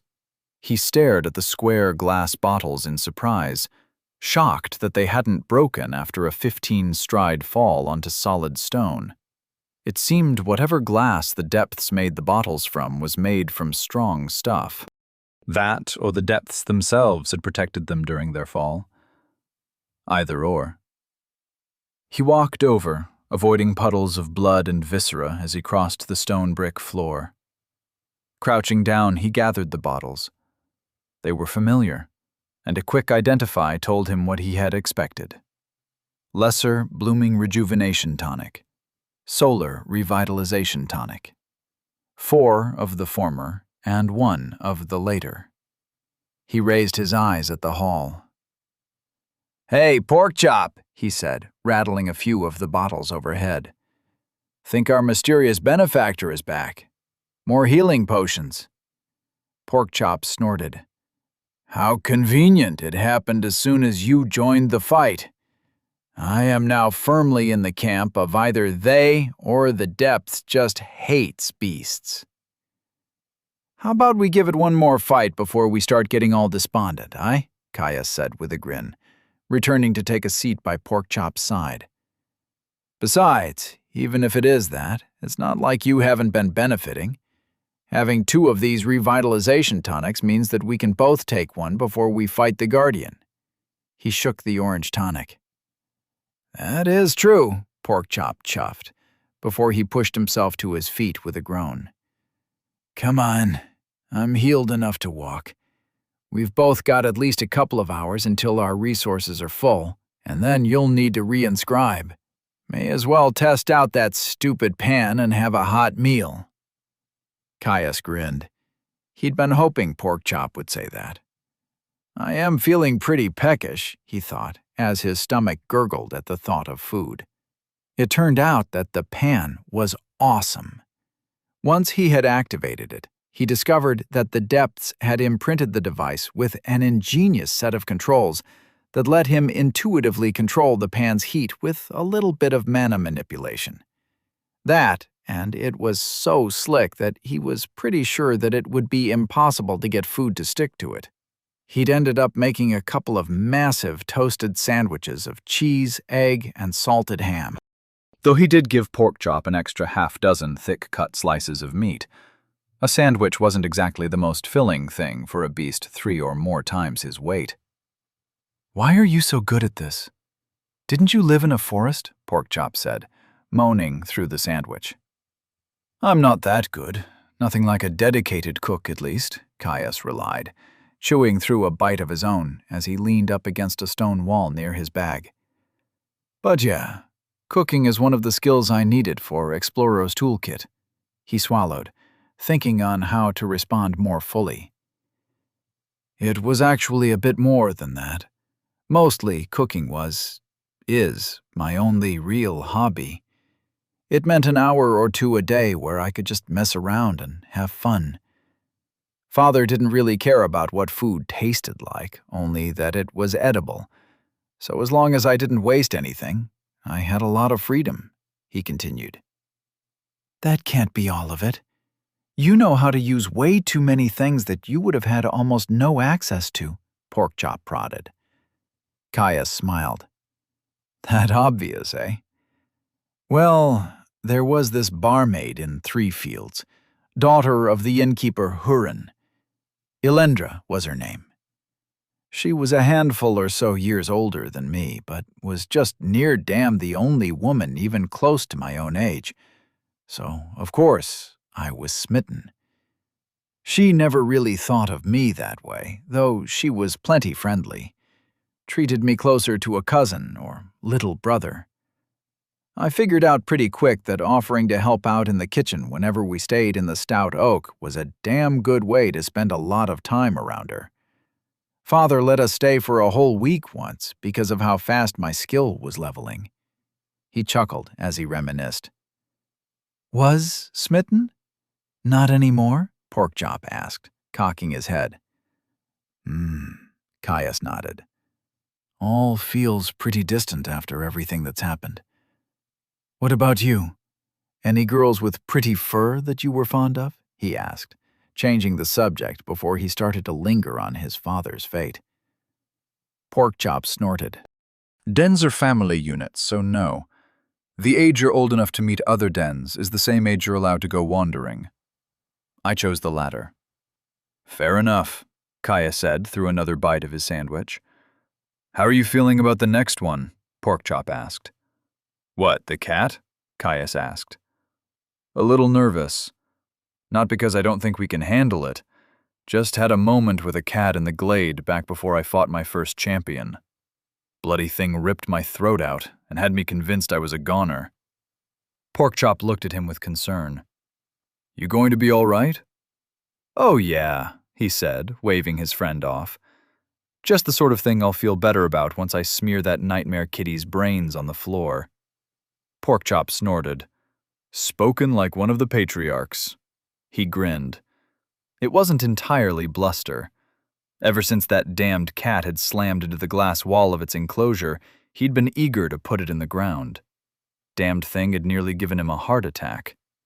Plus, he should finish capping off the components of his final legacy skill in the fight. A culmination of years of work, it was tempting to storm in there right now. Unfortunately, he hadn't finished regenerating his mana, nor reinscribed his spells. That, and he had food to eat. Chapter 98 Boss Rush, Part 5. After they finished their food, Caius moved on to reinscribing his runic hymns as he sat by their bags in the little laboratory adjacent to the grand hall that held the menagerie of abominations.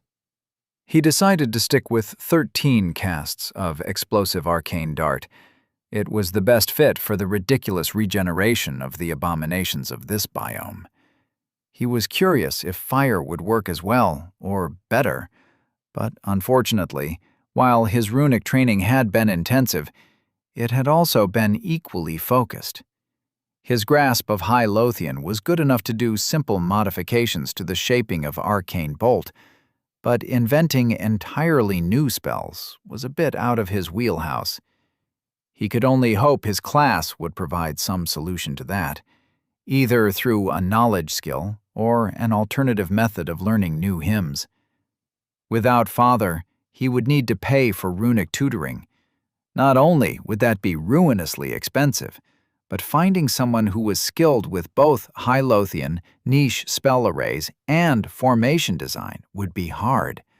let alone the fact that anyone with that sort of skill set would have approximately zero desire to take on some unknown apprentice. Sure, they probably would if he spilled the secrets of glyph binding. Unfortunately, now that he had gotten an honor for discovering the art, he had no doubt that there would be others. Training an established runewrite in its use as a trade from hymns would be as good as handing away honors on a silver platter. He took a last-minute check of his gear, making sure that everything was buckled tight and in place. Unfortunately, their brawl with the lover boy had left both him and Porkchop absolutely covered in gore. Blood-soaked scale was not exactly comfortable, but there was no way he intended to backtrack to a rest stop before they had dealt with the final champion. He shook his head, clearing his thoughts so that he could focus on the battle ahead. "Ready?" "Of course," Porkchop replied. "Good. Let's do this then," Caius said with a nod. They set off, re-entering the hall to be greeted by the still intimidating presence of the guardian tree of flesh and bone that sat behind a warded wall of glass on the far end. He shuddered, watching the dense mesh of veins writhe across the floor of its enclosure. He was very glad that all they would have to fight was an ogre, much more straightforward in comparison. They pressed on, quickly approaching the far containment cell that held the feline abomination, Man-Eater. Just like the last time, as soon as the cat-like creature saw them, it threw itself at the glass wall of its prison, the half-dozen of the bladed tentacles that sprouted from its back striking at the barrier like a scorpion's tail. Gods, it was fast.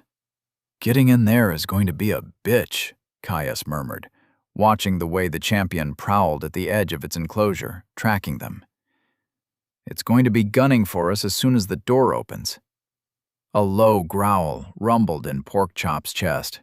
"It can try. I'll force it back. Give you some room to hit it with a few needles," he suggested. Caius nodded and stepped forwards to open the first door of the airlock. He could feel the Man-Eater watching him, holding itself still as malice bubbled just beneath the surface. "Fucking cats," Caius murmured. He yanked open the door, ushering Porkchop inside as he closed the door behind them, shutting them in the airlock. The champion had moved, stalking forwards to wait a few paces away from the entrance to the enclosure. "Be fucking ready, Porkchop. Those tentacles look vicious," Caius said, his heart rate rising in tandem with his aggression.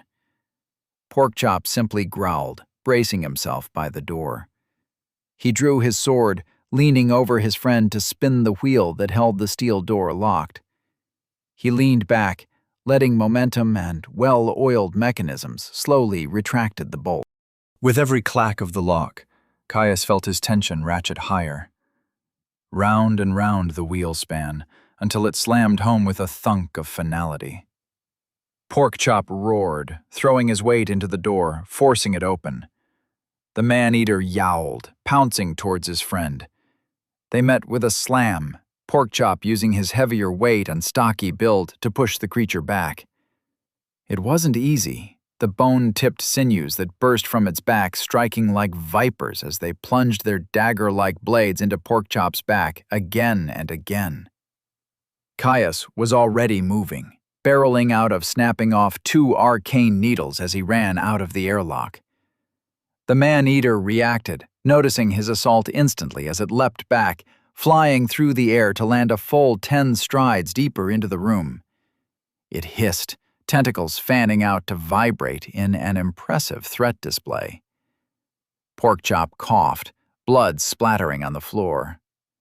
What a great fucking start. Caius watched the cat as his spells impacted the far stone wall, biding his time. A moment later, they detonated, showering the room with shrapnel. The champion jolted, head whipping back to investigate the source of the noise. It was the moment he was waiting for. Ding! Explorer's Toolkit has reached level 18. Gesturing towards the champion, Golden light spilled out from underneath his vambrace as he shot off another needle. It saw the light, leaping out of the way of his assault. This time, staying focused through the sound of his spell exploding behind it. "Fuck!" he called out. "It's too fast. We need to corner it." "Then help me press the damn thing," Porkchop said, rushing towards the abomination. Caius growled and chased after him, sword held in a flexible mid-guard. He eyed the flailing tentacles on its back. They were ruthless and, no doubt, would be almost impossible to fully parry. They needed to come off. The champion hissed, slowly backing away from them, retreating into the corner. Then it flickered, blurring for a moment in a surge of mana, only for two ghostly clones to appear next to it. Ding! True Sight has reached level 16. As soon as Porkchop started to rapidly look between the ghostly copies in frustration, Caius realized that he had seen through its deception, something that it had no way of knowing. "It's on the left, but pretend it's on the right," he called, his voice shaking as he faked a frantic tone. "I'm going to bait it." Porkchop immediately focused on the rightmost illusion of the champion, raising his hackles and letting out a deep growl as he slowly approached. Caius raised his hand, aiming for the same fake, letting a faint tremor shudder through the limb. Like all cats, it reacted predictably. Faced with a choice between a pissed-off greater beast and a man that looked like it was quaking in its boots, it chose to take out the weakest link. All three howled, the beast's illusory doubles racing towards Porkchop, while the real man-eater pounced. Caius grinned. "Gotcha," he said with vicious glee, pivoting on his lead foot as soon as it left the ground. Burning motes poured out of his hand as he unloaded spell after spell towards the beast.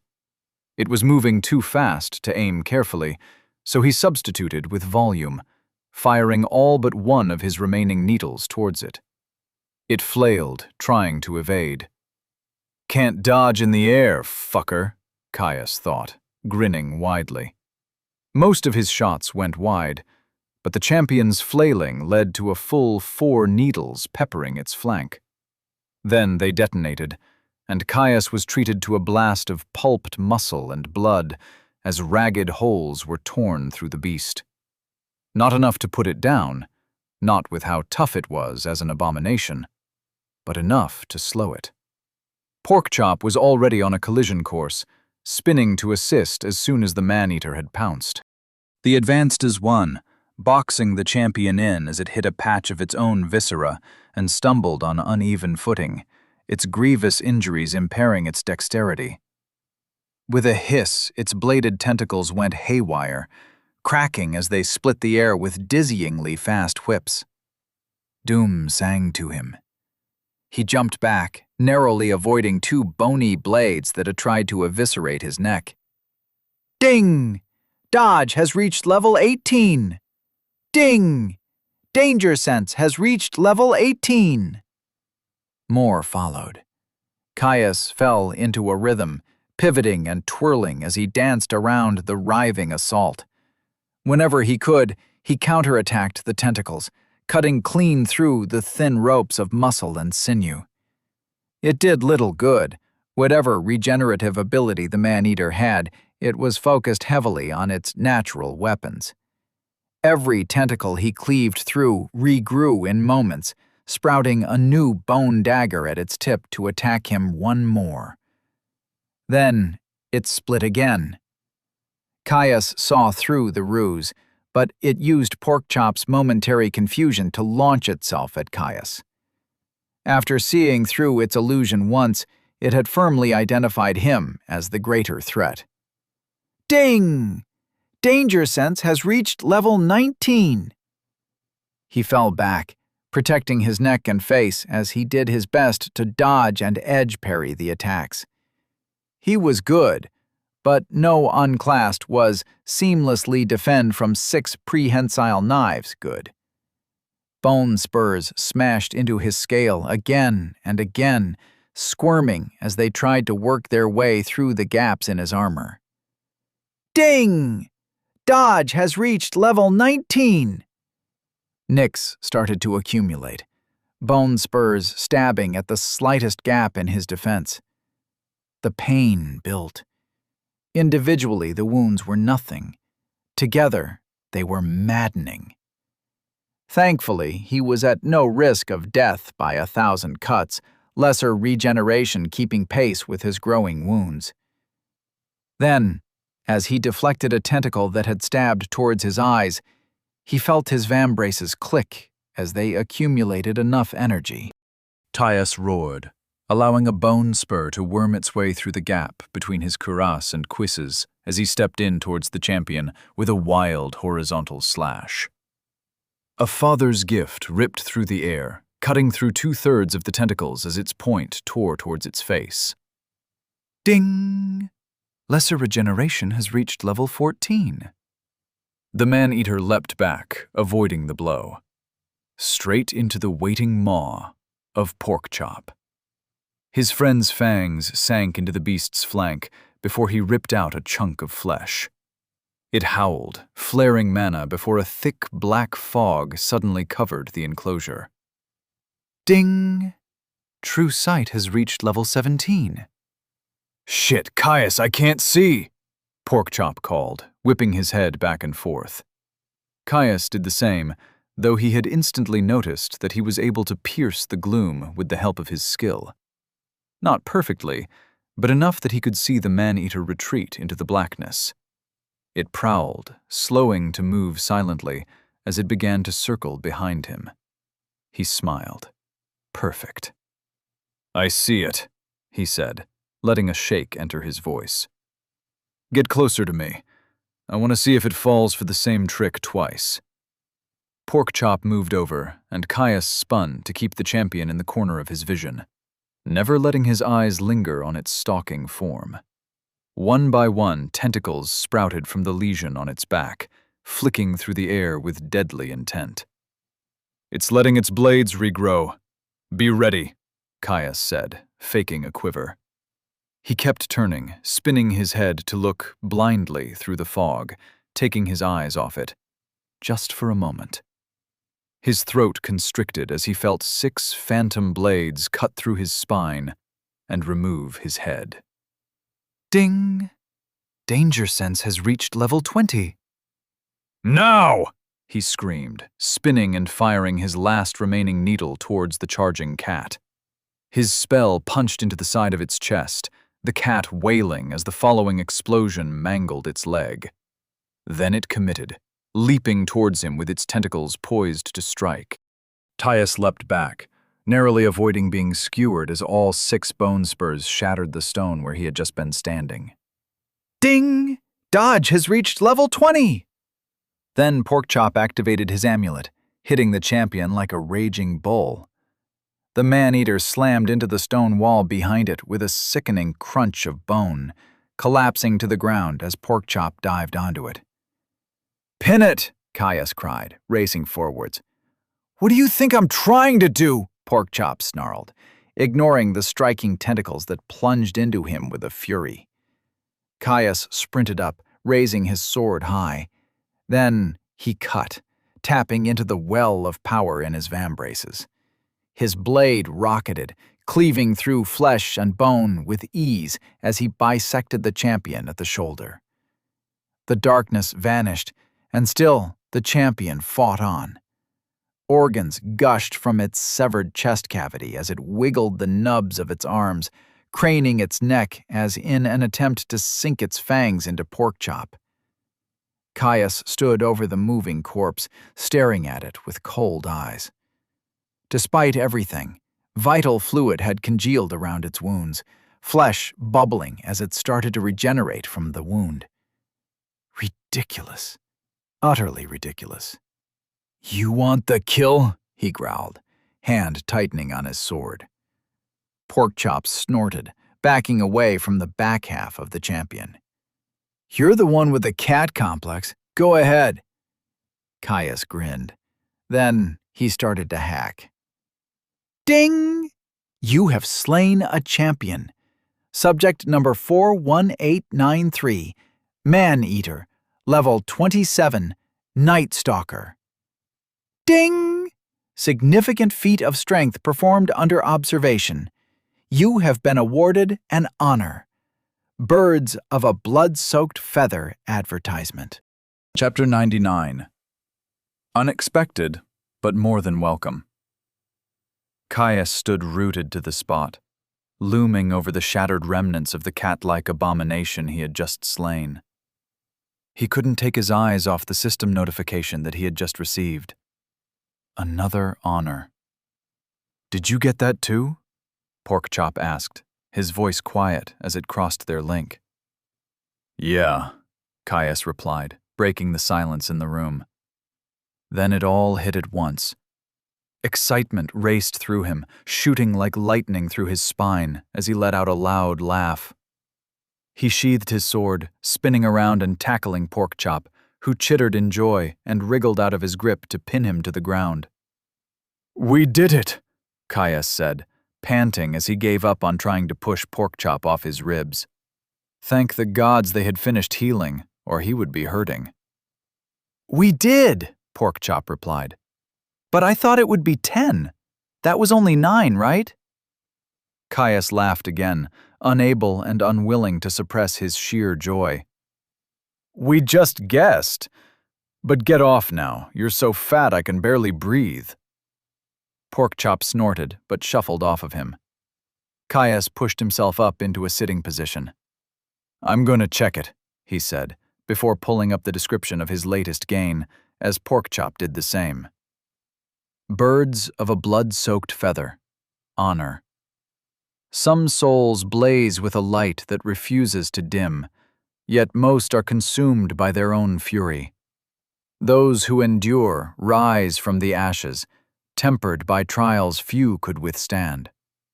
Once in a lifetime, such kindred spirits unite and ignite an unstoppable inferno. Rip and tear, together. Awarded to those in a group of 4 or less who slay 9 champions unaided before class selection. Provides a minute increase to depths rewards, +5 all stats. Bonus. For being the first in your cohort to achieve this honor, reward bonus is increased to slight, and stat bonus is increased to +8 all stats. Caius grinned when he saw the stat bonus. Another 8 to all stats was fantastic. He could already feel the boost coursing through him, making him tougher, faster, and think quicker. Beyond just the boost to his baseline capabilities, the increase to his intelligence especially meant that he would be able to squeeze in another 2 or 3 charges of his explosive arcane needle. A fine thing indeed, now that they were on a collision course with a guardian. Though he did wonder if the boost from the honors differed in some way to the boost he had gotten from the natural treasure. When he had put all those free points into his endurance, it had felt like he had been dipped in acid as every structure of his body was reforged. The bonuses from his honors had been different, more external, some guiding force bolstering and strengthening him.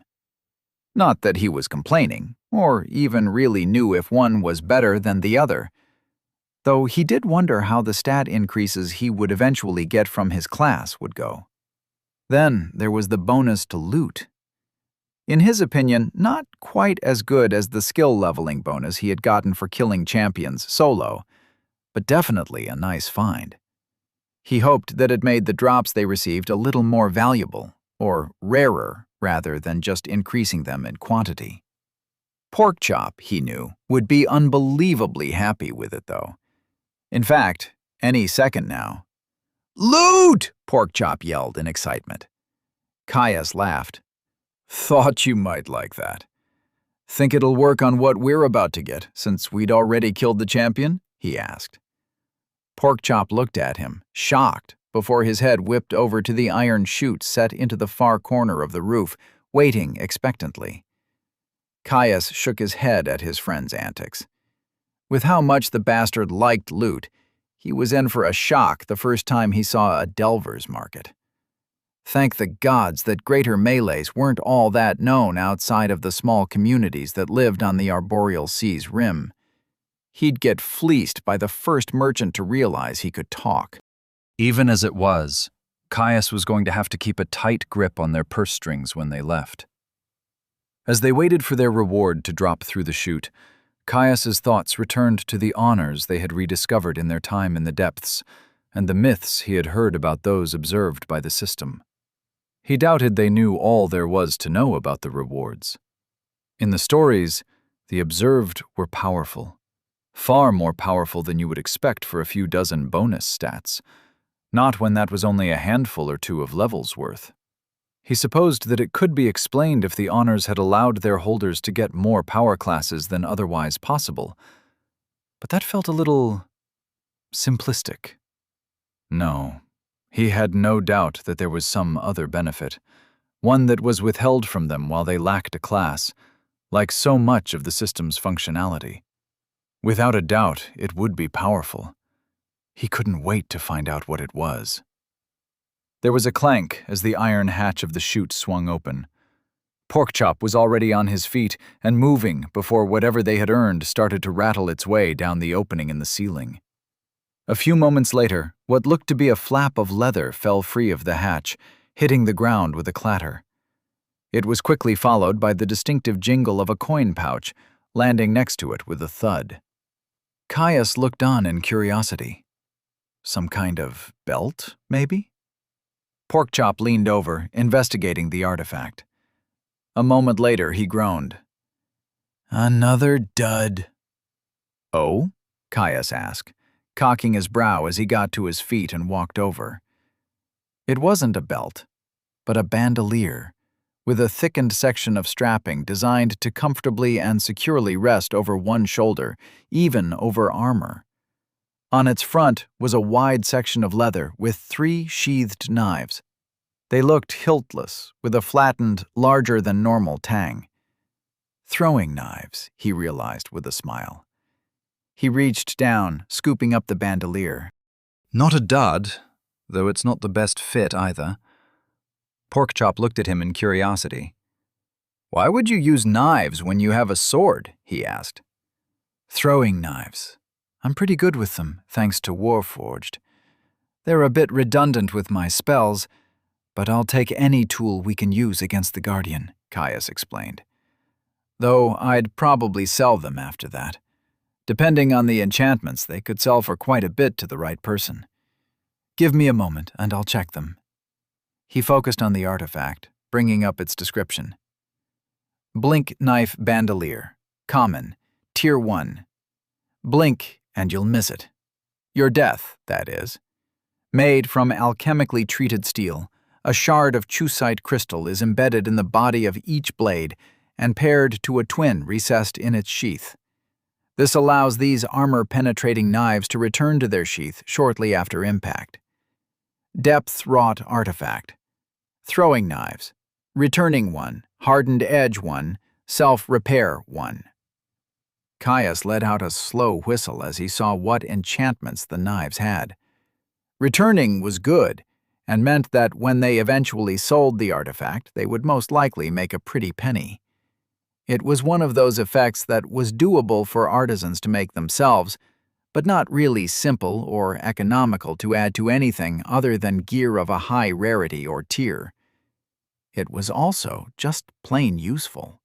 For anyone who even occasionally made use of thrown weapons, having to retrieve them led to a natural attrition as they were lost in the chaos of battle, especially in the depths, which meant for those delvers who had neither the funds nor the means to purchase an unusual handcrafted item, which was most of them, they'd hopefully be willing to buy his new knives at a steep markup.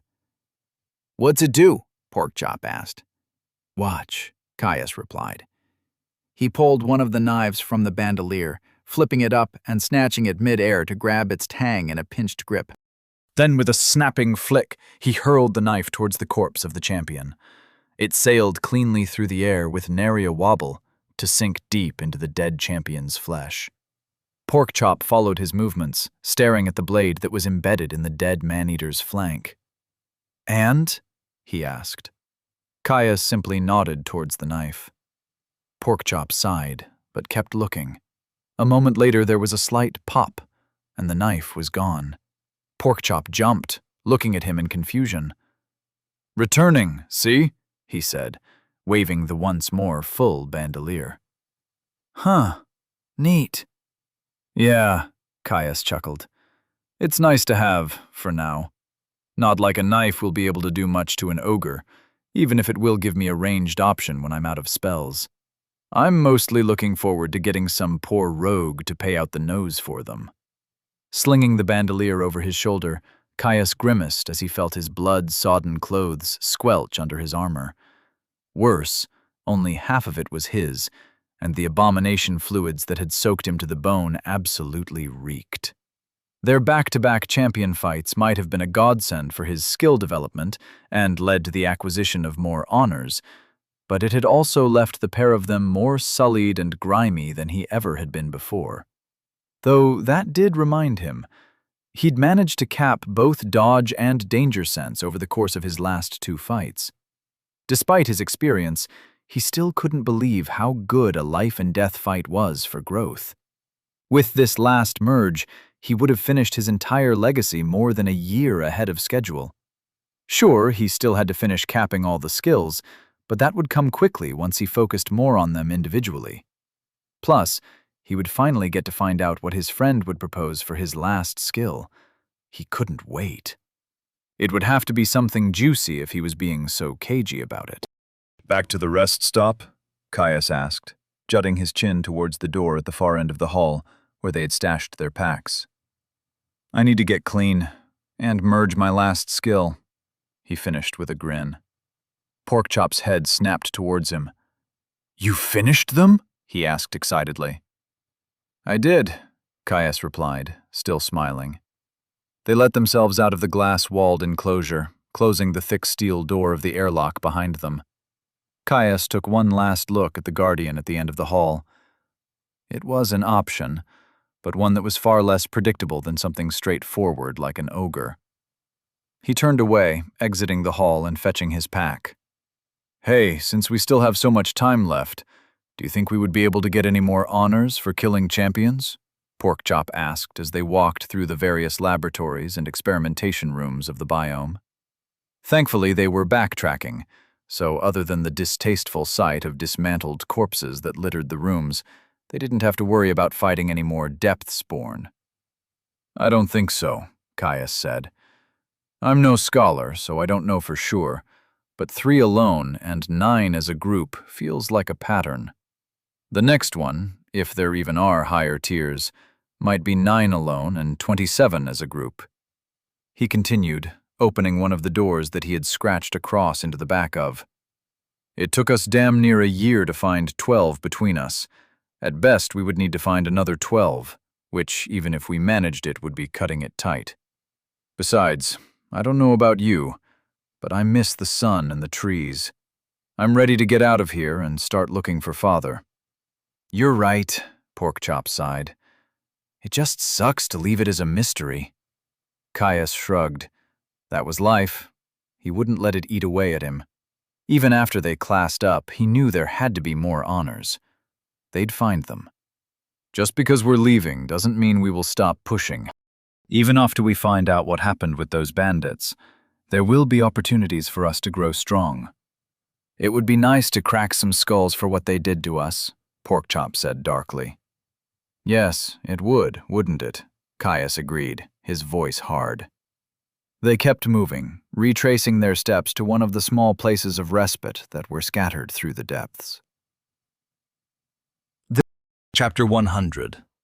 Final Merge. The washroom available in the austere bunk rooms that dotted the biome were distinctly unpleasant. A narrow cubicle tucked around the corner from the kitchen, it was a far cry from the warm rainfall he had come to appreciate in the dwarven manors. For one, it was freezing. Caius had thought he would never be caught dead shying away from a cold wash. After all, a lifetime of using frigid mountain streams to get clean had the effect of hardening one against such base discomforts. Unfortunately, he had to admit that he had perhaps grown a little spoiled after so many months with comfortable amenities.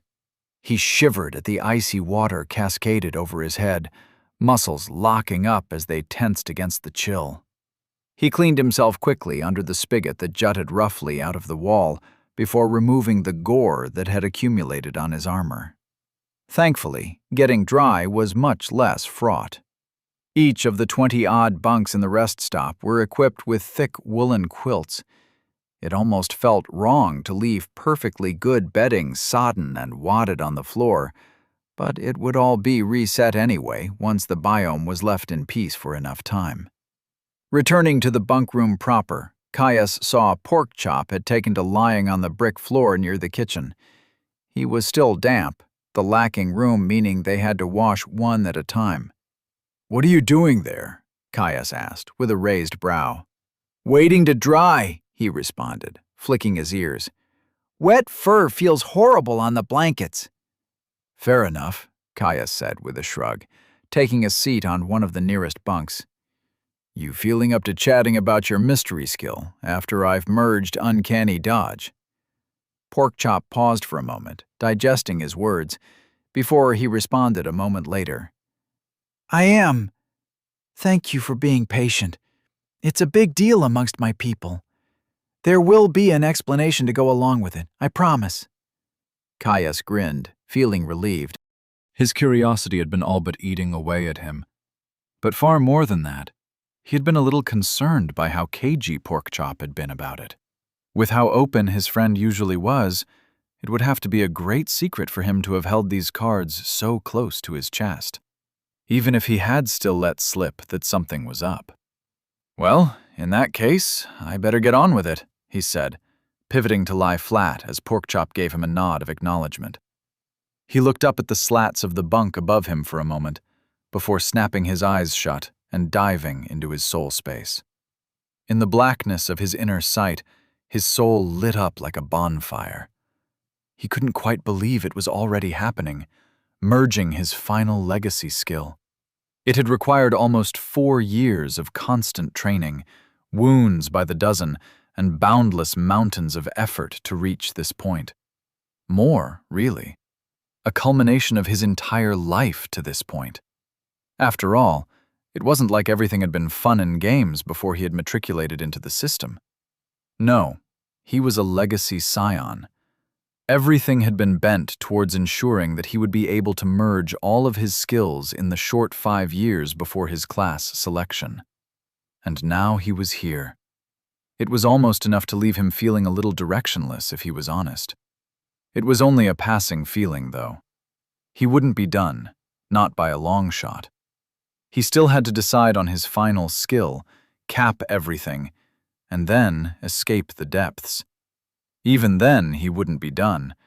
Class selection was a beast in its own right, and was a simple starting point to the endless fight to claw your way up the tiers.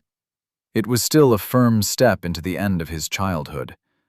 With a class, he would be considered a man proper by society at large. If he'd been in the forest above, still with Father, they would have been planning a celebration by now. No doubt an unplanned trip to 3 fields to down many a flagon. Father wasn't here, though. Yet as much as that burned, as much as he felt the yawning pit clawing at his stomach at his absence, he didn't feel alone. Porkchop was family. While that didn't blunt his grief, it did give him the resolute faith that no matter what happened in the future, there would be a brother at his side to back him up. A fat one, who was far too hairy, but a brother all the same. Caius drank in his soul space. The fiery light that jetted from his center of being, illuminating the foggy clouds of his resources, glimmering on the platinum shards of his 8 legacy skills that circled in a messy orbit. With only 2 skills remaining, the sheer weight of the call of his legacy skills was going to be devastating. It would also be their last battle. With his class, they would be bound to him in their totality, linked to a grander, more fundamental working. In his mind's eye, he could see them waiting, watching, as they prepared for their final confrontation. He would give them no inch, no quarter, no matter what vile whispers and painful shrieks they might call out to him with. His will was forged iron, tempered in a crucible that would have killed all others in his position. His power, his might, his sheer bloody-minded, dogged determination was unique amongst the higher races. This he knew for sure. This he had confirmed to him by the system itself. The first to be watched by the system in eons. The first unclassed to survive the depths, to slay champions by the handful. And soon, the first to tear down a guardian from their throne and reascend to the world above. This was a trial that every scion of his dynasty had faced. No challenge so base would stymie him. Not here, and not now. He latched onto his soul, wrapping his intent around the wisps of meaning and actualization that emanated from his center. Then he began to weave. A great braided cable that glowed with inner light spun out of the fire of his soul. As soon as he started the process, his legacy skills shrieked. In unison, 8 platinum shards of power thrummed, quaking with intensity as pure avarice exploded through his soul space. Caius grunted, gritting his teeth as the force of their call shot through him in a wave of agony. He pushed the pain to the side, crawling forwards, finger length by finger length, to reach towards his first skill. Every stride, every hair's breadth, was a titanic confrontation of wills. The screaming choir of his legacy fought back every step of the way, attacking him with a symphony of discordance. Hot blood started to drip from his nose, coating his lips with the fresh taste of iron. He pushed on. With a howl of determination, he snatched up Danger Sense, weaving a cage of soul around the shard. A moment later, and his legacy skills were drowned out in a tidal wave of impressions that flooded through him from the bound shard. There was so much more to danger than pure sensory awareness. The true essence of safety came in prediction. Sight and sound could be hidden from, twisted, tricked, and avoided. Only a complex engine, constantly assessing and processing, has any hope of warning of what might be lurking in the impenetrable darkness. Even then, organs fail. Insight was what was truly required. An impossible veil pulled back, revealing not what is, but what would be. A portent of doom so powerful that it ripples backwards through time. Imperceptible to all but the most cautious. A danger sense. Caius gasped as the visions ended as abruptly as they started, returning him to the sonic wall that was the wailing of his legacy skills. For a moment, he almost lost his grip on the shard he had wrapped in his soul, caught unprepared, reeling as the wires of gold quaked in the onslaught of his legacy. Then he snapped back, ready and willing to fight. He pushed back, dampening the chorus of platinum as he impressed his will on his skills. This was his domain. Their power was his own. They quieted, just a touch. Refusing to let the brief reprieve go to waste, he dove back to his soul and started to weave once more. With another cable of self in hand, his legacy redoubled their assault, clawing at his mind, demanding their rightly owed attention. Teeth crunched in his mouth, health flaring as he pushed on. The resistance of his skills was the highest it had ever been, but he only had to contend with them for a moment longer. He could do this. Just one more. He snatched out, wrapping soul fire around the last skill. Another wave of meaning washed over him. Dodge was a simple thing, like most common skills. It cared not for how danger was discovered, only in the earnest effort to avoid it. A simple lean or the twist of a foot was often enough. Not always. Other times, more drastic measures had to be taken. A dive to the ground, a turn that strained joints, or a step off a cliff. So often, it wasn't awareness that saved lives, but simple speed and control. Unavoidable was, at its core, a relative term. Dodge sought to make it meaningless. All the insight in the world meant nothing without the capability to back it up. Returning to himself, Caius was beset on all sides by the mental assault of his legacy. In such a mutable space as his soul, where intent had substance, it quickly turned physical. Razor-sharp shockwaves shot at him from all sides, wearing away at his willpower. Somehow, they knew that this was it, that there was one move left on the board. So they spoke, unwilling to hold their peace. Moving as fast as he was able, Caius withstood the storm and wove a final thread of intent. It wrapped around his wrist like a living thing, eager to abide by his wishes. Then he moved, pressing on all of his authority as the rightful ruler of his center to shoot towards the two skills he had bound. Tethered to his soul, they orbited in carefully controlled lockstep. Then it was done. He forged the chain between them, and it was over. Platinum shards fell subservient in an instant, recognizing their loss and his rightful superiority. A moment stretched as simple, blessed silence washed over him. Then the final merge commenced. The two skills rocketed together, held fast in his shared understanding of their essence. Protectors, one ephemeral, one physical. Together, they would be so much more.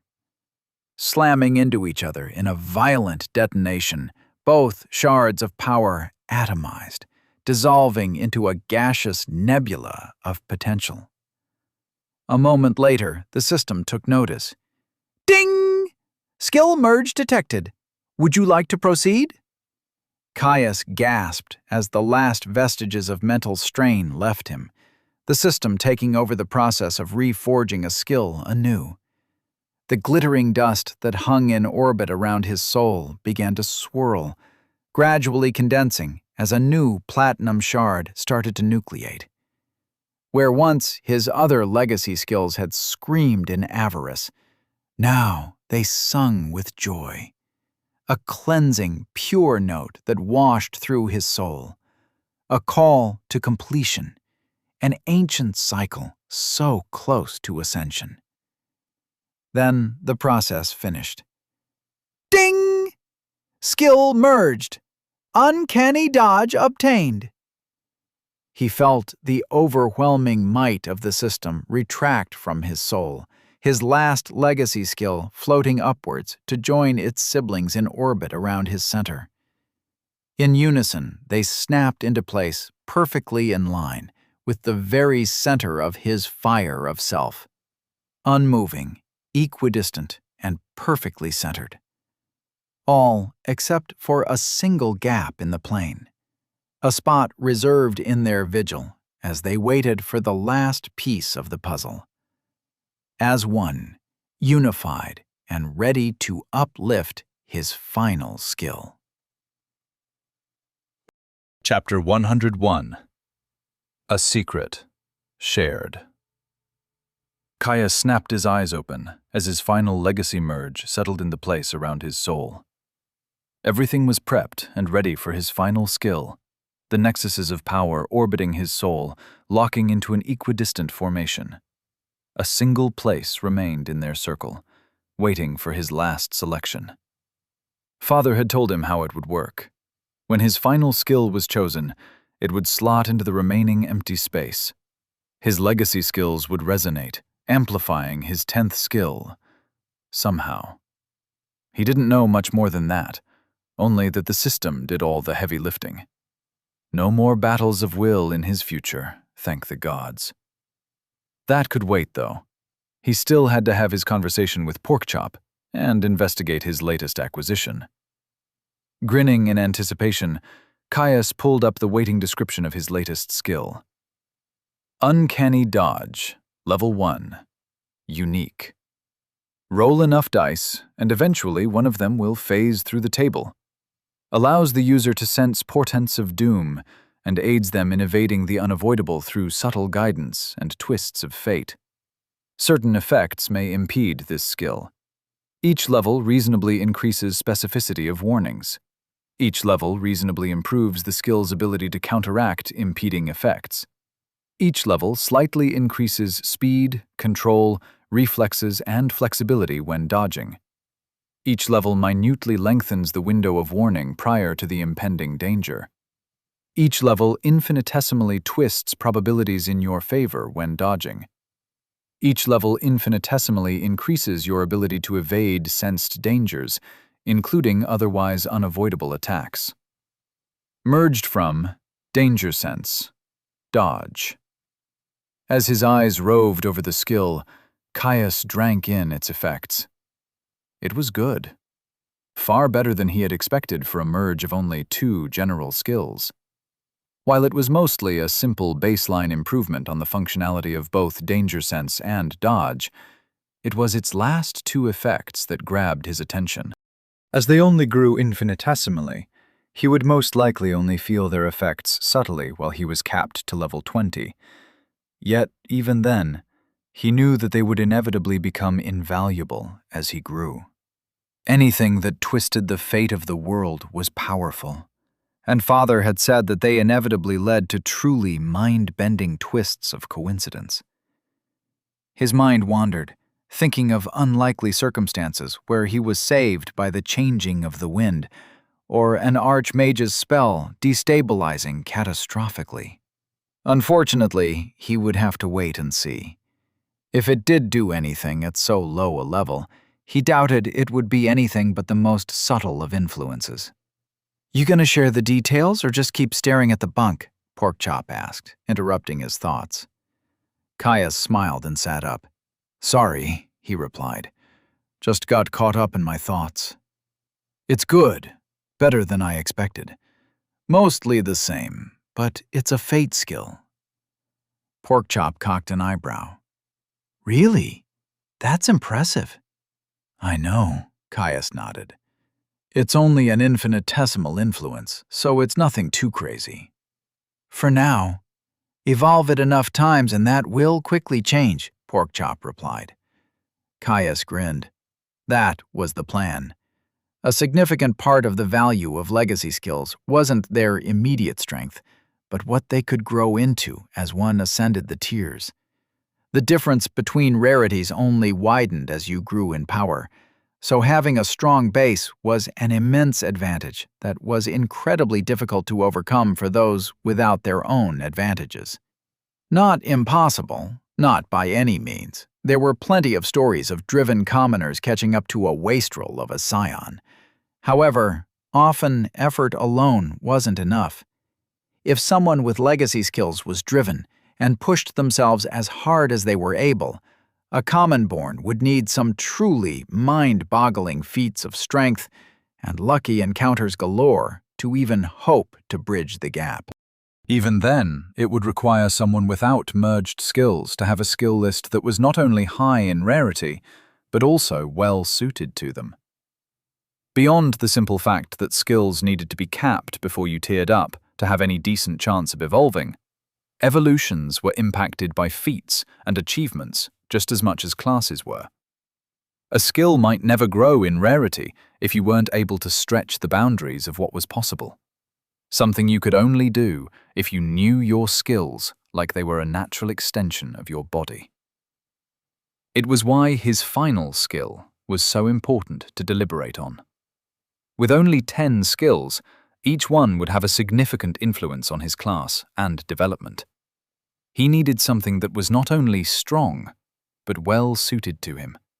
Something he would use. Which made Porkchop's secret skill all the more intriguing. Porkchop might have been lounging on the stone, half splayed out, but Caius could see the tension in his shoulders, the way they were bunched, stiff. He was nervous. "So, are you ready to talk about your mystery skill?" he asked, keeping his voice calm. He wanted to grab his friend by the shoulders and shake the bloody answer out of him. Just sitting there and knowing that Porkchop had something interesting to share had made the last few days torturous. However, Porkchop was like blood, and it was clearly a big deal, so he let it slide. Porkchop froze before he let out a low huff and set his head on his paws. "I suppose I can't really push it off anymore, can I?" "Are you kidding me?" Caius laughed. "If you tried to do that, I'd dangle you by your tail until you squealed." "I'd like to see you try," Porkchop scoffed, but Caius could see that his joke had done its job. His friend relaxed, letting go of some of his tension. "It is an odd thing to talk about. Sort of like your old discomfort with discussing your legacy with me." It's a birthright of every greater melees that we are taught young, but much time is spent dissuading us from ever using it. No one has in centuries, and the last time didn't exactly go well. Porkchop explained. Not that that has ever stopped the elves from trying. Caius leaned forward, shocked that whatever it was had led elves to pressure greater beasts. Elves? I thought they all but deified you guys. What could be so important they would try to pressure a skill out of the dens?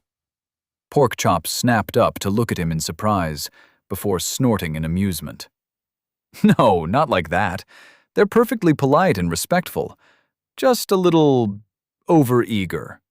Frankly, they are super annoying.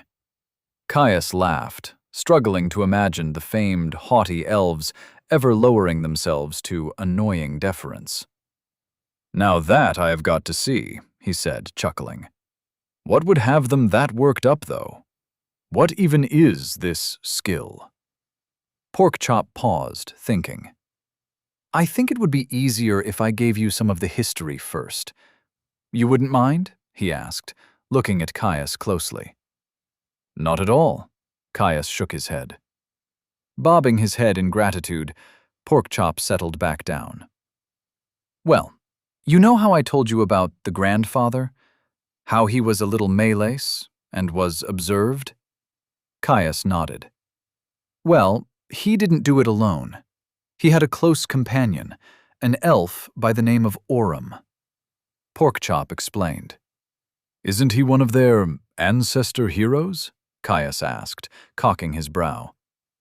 The one and the same, Porkchop confirmed. They were inseparable.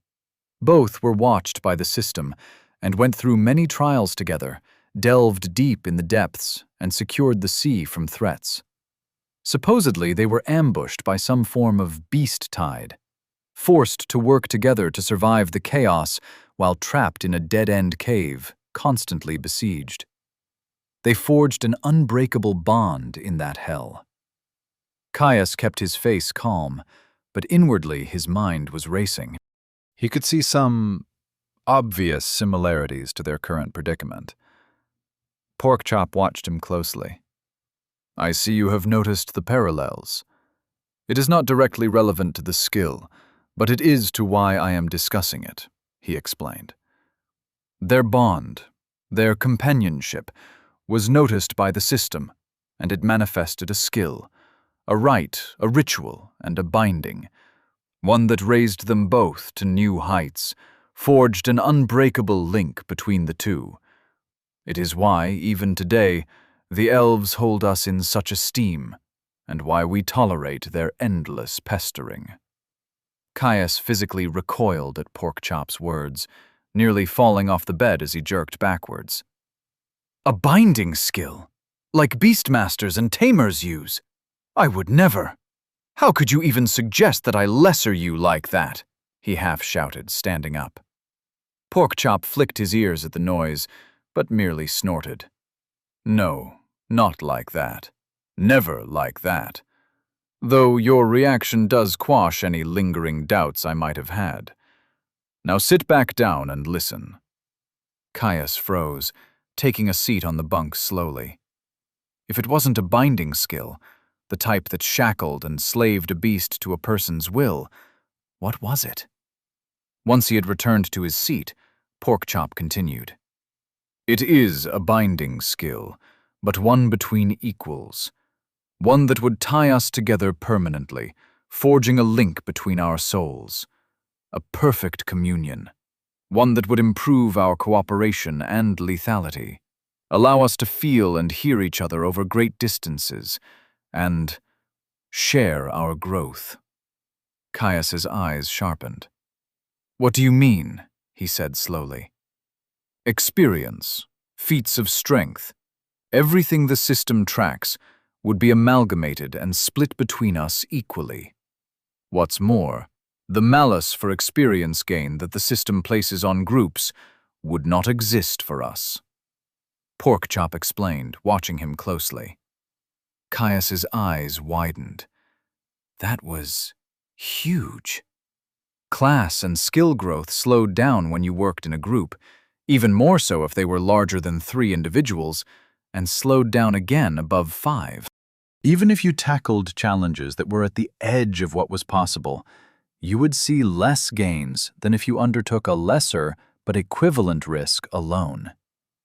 It would mean that if they pushed each other, their growth would be explosive, far exceeding what would be possible otherwise.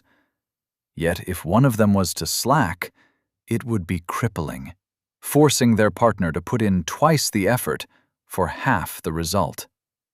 That's why none of you use it, isn't it? Too much risk of kneecapping your growth if you bond with the wrong person, Caius said, almost whispering. Porkchop nodded. It's what happened last time. We used to be a lot more integrated into the conclaves. A cub and an elven child were close friends and performed the rite in secret. The elf was middling at best, with only a couple of legacy skills. And worse, the cub broke his legacy by taking the skill. The elf grew strong for them at least. The cub never grew past the 3rd tier. We stopped living so close to the elves after that. Caius winced. That would do it, especially if the melees had broken his legacy in the process. Despite that, he was very interested, both with the bond and with the effects it would have on his growth. He already saw Porkchop as family, and knowing that he would always have a stalwart companion was nice. Yet there was still one question that burned in his mind. Why me? He asked softly. Like, of course I am interested. We already planned on sticking together once we escape, and you're already family. But what if I slow you down? You're a greater beast, destined to reach tiers that people can only dream of. Porkchop gave him a flat look. Gods, I wonder why I am not worried about being slowed down by the first observed in millennia. The person who helped me reach the same heights. The person who has pioneered a whole new branch of spellcasting. And the person who pushes themselves harder than anyone I have ever seen. The same person that will inevitably be the first one ever to slay a guardian without a class. Porkchop's words were pointed, direct. Caius, at this stage I'm more worried that I will slow you down. Caius leaned back, scratching his head. Well, when you put it like that. Rolling his eyes, Porkchop snorted before looking back at him with a rare intensity. So you are interested, Ven? Caius nodded, wearing his conviction on his sleeve. I am, though I obviously have a few more questions. Then ask. Porkchop replied seriously, though the slow swoops of his tail on the floor gave away his happiness. Caius grinned, leaning closer. Well. Chapter 102. History and Choice. Caius leaned forward, resting his elbows on his knees as he thought about what he wanted to ask Porkchop. The fact that his friend's secret skill was a binding one was a shock. The fact that it wasn't one of the predatory command and control types even more so. He was incredibly interested, and had already made his mind up. Sure, it would mean that he would have no dedicated glyph-binding skill, but having literally pioneered the art, he would be delusional to think that he wouldn't get offered classes relating to it. Especially since he had a rune skill, which more than likely would evolve in that direction as he progressed. An unbreakable link that would let them fight as one, and came with significant experience advantages, was too good to pass up. He just had a few more questions. "Will it affect skill growth?" he asked. "No," Porkchop shook his head. "And for that you should be thankful." "Oh?" Caius said with a tilt of his head. "If our powerful bodies and strengthened resources are a greater beast's boon, then our slower rate of skill growth is our bane. It is not something we spread widely," Porkchop explained. His eyes widened, staring at his friend in surprise. That was unexpected, but also made a cruel sort of sense to Caius. The system was fair in its dealings, rewarding those with the luck, strength, knowledge, and resolve to push themselves to new heights. He'd also thought it a little odd at the sheer, unrivaled advantages all greater beasts had. Long life and overwhelming might were hard to overcome, but if it came at the cost of slower skill growth, it would make it much harder for a beast to ascend tiers with capped skills. At least without putting off the class evolution for extended periods of time. With how vital that was to both class and skill development, it was a significant issue. "Well, that makes me feel a little better about all those extra years you got to work on your skills," Caius said with a shake of his head. Porkchop snorted. "Without those, no greater beast would ever be able to finish a legacy. I am something of an anomaly for having finished mine so early, and that was only because I found the dens so boring that all I did was practice." Caius grinned. That was a feeling he could empathize with, what with his own childhood of training in the outer reaches of the sea. Though, as he thought more about what it meant that Porkchop had a slower rate of skill leveling, a frown of worry crossed his face. "What about this bond skill? Will you have any difficulty with capping it before we fight the Guardian? We'll need every edge we can get." "It's not that slow, Caius," Porkchop snorted. "It's more of an issue for the massive amount of skills over the course of a complete legacy. Besides, the bond levels a little differently than most others. With everything we have been through, I will be very surprised if we don't cap it immediately. After that, it will grow naturally as we fight and explore together." That was a relief. He wouldn't have minded waiting, but having the skill capped would mean they would be able to evolve it immediately. "And what of when it evolves?" Caius asked. "What changes? Or was what you were talking about the evolved option?" He could understand if it was. That sort of experience share was far more than he expected from an unmerged base general skill. Porkchop grew quiet, before he softly answered his question a moment later. "I don't know. No one has taken the skill as the capstone to a legacy before." Caius stared at his friend in surprise. "What? How?"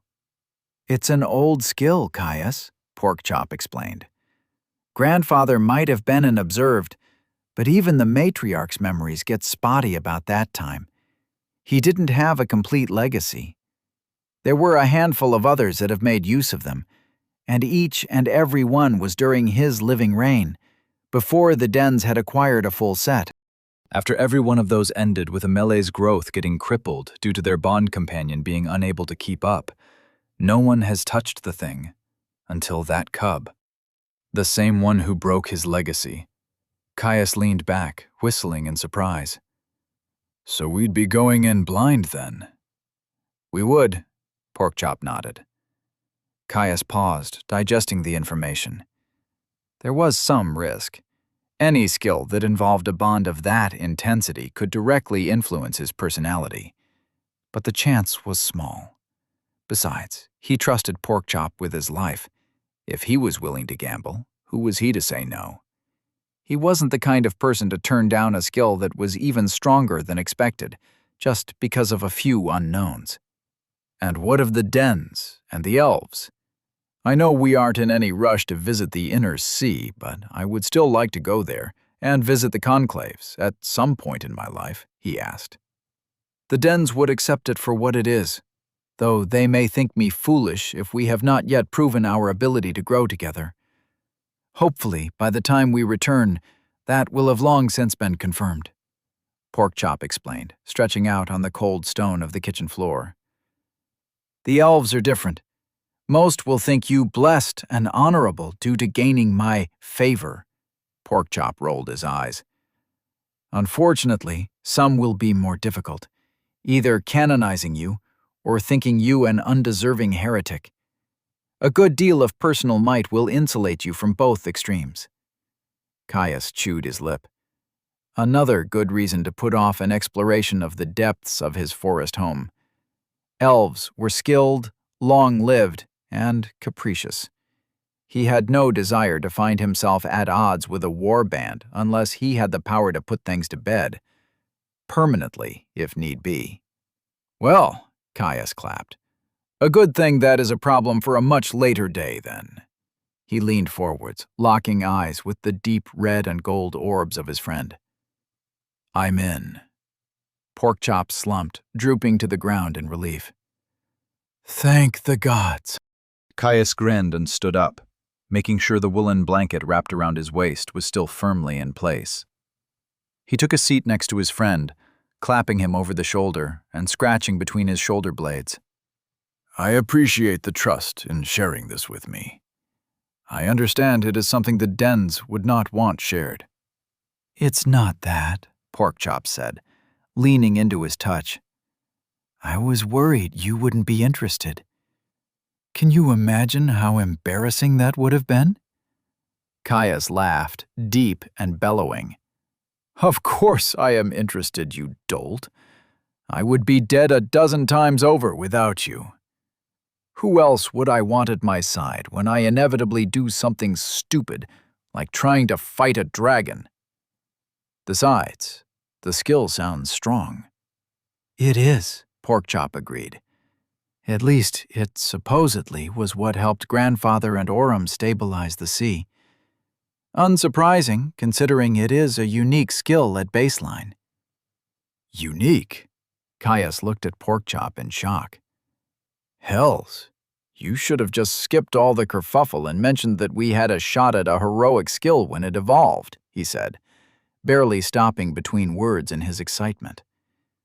The only other heroic skill he had heard of an unclassed possessing was his own rapid adaptation and Porkchop's savage arsenal, and they were legacy skills made up of a full 10 merges.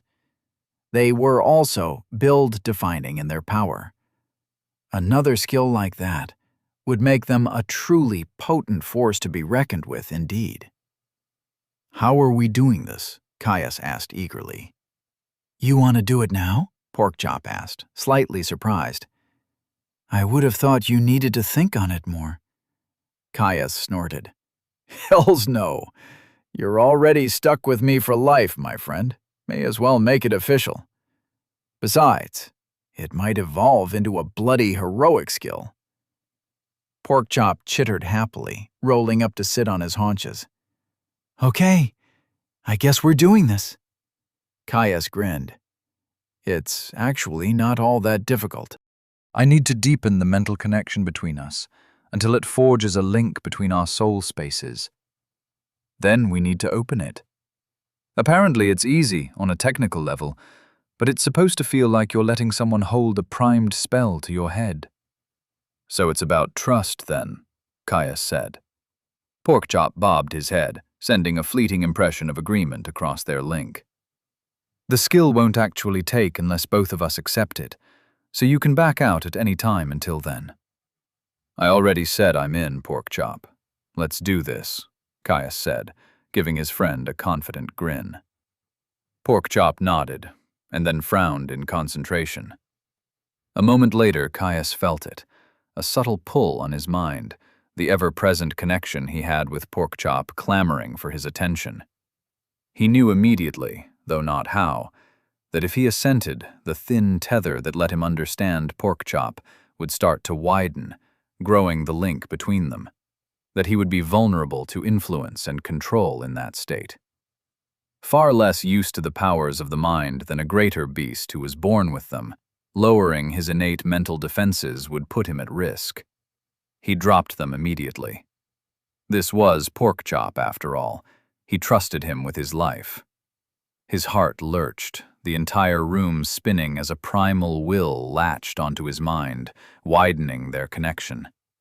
Something sank into the edges of his soul space, foreign shards of power piercing the veil, grabbing his innermost self in an iron grip. Caius gasped.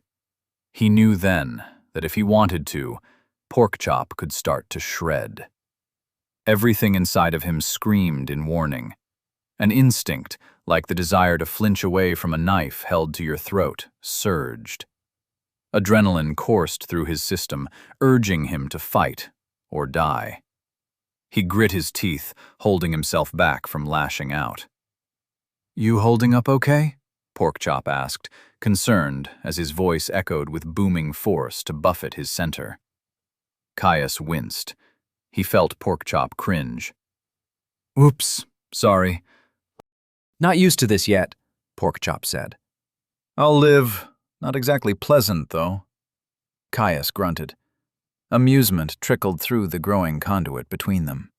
That's good, because this is about to get a whole lot worse for both of us. Caius furrowed his brow. "What do you mean?" The iron-hard shards of will that Porkchop had set into the edges of his soul space started to rip, tearing at the very boundaries of his being. It didn't hurt, not in the sense of a stab wound or a broken bone. It was the agony of having his most intimate defenses torn from him, the utter surety of a total loss of control, a crushing of his will, and a total dissolution of the most basal boundary he'd had since he was a babe. The claws broke through. A ragged hole opened what should have been inviolable. Suddenly he was more. Caius's soul screamed. An ethereal bonfire surging to new heights, golden conflagration consuming his center in a desperate autonomic attack on all transgressors. It burned. He felt the strange golden flames lance into their mind, could feel the molten heat dripping to the tips of their claws, scouring their fur in an inferno of uncontrolled fear. They nearly gave up, but they had to. To stop now would leave them shattered, separated, with ragged holes in their souls that would slowly bleed them dry of all that made them, them. First, it would be a searing agony, slowly stretching from their chests until it reached the tips of their fingers. Then their hopes, their dreams would fade. Then their minds. Until, eventually, their bodies gave in. They were past the point of no return. They had forged the link. Now they just had to stabilize it. Chapter 103. The Oaths That Bind Us. Feeling the searing heat emanating from their soul, they knew they had to work quickly. Stabilize the link before it collapsed and left them crippled. They needed the skill. Now. One half still floundered, unused to the rigors of true mental communion. The other knew what to do. They trusted, and they acted. It was time for the blood rite. They knew, even now, that they could back out. Even splitting their minds, they knew they wouldn't. Pain was acceptable. Risk was acceptable. They would be forged anew and rise above, or they would die. Opening their eyes, they were treated to a mind-spinning duplicated sight of their bodies. One stout, red, furred, and strong. the other tall, pale, lithe, and strong. They moved slowly, mortal flesh struggling to cope with the sensation that flowed across their link. Their human body drew their hunting knife with a shaking hand. Their Malay's body raised their paw to their mouth. Diverting a modicum of effort, they suppressed their health. The sting of tooth and blade was lost in the all-consuming pyre that lashed across their link. Heartblood sprayed. With their endurance, they would survive for a short while, but the oath had to be forged so that they could heal. They clasped arms, anointing the stone below with the ichor of their covenant. Hearts thumped in sync. We are one, by the rights of strife and adversity, the pact of the hunt, and the oath of fire and blood. Be it searing sun or frozen moon, we will endure. Our blood is our bond, unbroken in the face of storm and starfall. We are the fangs in the night and the heartbeat of the dawn. Forged in blood and pain, we rise. Unity will be our sword and loyalty our shield. Witnessed by fate and seen by the arbitrator, let it be known. We are one. They spoke, voices thrumming with the potency of an ancient pact revitalized once more. The system noticed, and a familiar ding sounded in their minds. Ding! General skill available. Would you like to learn Soul-Forged Covenant, unique? They accepted. The might of the system thrummed. 2 seeds of power, the realization of their shared might, substantiated in orbit around their souls. The new shard joined the procession of their constellations of legacy skills, filling the missing slots, completing the preparation for their final ascension. Their skills thrummed with anticipation, vibrating with barely concealed power as they waited for the final skill to be ready. Then, Soul-Forged Covenant activated. Power surged, torrenting from the skill to suffuse the ragged holes in their souls. Soul stuff melted, channeling and bleeding across the yawning chasm that was their link. Then it started to contract. Finger length by finger length, the tunnel of meaning and connection shrunk, pulling their souls into alignment. As they drew together, the tears in the border of their centers widened. They gasped, feeling the last remaining shreds of difference dissolve. They writhed, the dissolution of ego as much agony as it was ecstasy.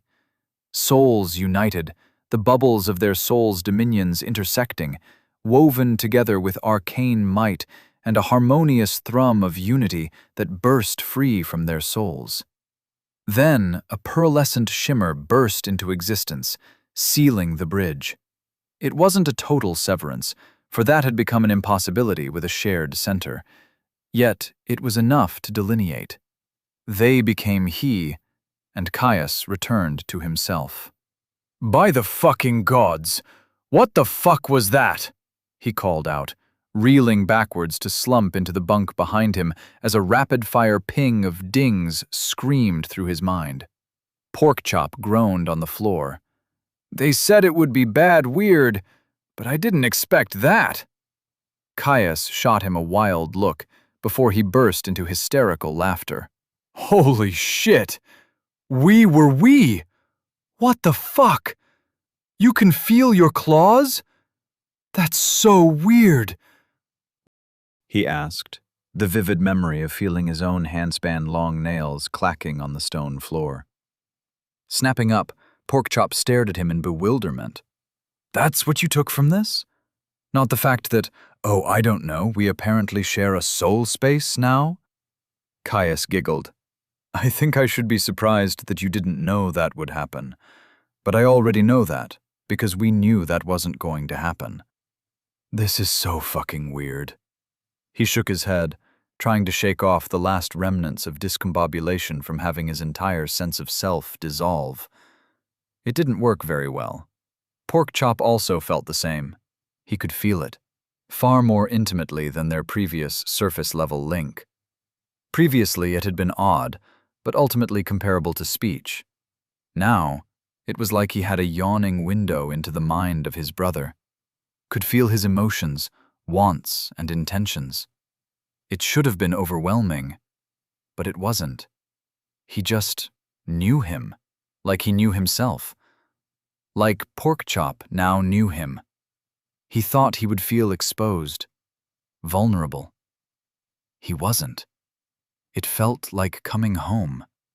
Plus, he could feel Porkchop, feel their distance, like he knew how far his hand was from his face. Sense the way he lounged on the stone, the weight of his body. A strange proprioception that extended through the bridge of their souls, bringing awareness with it. "This is too fucking weird," Caius said with a shake of his head. "I'm checking my notifications."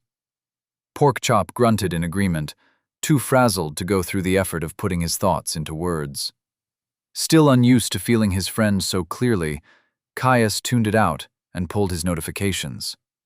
Ding! Soul-Forged Covenant has reached level 2. Ding! Soul-Forged Covenant has reached level 20. Caius looked on at the notification in shock, almost finding it impossible to believe that it had already capped. "I already told you," Porkchop said, answering his unasked question. It levels based on our connection, and later, once we have our class and bloodline, based on simple cooperation. We've effectively been leveling it since we met.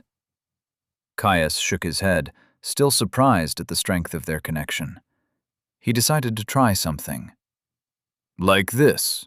he asked, pushing the words through his mind towards the omnipresent barrier that he could feel separating them.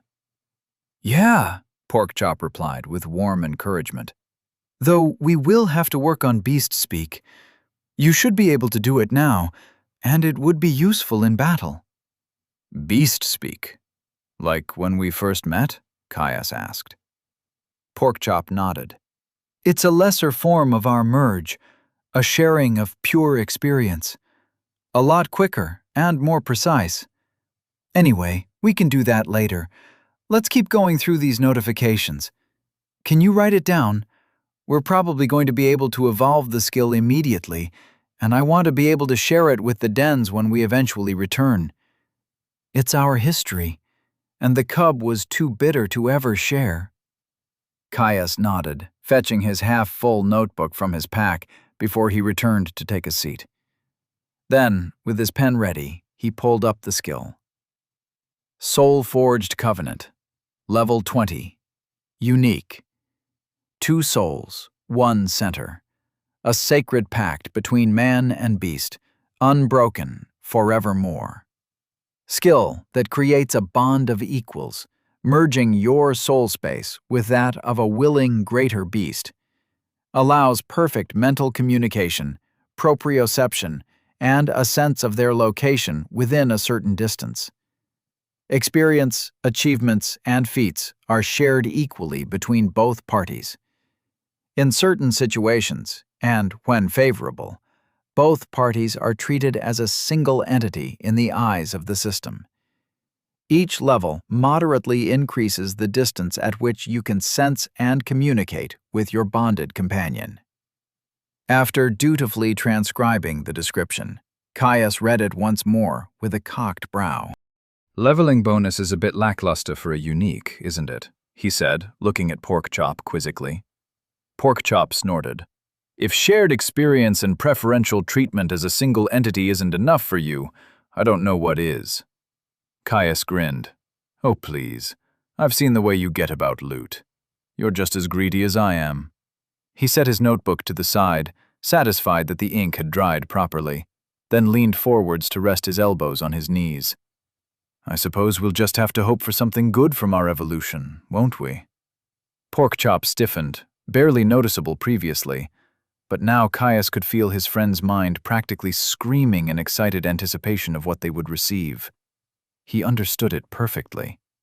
A skill like this was a rare find, and to find out that they would be the first to evolve it as the final component of their legacies in the history of the dens? Anyone who wasn't would have to be a fool. He turned his attention to the final notification that burned at the front of his mind, bringing it up with a flick of intent. Ding! 10th skill capped. Ding! Completed legacy detected. Ding! Initiate special skill evolution. Soul-forged covenant? Looking up, Caius locked eyes with Porkchop, receiving a slight nod in return. Taking a deep breath, he accepted the system's prompt as he felt Porkchop do the same. He dropped into his soul space as he felt the system descend, the undeniable power of the omnipresent force blanketing his soul.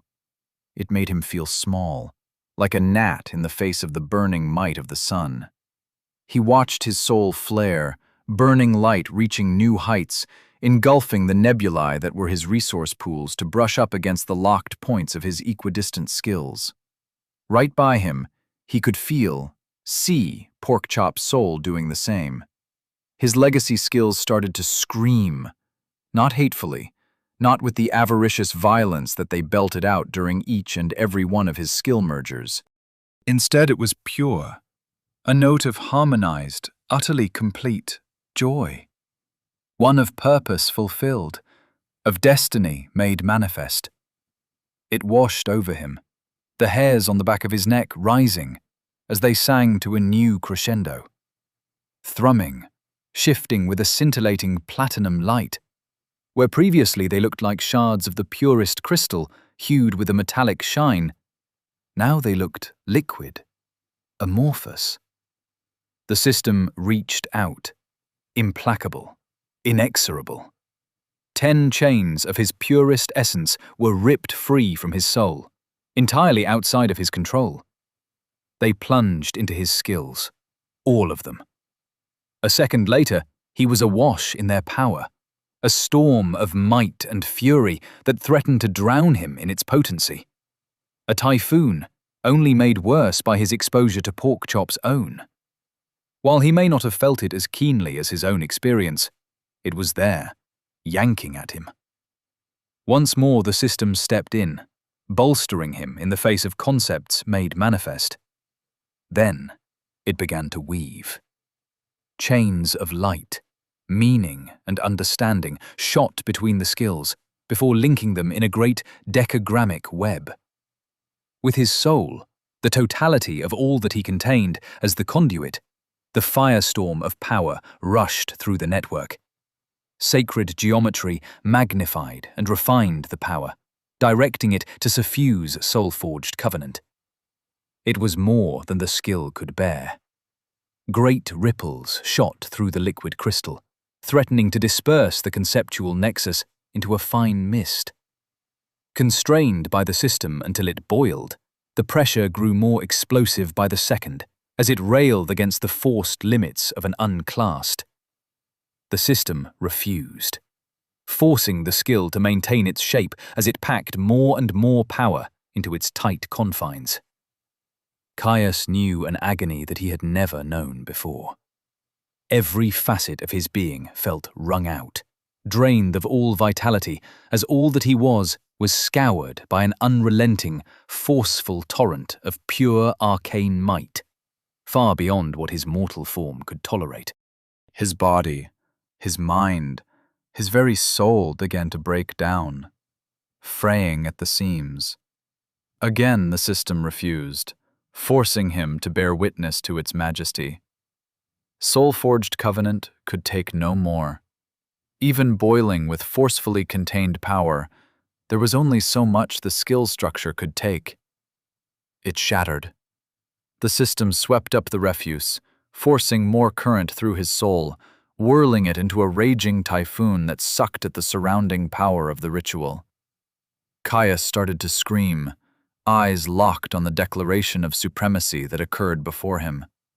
With deft will, sheer gaseous meaning was condensed, suffused with the purity of essence contained in his legacy skills. There, in the eye of the maelstrom, a new skill began to germinate, one shining with the purest platinum light. The final member of the conclave. It grew, and with a snap, it was over.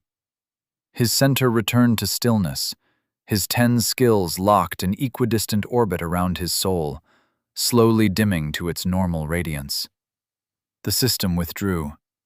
A ding sounded in his mind. Caius blacked out. Chapter 104.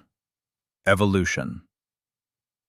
Caius came to with a groan, every inch of his body aching like he had been trampled by a dozen draft horses. Everything about the last hour was hazy, as if he had witnessed it in a drunken haze, from a distance at that. He pushed himself up, shaking his head as his bleary eyes struggled to take in the utilitarian kitchen that sat in front of him. Porkchop wasn't much better, groaning in discomfort as he shifted up off the brick floor. It was strange. He could still feel him. Porkchop, that is. The way he sat, held himself, the weight of his body on the warmed slabs of stone beneath him. It should have been mind-bending, but it wasn't. Distinctly different from his sense of his own being, it was more like a new limb, a new awareness that dominated his mind, like a leaden arm that had come to sudden, prickling wakefulness. Taking a deep breath, Caius steadied himself. His awareness shifted to the incessant blaring that had been present ever since he returned to waking, a flurry of system-derived chimes that clawed at his attention. He didn't see any reason to deny them. Ding! General skill evolved. Soul-forged covenant, unique, has become Brotherhood of Ichor and Animus, heroic. Caius grinned as he read the system notification. They'd done it. They'd actually gotten another heroic skill. It was an impossible achievement, one that almost seemed outside of the realm of possibility. Sure, maybe nothing quite so extreme as the existence of honors, but he would have to be an entitled wastrel to not recognize its value. Feeling Porkchop finish digesting his own, as one, they turned their attention back to their next notifications. Ding! Racial trait obtained. Prepare for assimilation. Greater beast-blooded. Ding! Unclassed detected. Assisting with absorption. It started in his marrow, a sickening twist in the gentle flesh that lay sheltered in his bones. The fatty tissue started to boil. Caius writhed, crying out as his voice cracked like dropped glass. It was all-encompassing, unavoidable, potent and enduring. Torturous heat that burned within him, scorching him from the inside out. Then it started to spread, penetrating his bones.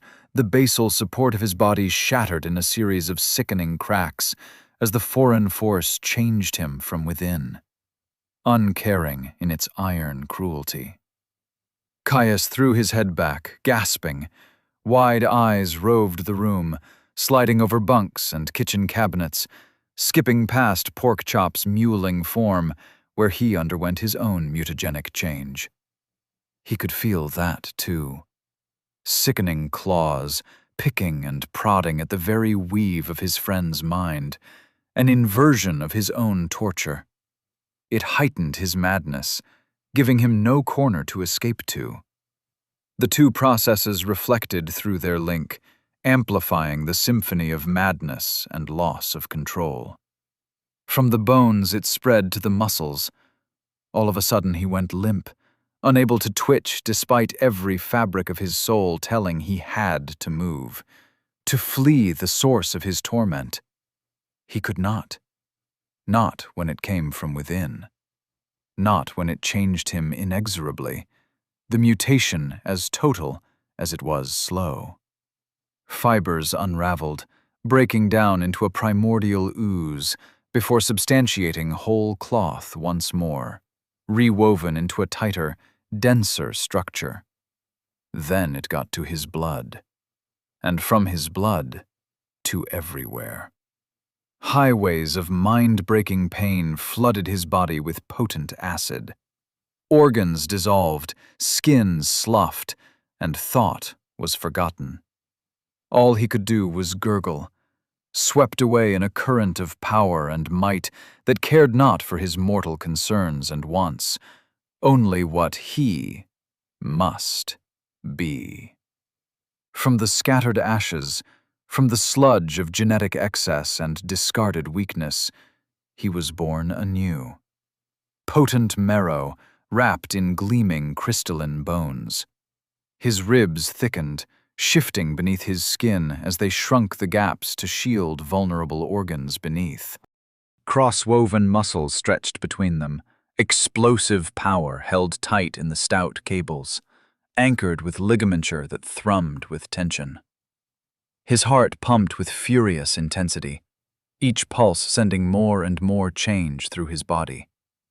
Nerves seared with the bright fury of the sun, scorching him with their overwhelming might.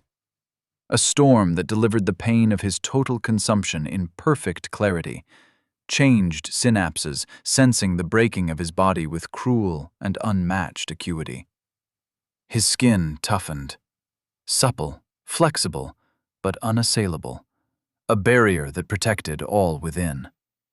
Time blurred, meaningless in the face of dissolution, leaving him floating on a sea of agony and metamorphosis. Yet it seemed even eternity had an end. Slowly, the force that had suffused his body left him, guiding the mutagenic energy back to the confines of his final skill, sealing it inside the shard of power that orbited his soul. The system withdrew once more, yet the pain lasted far longer. Caius lay gasping, coated to the last hair in a thick layer of liquid, unsure if it was sweat, blood, or some organic refuse expelled by the transformation. Every hair's breadth of his body felt wrung out, twisted and beaten. With a groan, he lolled his head to the side, finding that Porkchop hadn't fared much better. His friend lay on his stomach, paws pressed tight to his head as he covered his eyes and ears. Caius knew that it was a desperate attempt to dampen his senses, feeling the overwhelming headache that threatened to rupture his friend's skull from within. He swallowed, tongue getting stuck to the roof of his bone-dry mouth. "What the fuck was that?" he croaked. "Quieter, please," Porkchop whined. "Racial trait. Be thankful that we got the system's assistance. That sort of change can easily kill you if you don't have the stats to persevere." Caius breathed shallowly, overwhelmed by the sensation of air on his damp skin. Everything felt too much, too extreme. "But we both have the dynastic trait," he said in a small voice. "Born with it. Doesn't count. Plus it only affects bonus stats, not changing us directly like whatever we got was. Though it might also have been the skill. I'm not sure." Porkchop groaned, slowly sliding his paws to look at him directly.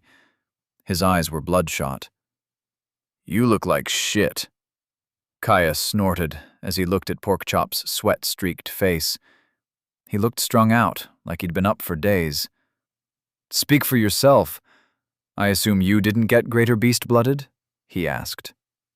Porkchop shook his head, grumbling as Caius felt his friend's headache spike through their link. "No, I got enlightened mind. It seems we might have gifted each other some of our natural advantages, thanks to the skill." Caius raised his brows. "Skill first?" Porkchop chuffed in agreement, and Caius flickered his awareness to the waiting description of their evolved skill. Brotherhood of Ichor and Animus, Level 20. Heroic blood calls to blood, soul shines to soul.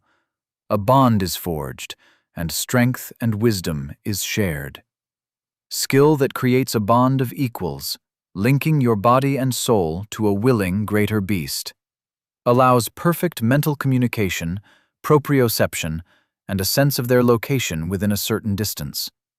Experience, achievements, and feats are shared equally between both parties. In certain situations, and when favorable, both parties are treated as a single entity in the eyes of the system. Bolstered by the blood and marrow of the greater melee, Your body is continually reforged and reinforced. Grants the racial trait, greater beast-blooded. Each level significantly increases the distance at which you can sense and communicate with your bonded companion. Each level minutely increases the potency of your body's baseline, empowering you physically and mentally. This change is permanent. Caius stared at the skill in awe, amazed at its strength. A skill that increased the power of his stats. All of his stats was unbelievable. Even with only minute scaling, it would bolster him to unimaginable heights as he grew, granting him the famed potency and power of greater beasts. His head snapped up, turning to stare at Porkchop, though he winced as he moved with far more alacrity than he was used to, and kinked his neck. His friend looked much the same, except for his eyes. Previously they had been a deep amber, now they were flecked with green. His green. "I assume you just got something as ridiculous as I did?" he asked, absent-mindedly rubbing the nape of his neck. "Probably. I just got a minute boost to skill leveling and comprehension. Your eyes have bits of yellow in them now." Porkchop whispered in a small voice. High's eyes widened. "Really?" "Well, you got my green," he said, nodding towards his friend. "I got a physical empowerment, same scaling." Caius leaned forwards, rubbing his eyes. "So I just got access to the main benefit of greater beasts, and you the same with the higher races?" he asked, incredulous. "It would seem so." He looked up, staring his friend dead in the face, and started to grin. "We're going to be absolute terrors, aren't we?" "I certainly wouldn't want to fight us," Porkchop chuffed. "That ogre is as good as dead meat." Caius laughed. "Hells, I sure fucking hope so. Though I'm still going to need a good bit of time to cap the rest of my skills before we do that, so we'll have to take our time heading back. Plus, I wouldn't mind a week or two extended rest in one of those dwarven estates on the upper tier of the city. Those kitchens were to die for," he salivated, thinking of the stocked larders full of goods that he had never dreamed of being able to afford, let alone feast on to his heart's content. Much better than the austere fare that they had found in the laboratory kitchens, that was for damned sure. Caius stood up with a groan, wavering slightly as his body responded just a little too quickly with more strength than he was used to. "Going to need to get used to this as well," he mumbled, pulling another woolen blanket off one of the bunks to mop at his sweat-soaked body. The scratchy fabric tugged uncomfortably at his skin, felt far more acutely than normal. Thankfully, despite his worries, there was no gore, so he didn't need another shower. With how sensitive his skin felt, he might actually die if he had to douse himself in the frigid torrent that served as a rain room. "I'm gonna check out the new trait, then I'll make us some more food before we rest," he said, tossing the soiled blanket aside. Racial traits were odd things, incredibly rare and only sometimes heritable. Dynastic was by far the most common, one awarded to those that merged 3 or more legacy skills, one of which had to be made of 4 skills. It was heritable, but the second generation had to meet the same requirements if they wanted to pass it on themselves. Considering the nature of legacy dynasties, Caius sincerely doubted that it happened often. Other than tragedy, or a forgotten misbegotten child, all but the most selfish and idiotic passed down their legacy skills. Though, for those who had joined a more organizational dynasty, such as the Mistral colleges, even descendants would have to meet the requirements to join, albeit with more flexible entry requirements. Still, despite everything, he never expected to get another one so soon.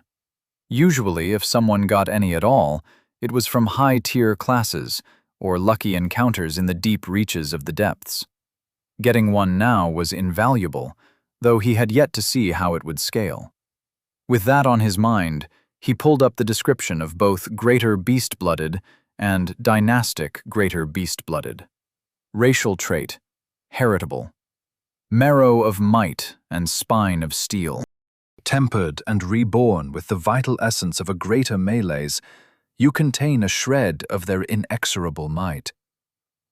+1 endurance, strength, and willpower per level. Dynastic, racial trait, heritable, conditional. Platinum purity burns with capricious light. Be thankful. Your soul has been washed in the light of multiple legacy skills, fueling your growth. +1 free stats per level. Caius's jaw went slack as he took in his latest trait. 3 stats per level was incredible. In the first tier, it was the equivalent of boosting his class rarity by 3 whole grades. Sure, the relative benefit would quickly be outstripped by the scaling of the tiers, but that was a whole class and 200 levels away. Until then, it was an unbelievable advantage. And to be able to pass it on, too.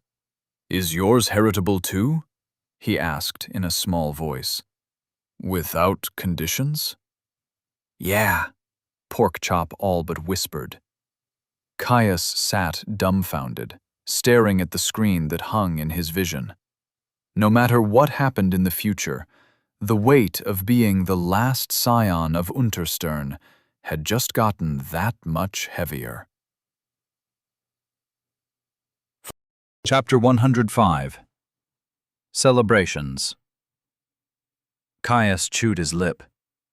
The depths had been explosive for his growth. But even for him, the gains he had made over the day had radically launched him to a few strides from the finish line. 1 honor, 1 legacy skill, 1 special evolution, and 1 racial trait. It was almost too much. It felt unreal. Like something he heard about in bard tales, not the sort of thing he would ever actually live through. He needed to check his status, needed to make sure it was actually there, that he wasn't just dreaming or bleeding out after a bad hit from a champion. Status. Name, Caius. Dynasty, Unterstern. Age, 18. Class selection, 1 year, 2 days. Race, human, dynastic, greater beast-blooded. +1 will, strar, end, and free stats per level. Layer reached. 2.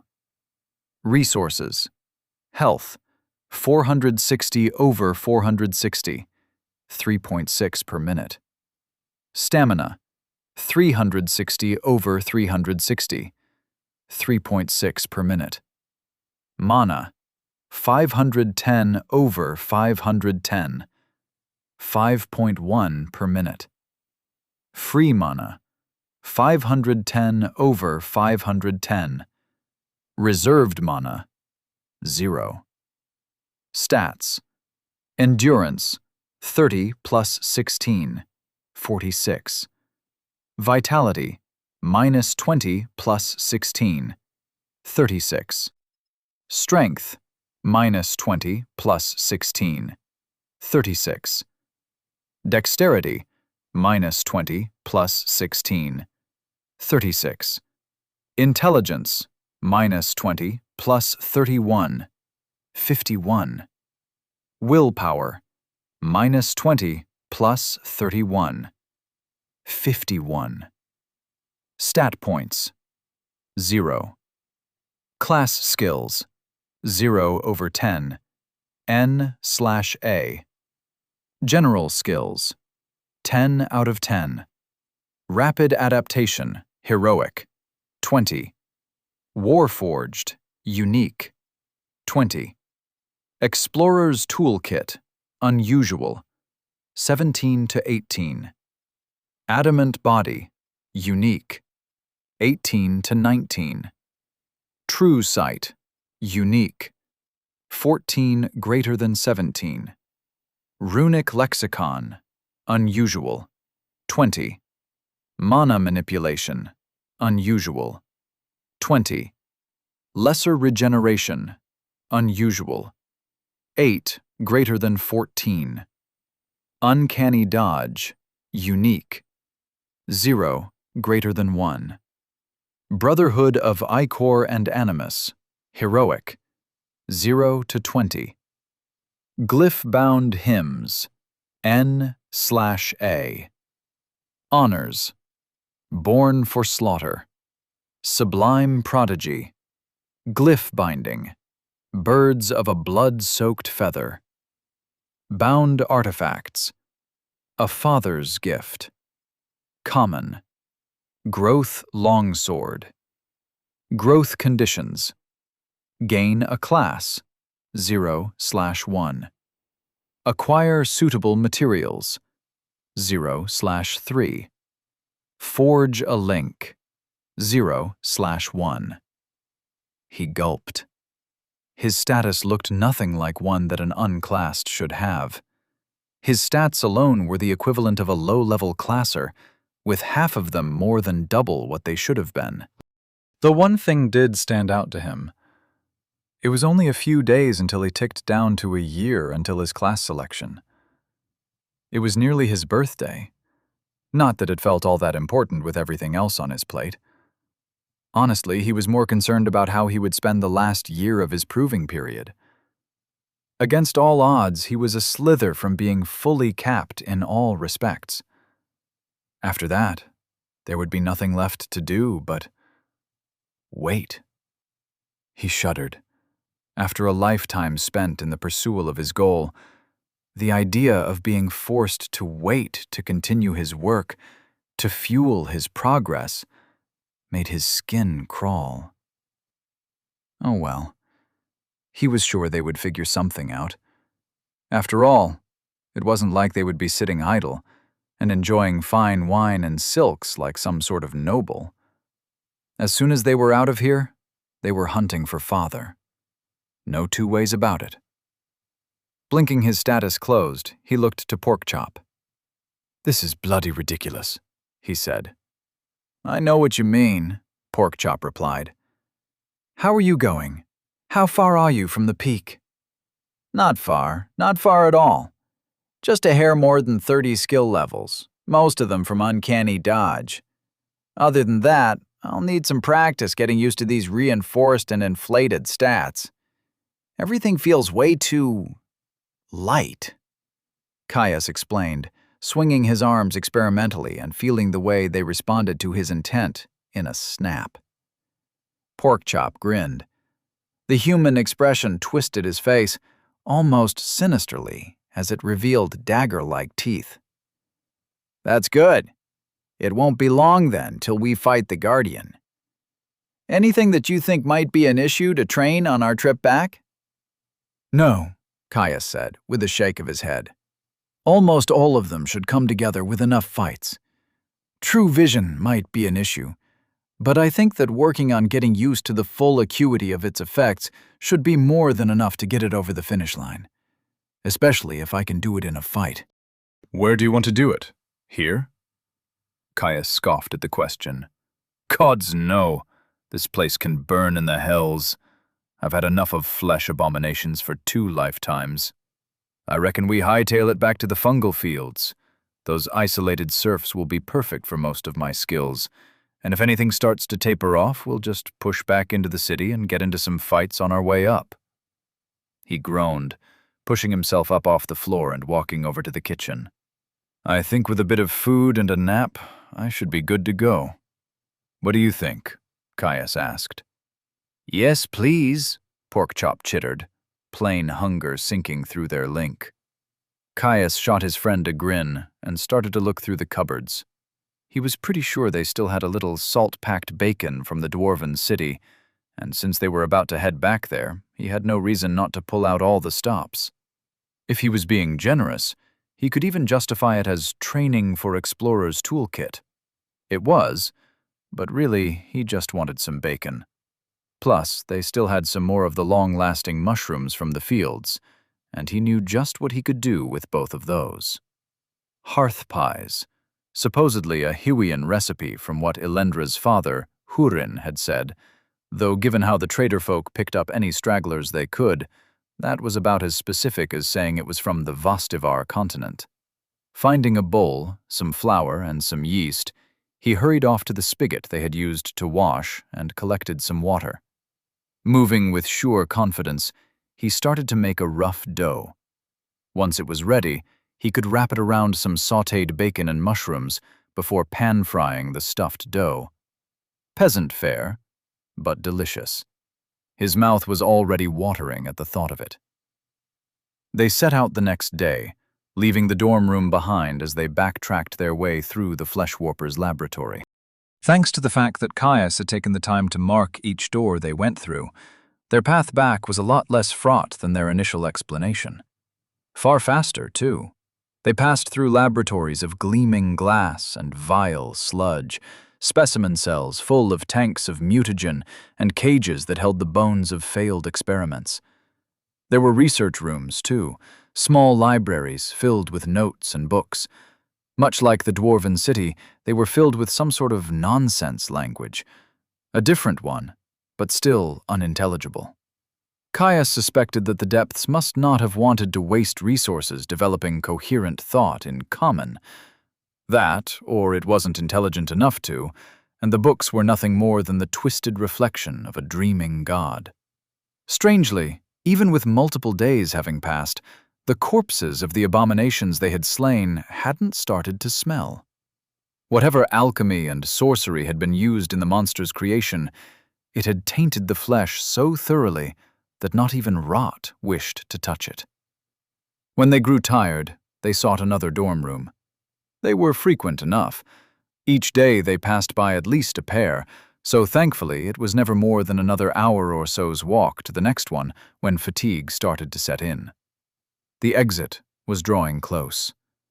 Caius could feel it in his bones, the navigational bent of Explorer's toolkit allowing him to draw on 1,000 half-forgotten memories of individual rooms to keep track of their progress. As they walked, Caius looked at the countdown towards his class selection for what felt like the 1,000th time that day. It had to be any minute now. Class selection. 1 year. The counter ticked over. "Happy birthday to me," he said softly. Porkchop looked over sharply as he stepped over the cold corpse of a twisted teratoma. "Your birthday? Already?" "Yeah," Caius smiled. "Though before you ask, we're not doing any celebrating until we get the hell out of the depths." "That is, if the Melees even celebrate birthdays?" he asked, curious. Sometimes the Melees felt like any other race. At others they were utterly alien. He wouldn't be surprised, no matter Porkchop's answer. Well, that might have been going a bit far. He'd heard some pretty off-the-wall answers from Porkchop before about life in the dens. Porkchop snorted. "Of course we do! You pick what you want to eat, and others will hunt it or find it for you. It's basically the only time I got to eat kacha fruit." "The thing we found in the Tomb Lord's loot?" Caius asked with an arched brow. Porkchop chuffed in confirmation. "Anyway, waiting till we are out sounds like a good idea. Mine will be in a few weeks as well. What would you want to do?" They reached the end of the room, and Caius opened the thick wooden door to the next. Caius hummed, thinking, "Honestly, after all this shit, I'd love for nothing more than to sit by the fire at the Stout Oak and drink enough tankards of ale that I can no longer walk. It might not actually be possible with rapid adaptation, but I'm sure as hell's going to try my best," he answered. "What about you?" "I want more stew, and you will make it for me, as is tradition. A whole barrelful," Porkchop said with firm conviction. "Oh? You've certainly got the stomach for it. Say, I just have to get it for you, right? Not actually make it myself." Porkchop turned to him, giving him a look. "Caius, I don't think you will be able to find an unattended barrel of stew." He laughed, pushing his way through the next marked door. This room was another library, and thankfully held no stinking alchemy or abomination corpses. From memory, it would only be a score or two more rooms until they were out. "I know, but the stuff at the Stout Oak is better than what I can make.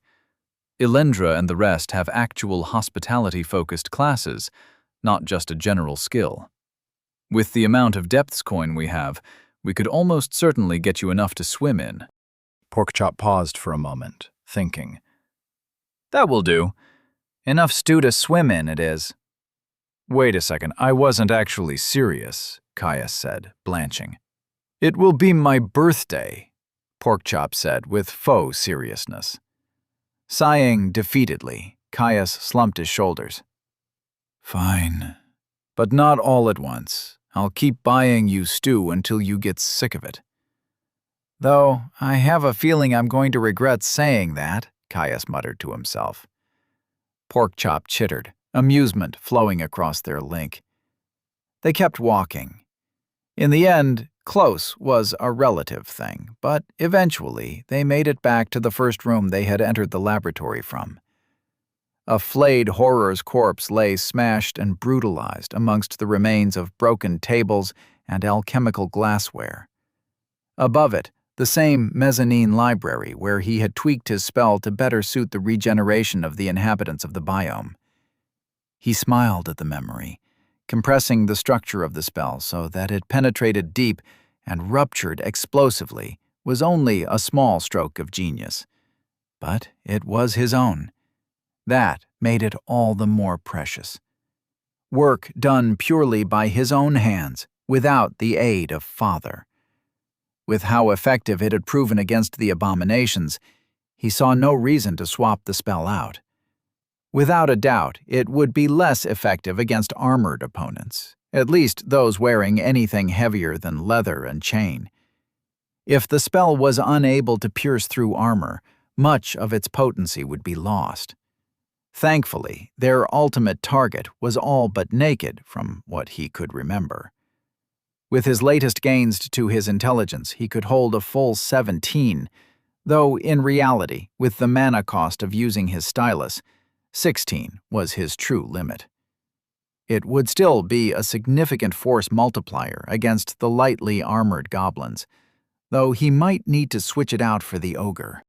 Tearing his eyes away from the seat where he had first crafted the spell, Caius swung open the door that led to the standard tunnels common in the depths that seemed to surround the compound they had been exploring. He peered down the hallway, releasing his hold on true sight just enough to peel back the mists of distance. It was a straight shot, and he was almost sure he could see the far-off end of the biome. Almost there, he muttered, anticipation thrumming through him at the thought of capping the last of his legacy skills. Chapter 106. Training. Barely more than a few hundred long strides into the fungal fields that surrounded the dwarven city, Caius spotted his first goblin. It was a good way off, far enough that it wouldn't notice them unless they actively tried to get its attention. It was an ugly, wretched thing. Dressed in little more than rotting cotton and scavenged burlap, it looked even more twisted and malnourished than the standard hordlings that lurked in the city proper.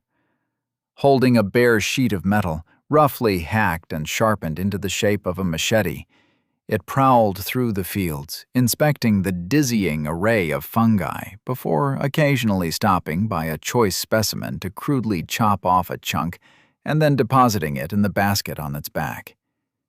He doubted it would last more than an eye blink in open combat with him, especially now, after everything. He could feel the power that thrummed through his body. More than just the quantifiable increase from his latest honor, his new beast blood ran hot with the violent joy of the hunt, strengthening him even as it enticed his bloodsong. A perfect opponent to train his lesser regeneration. Unlike the rest of his skills, it required him to actually get hurt, which meant the most effective thing to do would be to at least remove his cuirass. In the city, that would be far too risky. With the goblins congregating in gangs, he would have no way of controlling the chaotic melee. A duel with an inferior opponent was far, far better. He stopped, Porkchop pulling up beside him as he felt his intentions through their bond. "This the one?" "Yeah," Caius nodded, undoing the buckles of his armor.